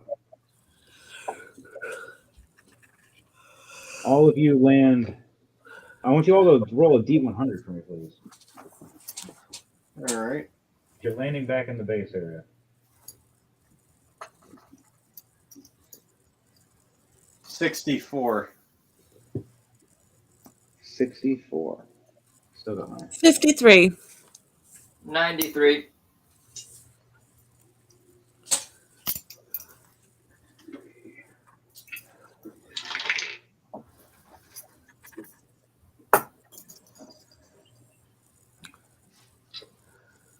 Alright, I did a roll for Dante. 72. Please. Oh my god, no. Alright, and that is a 52 for HartsMace. Wait, who else do I gotta roll? Danielle. She gets advantage though. Alright, she got a 100. Daniel got a nat 1. And then Tom, he got a 98. Nice. Alright, so everybody succeeds. You see a teleport of blood and skulls and skeletons. We get summoned up. We land down back into the portal of where the portal room is. The old witch going, "Ah, you survived. Wait, there's a number missing. Why is there a number missing?" And she looks over going, "Oh well, fuck it. One less for food." She looks over and the cat goes, "Perhaps someone screwed." Yes, I know, I know. I got quiet. The DJ Dunbase's music was like silent and I had to check it. Alright, while that's going on, Me too. what do you guys say when you guys are all walking up that you finish the mission and then you have all the stuff? TJ, do you want to say something first? Because you know, you're your granddaughter. Hey, Gran. And I tip the bag of holding upside down and just shake stuff out. Oh, oh wow, so fast. Oh, I was expecting like several hours, maybe a week, maybe a month with how you are. But this time, in less than 30 minutes, maybe you should work at a pizza place. Oh! She cracks a joke and smiles at you. And she grabs the stuff and goes, "This will be great for a spell. I'll let you know later what it is. Thank you, my darling granddaughter. And her buffoon knights. Wait, what are you called?" He said, Night is not even close, ma'am. well, isn't it at nighttime? Oh, wait, you're at Shadow Blades, aren't you? Dark time, yes. Yes, the Shadow Blades is what we're known as. So, how do I repay you? Well, your lives are at stake, and I grant you a life. How about next time, you work for me, and I'll give you quite more gold than most places. I got quite a few little hits to take care of. You can still do your own regular missions too. They can coexist with mine. How about that? She has a big smile and grin on her face. I look at the group and say, "What do you say, fellas? Have another Eli, contract with this lady, or go our separate ways and return back to the base?" Eli looks going, I'll take a whack at that. I'll be part of I'll work both jobs. We'll assassinate for our place and we'll assassinate her for her job as well. How about you guys? Just need a little more here. I'm gonna go sit over here and take a rest. I'm gonna go take a short rest sitting on my chair. My character hasn't slept in a while.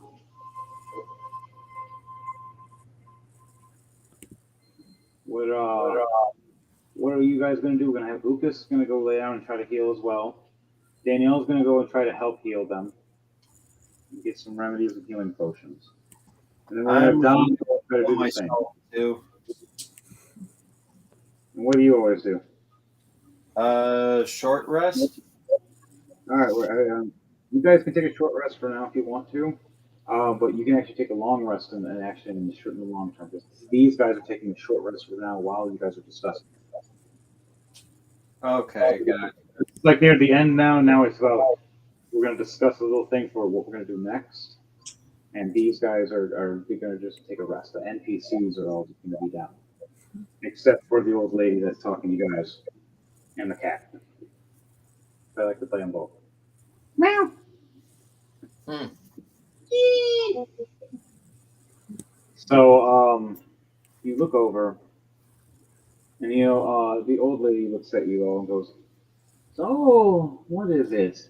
How did you What happened? I'm excited, but you all look messed up, like really bad." A boulder got to the target before we could finish him. And someone forgot to inform us that we have medallions of resurrection on all of us. Because I don't remember getting one. No, it doesn't go for everybody. He himself was gifted it by me. I was trying to be nice. I knew he was going to die soon. I seen it in his fate. I just didn't know it would be this quick. You knew it because you knew the rumors in the town. The whole town knows where our bases are because of this numbskull. Good thing most places are terrified of those wolves. The only people that get away with it are people that have the go. But you do know that God of Mother Nature is there. Discuss something with her in the Were Kingdom. If you discuss with them, I promise you, no one will get past your kingdom. And I promise that it'll be more magical if I help. I can make it move throughout the forest. Every day it moves around a section or part of the forest. I just have to talk with their kingdom to see if it's okay. You may have some issues with some of the wildlife, but isn't it easier than assassins? And she looks at you all. What do you guys all say to that? I like the sound of it, but I'm still a little wary about the werebeasts. Her persuasion is a 19 plus 8.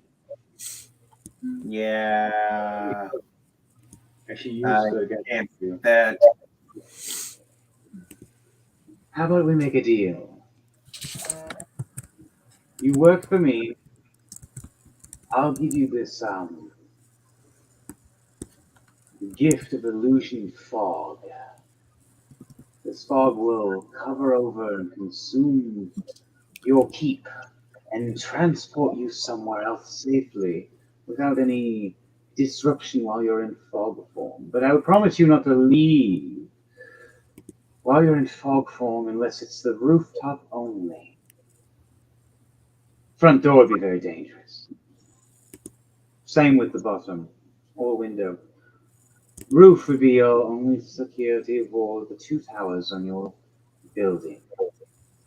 The third one's been destroyed, so you gotta work on that before you get that one up. I know your structure, and it's very unique. Do you know what's in the basement? Never mind. Do you want a deal? I will take you up on that deal. I second that. It's just you got TJ. Do you agree with us? Because you're gonna join them. Well, you are the granddaughter. You kind of for it. 19 plus 8, I can't beat that with the deception. Yeah, I'm down. You smile and smirk. You got a new place? Can I see? Did I get my own bed? The grandmother smirks, going, I'll help. You guys open the door, and she tells you, I'm going to ask for a favor later, by the way. All of you are going to be helping me guide through a magical labyrinth, you can say. I need your help, so I'm going to bring you to a magical cube. I can't go myself. I have to keep it open so you don't die. But that'll be another time from now. Let's all go. Hush, hush. Come on. Look at this door over here. As you guys see a barred door, you see it glowing. We go in here and it'll end into your building of your house. I have a nice skill I learned from the undead. Knock in 3 and use and see. Use some chalk and make a door. When you do and open it up, you are in a new place more. As the door glows more, and it starts opening. And you guys want to roll a perception check to see what you see through that door? Sure. I'll roll. Roll perception check for me, please. 9 plus 7, 16. Woohoo! 19 plus 12, 31. What'd you get, TJ? 17. What did HartsMace get? Ooh, he got a nat 20. He sees it. But he's going to just go back to sleep. The old witch goes, no. You guys have to go too. And so the cat walks up, and you see the cat nudge its head, and you see all their bodies that are taking a short rest raise up, floating, and levitating. You notice the cat's a psychic. And floats them through the door as the cat walks with it. Meow. All the NPCs are in now, and so is the witch. You guys are all heading in? Yep. The grandmother's like, TJ, stop listening. Ashvia. Yes, of you. Please close the door behind us all. Go to the last one, please. As all the rest of you walk through. And she closes the door. You guys are now in the base back of your,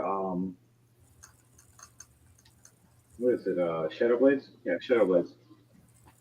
Your base of your Shadow Blades your fire running. Some of your other characters are NPC'd and running good. The rest of the characters woke up from the cat and ran to their bedrooms and went to bed for taking a long rest.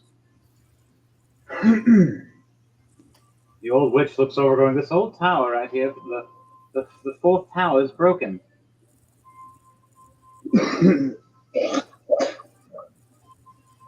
I think I'm going to make it into my granddaughter's room. She raises her hand as you see the trees grow around, all around the building.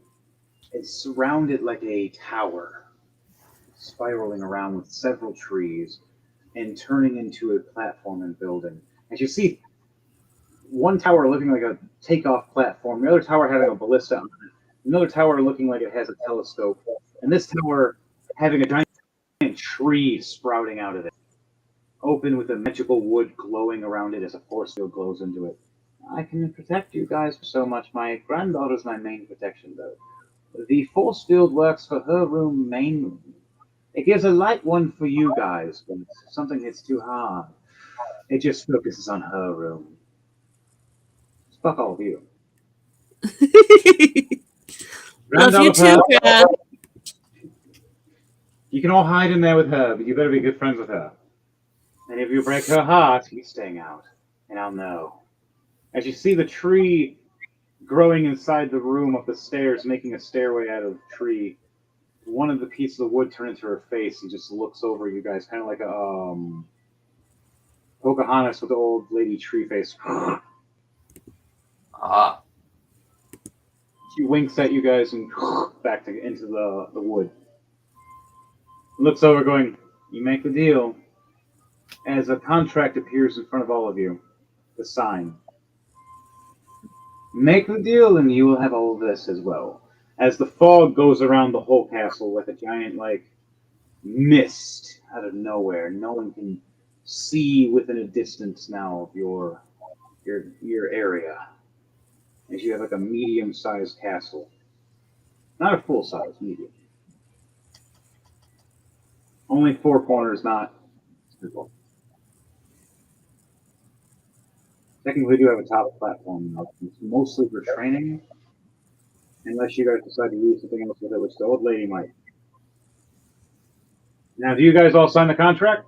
HartsMace walks up and he signs it. You know, my dad always told me that there's witches, and so did my mom, but she's a witch. He starts signing. Only certain witches, though. And she looks over, going, "I know your mother. She's terrifying.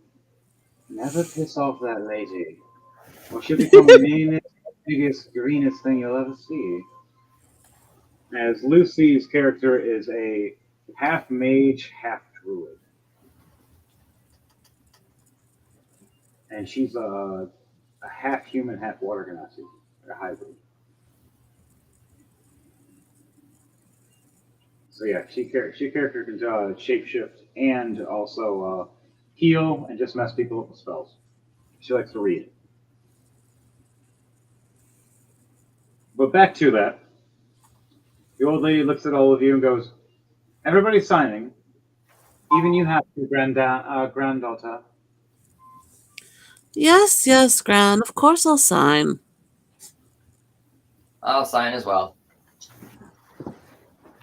I'm signing up too.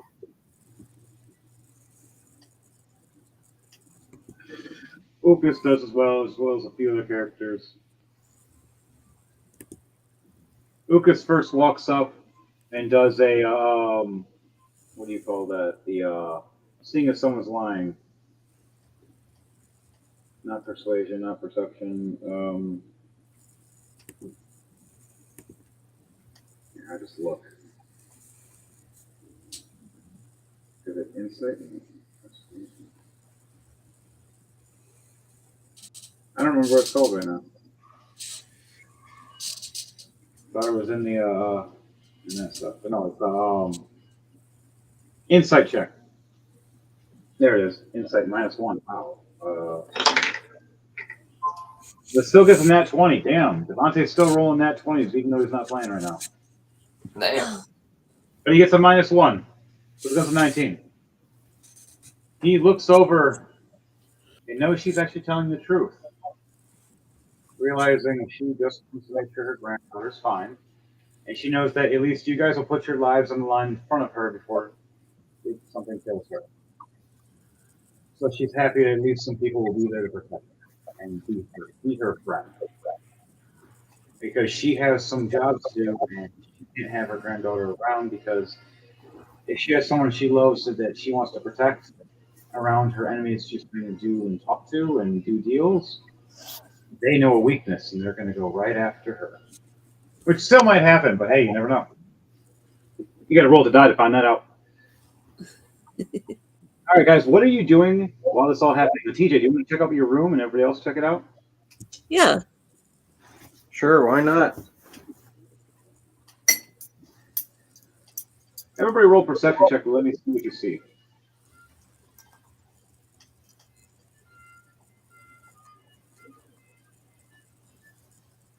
All right.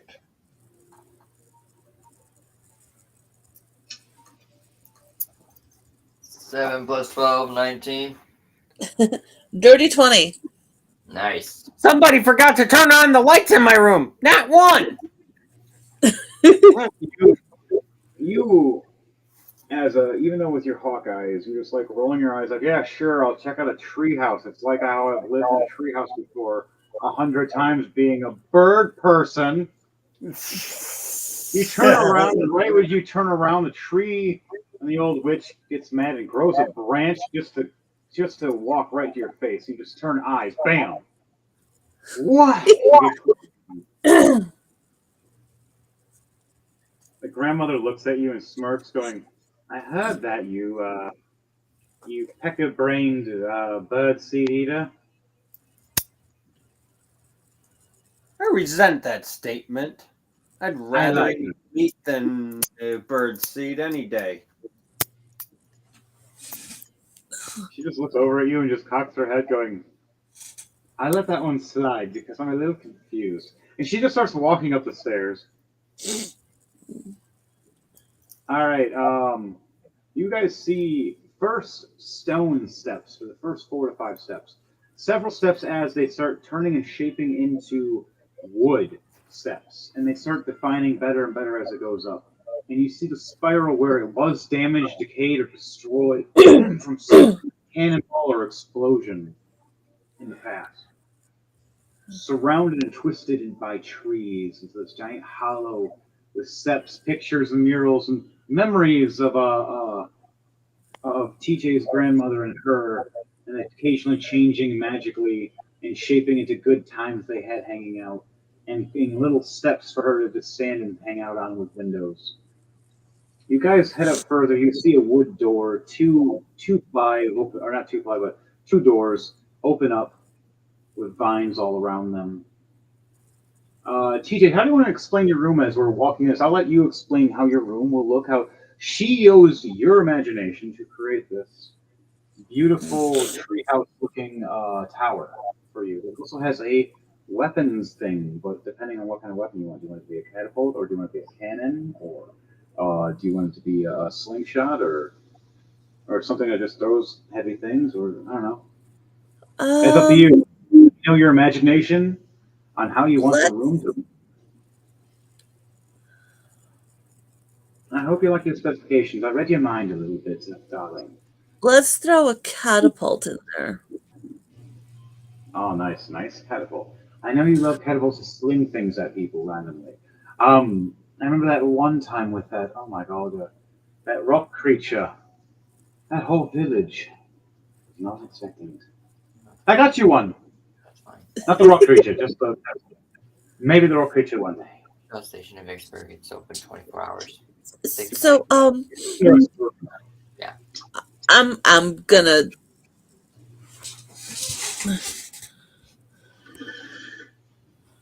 do.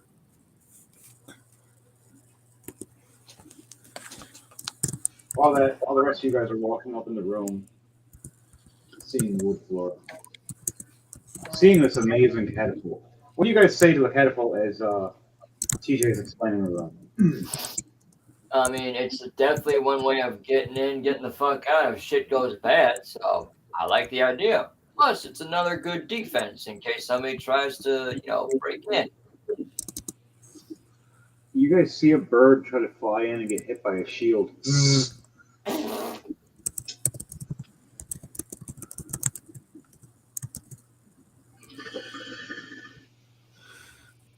Unless I let them in, I'm not letting any birds in. Shit everywhere. Sorry, they have to be magical or they have to be familiars. And they have to be allowed. If they're your kin, they have to be in this room for at least 5 minutes before they're known to be allowed in this room without you. She nods at all of you about the rules. Do all of you agree? Understand what I'm explaining? I don't want you to activate my self-defense mechanism in this building. Yes, ma'am. Gran. Oh, honey, you're fine. I'm just talking about them. They might get spooked to death if they try to walk up these towers with something that's not without their warning. It just will crush them to death, and just you'll just have a new bloody red inside tower. Unless you believe a different color. Do you? As she looks at all of you. And if you bleed anything besides red, I'm excited to know.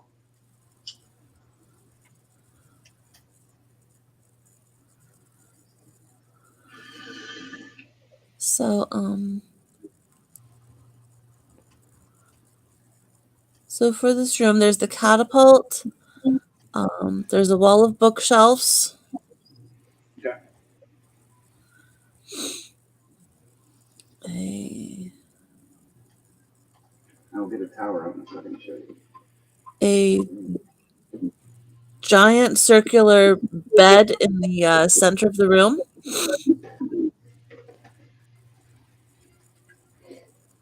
When we put the tower out, it'll look like this in the Nice. tower. So you have a room, and then a top, very, very top tower. And then also the insides that people can just walk up inside. Yes. Very cool. Just to help a little bit of imagination when I put that up next to the castle part. And yes, it's glowing random colors like at the party in there right now. Grandma was really trying to, spruce it up for you a little bit. As some of your favorite familiars start popping up in there. Whatever animals that you think of, I'll have you roll a d6 for me to tell me how many. Okay. And you can explain the rest of your room, sorry. Like your bed and everything. So yeah, big giant circular bed with tons of pillows in the center of the room, a wall of bookshelves, um, Right. and a giant soaking tub off in the corner. Ooh, nice. And then you have this stairway of like a rope ladder that goes to the very top where people that can fly, that are your teammates, can land on top, plus you, because you like to fly. Yes. Yes. So you got your landing Um, pad. and She's, a weapons rack by the door. she's like, there's a trap up there too. You're secure and so are friends. If an enemy tries to land, the vines will surround them and hold them like a cocoon and either kill them or hold them until you're ready to question them. But if you give it a go to kill, it won't stop. You only give it a chance. She smiles, going, I'll need the blood anyways. So occasionally, if other things land here, I'll occasionally need their blood in their consumption to my tree. You see a tree occasionally eating birds. A weapons rack by the door, Ooh, nice. Smart by the a door. a bird perch, because one of those familiars that pops up is going to be a bearded vulture. Nice. I have a vulture too. You notice Jinxie Baby walks up to you and nuzzles your leg and goes, I'm staying with you. You hear in your head. And then you hear the other black cat, Karma, run up and hide under the bed. I found a new home. Found a new home. Aw, Now you're welcome. they'll work as a team always. I have two black cats, so Yes.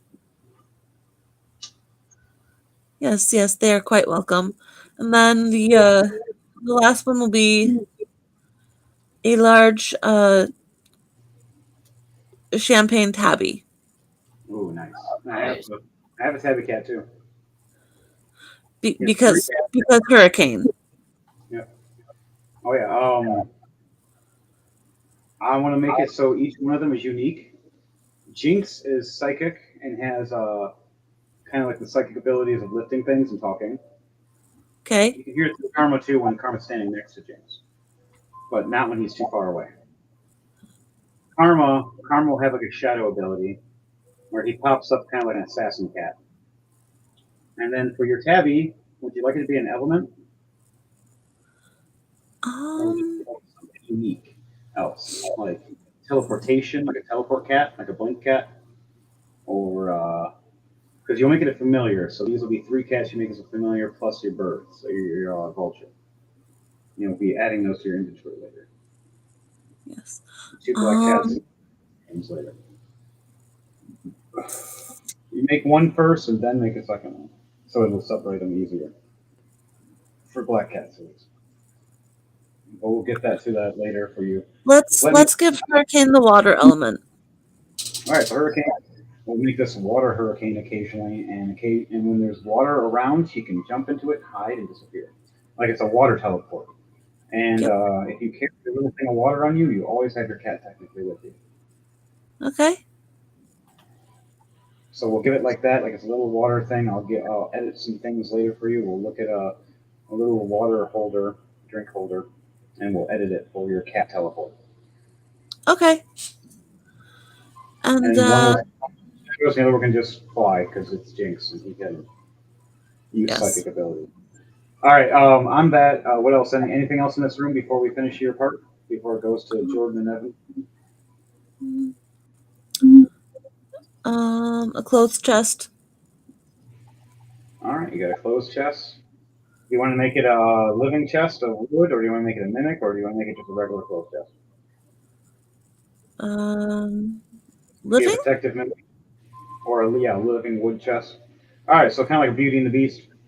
You'll see this face. It smiles and looks at you, and you Sure, see let's go this with door. that.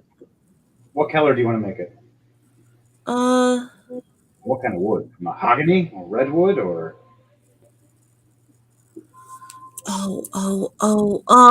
that purple heartwood.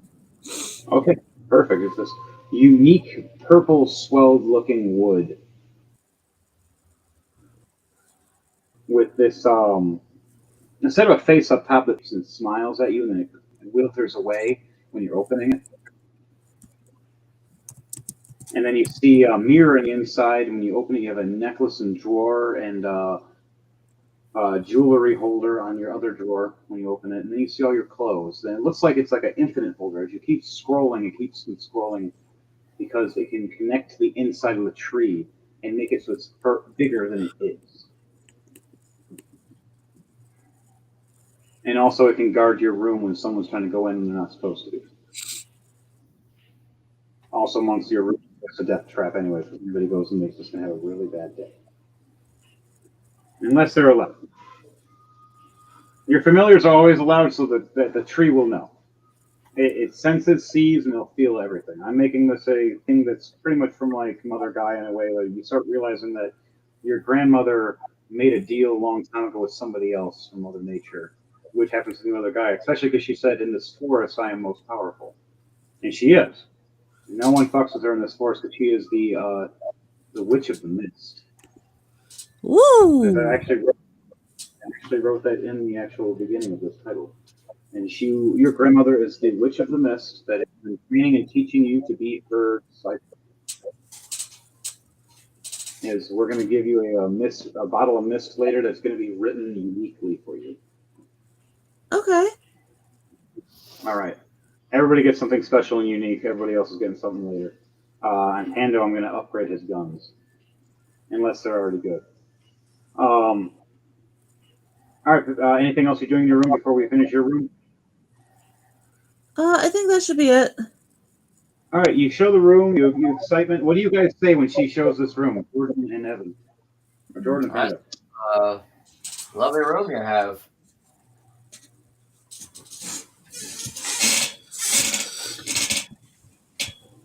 I look over, going, "This is nice."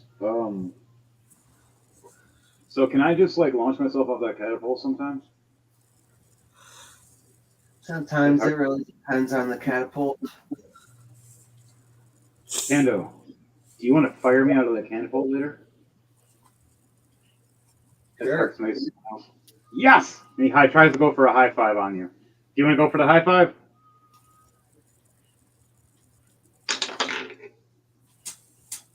He rolls a nat 20 to go for the high five.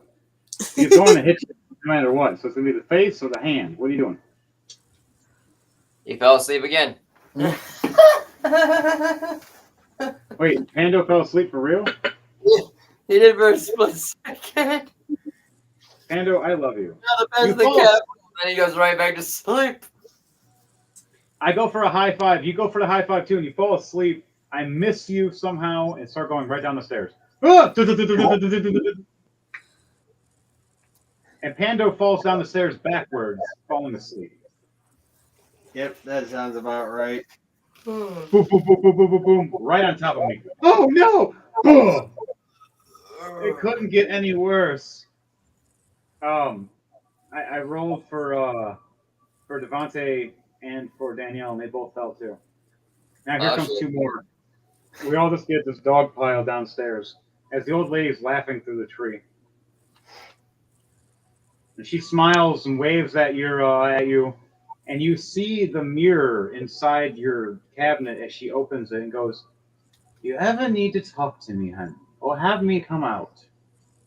Look into this mirror and ask me, Grandmother, Grandmother, where are you?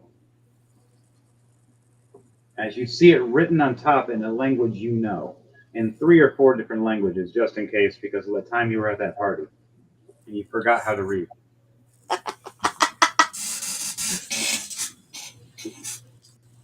And she steps into the mirror, and you just see her go and shimmer away. Ying. By the way, I forgot. And you see these pouches of gold fly out. Each one of you just gained 500 gold. All Nice. right. And 5 platinum. And then also in there is a bag with 1 item that we will all can discuss offline. All right, What was guys. what was the money again? 500 gold and 5 platinum. Okay, thank you. I gotta give myself gold for once. I have not gave myself gold in a while. I'm gonna give myself. All right. Leiden's then going to go off and find Elise and spend some time with her and do some tinkering with his hidden blade after that. She runs up to you, smiling, and gives you a hug. Tears down her eyes, going, "I thought you were gonna die. I heard there was a fight. I heard Yeah, your legs were broken." and you're right. I nearly died. Both my legs were broken. If it wasn't for Cashmere, Kamarsh. Wow, Cashmere. That's the first thing that popped in my head. Welcome to my world. Kamarsh. If it wasn't for Kamarsh, I would have more likely been dead. Oh yeah, 100%. The next thing you guys failed, you would have died, both of you. I was literally going, gave you a chance. You guys are doing this. Gave you a chance. I'm like, all right, guys, next thing you're gonna die. You just third chance and you're dead. Just So I owe him a life debt in a way. it was close, dude. You guys were close, so close, so close. I could smell it. No, I'm joking. You do this. You talk, and she holds you and hugs you with both hands, healing hands times 2.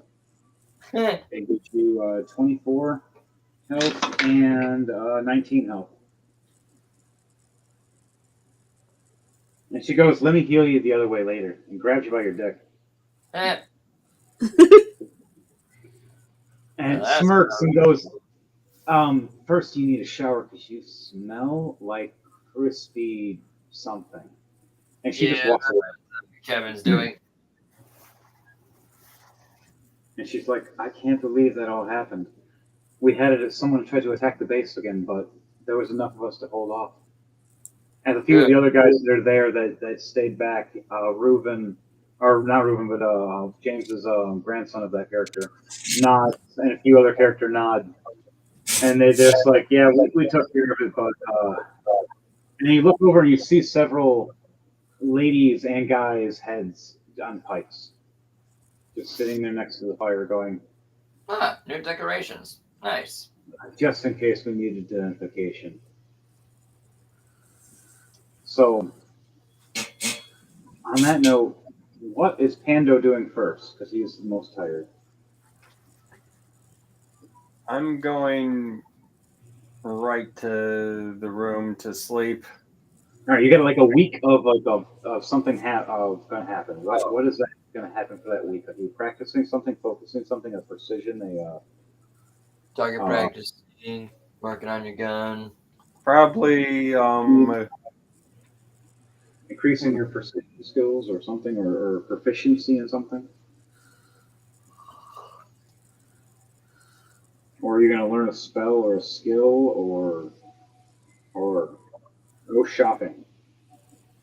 I'm probably gonna go shopping for a new gun. All right, so after we end this episode, I'll give you a little shopping episode for a minute of just getting you some good gear and equipment. Just try to stand up or something so you don't die and fall asleep. All right. All right, Jordan, what are you doing? I'm going to. Yeah, you're good. I'm gonna also go shopping. I'm gonna try and get myself a new sword Here. Online shopping episode in a few minutes. Yep. That's what I'll be doing. Okay, so you're gonna do that, and what are you gonna do within that week besides being healed by the lady, and then anything you want to focus on? I'm gonna try and focus on modifying my hidden blade. Do some tinkering with it. By the way, all of you gained a level. Woohoo!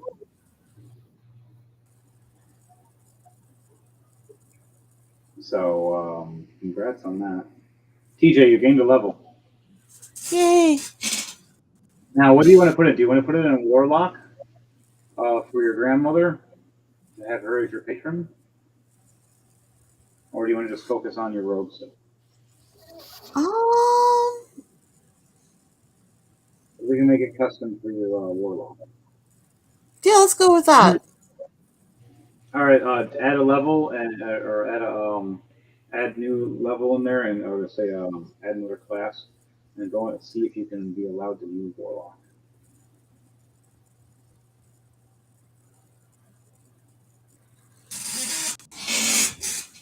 All right, intimidation presence now I have for my guy because I had to put one level in my barbarian, so I have intimidating presence now. So me just standing around intimidates people.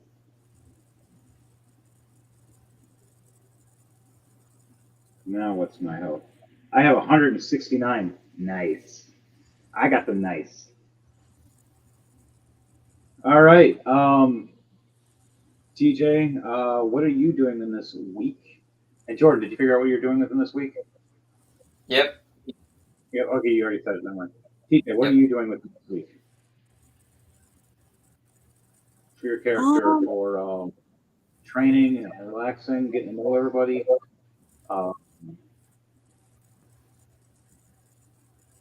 You want to learn more of your warlock stuff, and everything. We'll do that offline though. Probably Warlock stuff and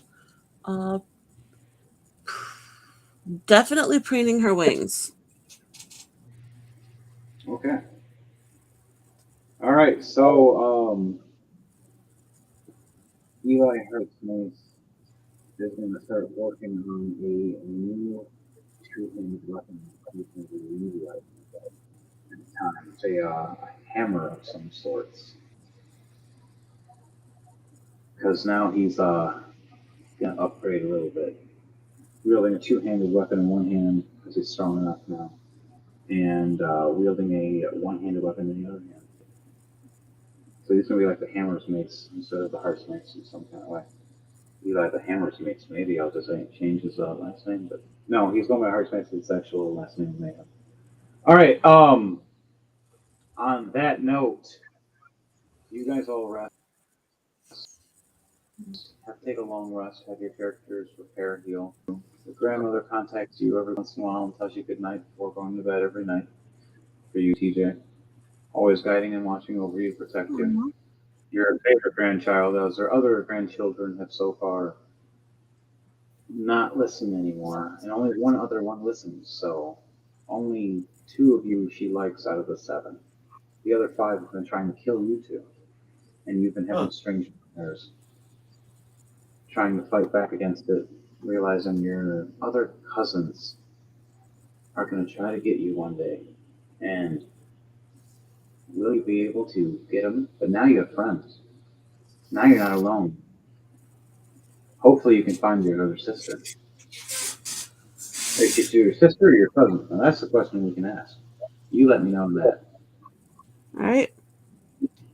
On that note, though, guys, girls, and girls, this was Rolling to Die, episode 69. Nice.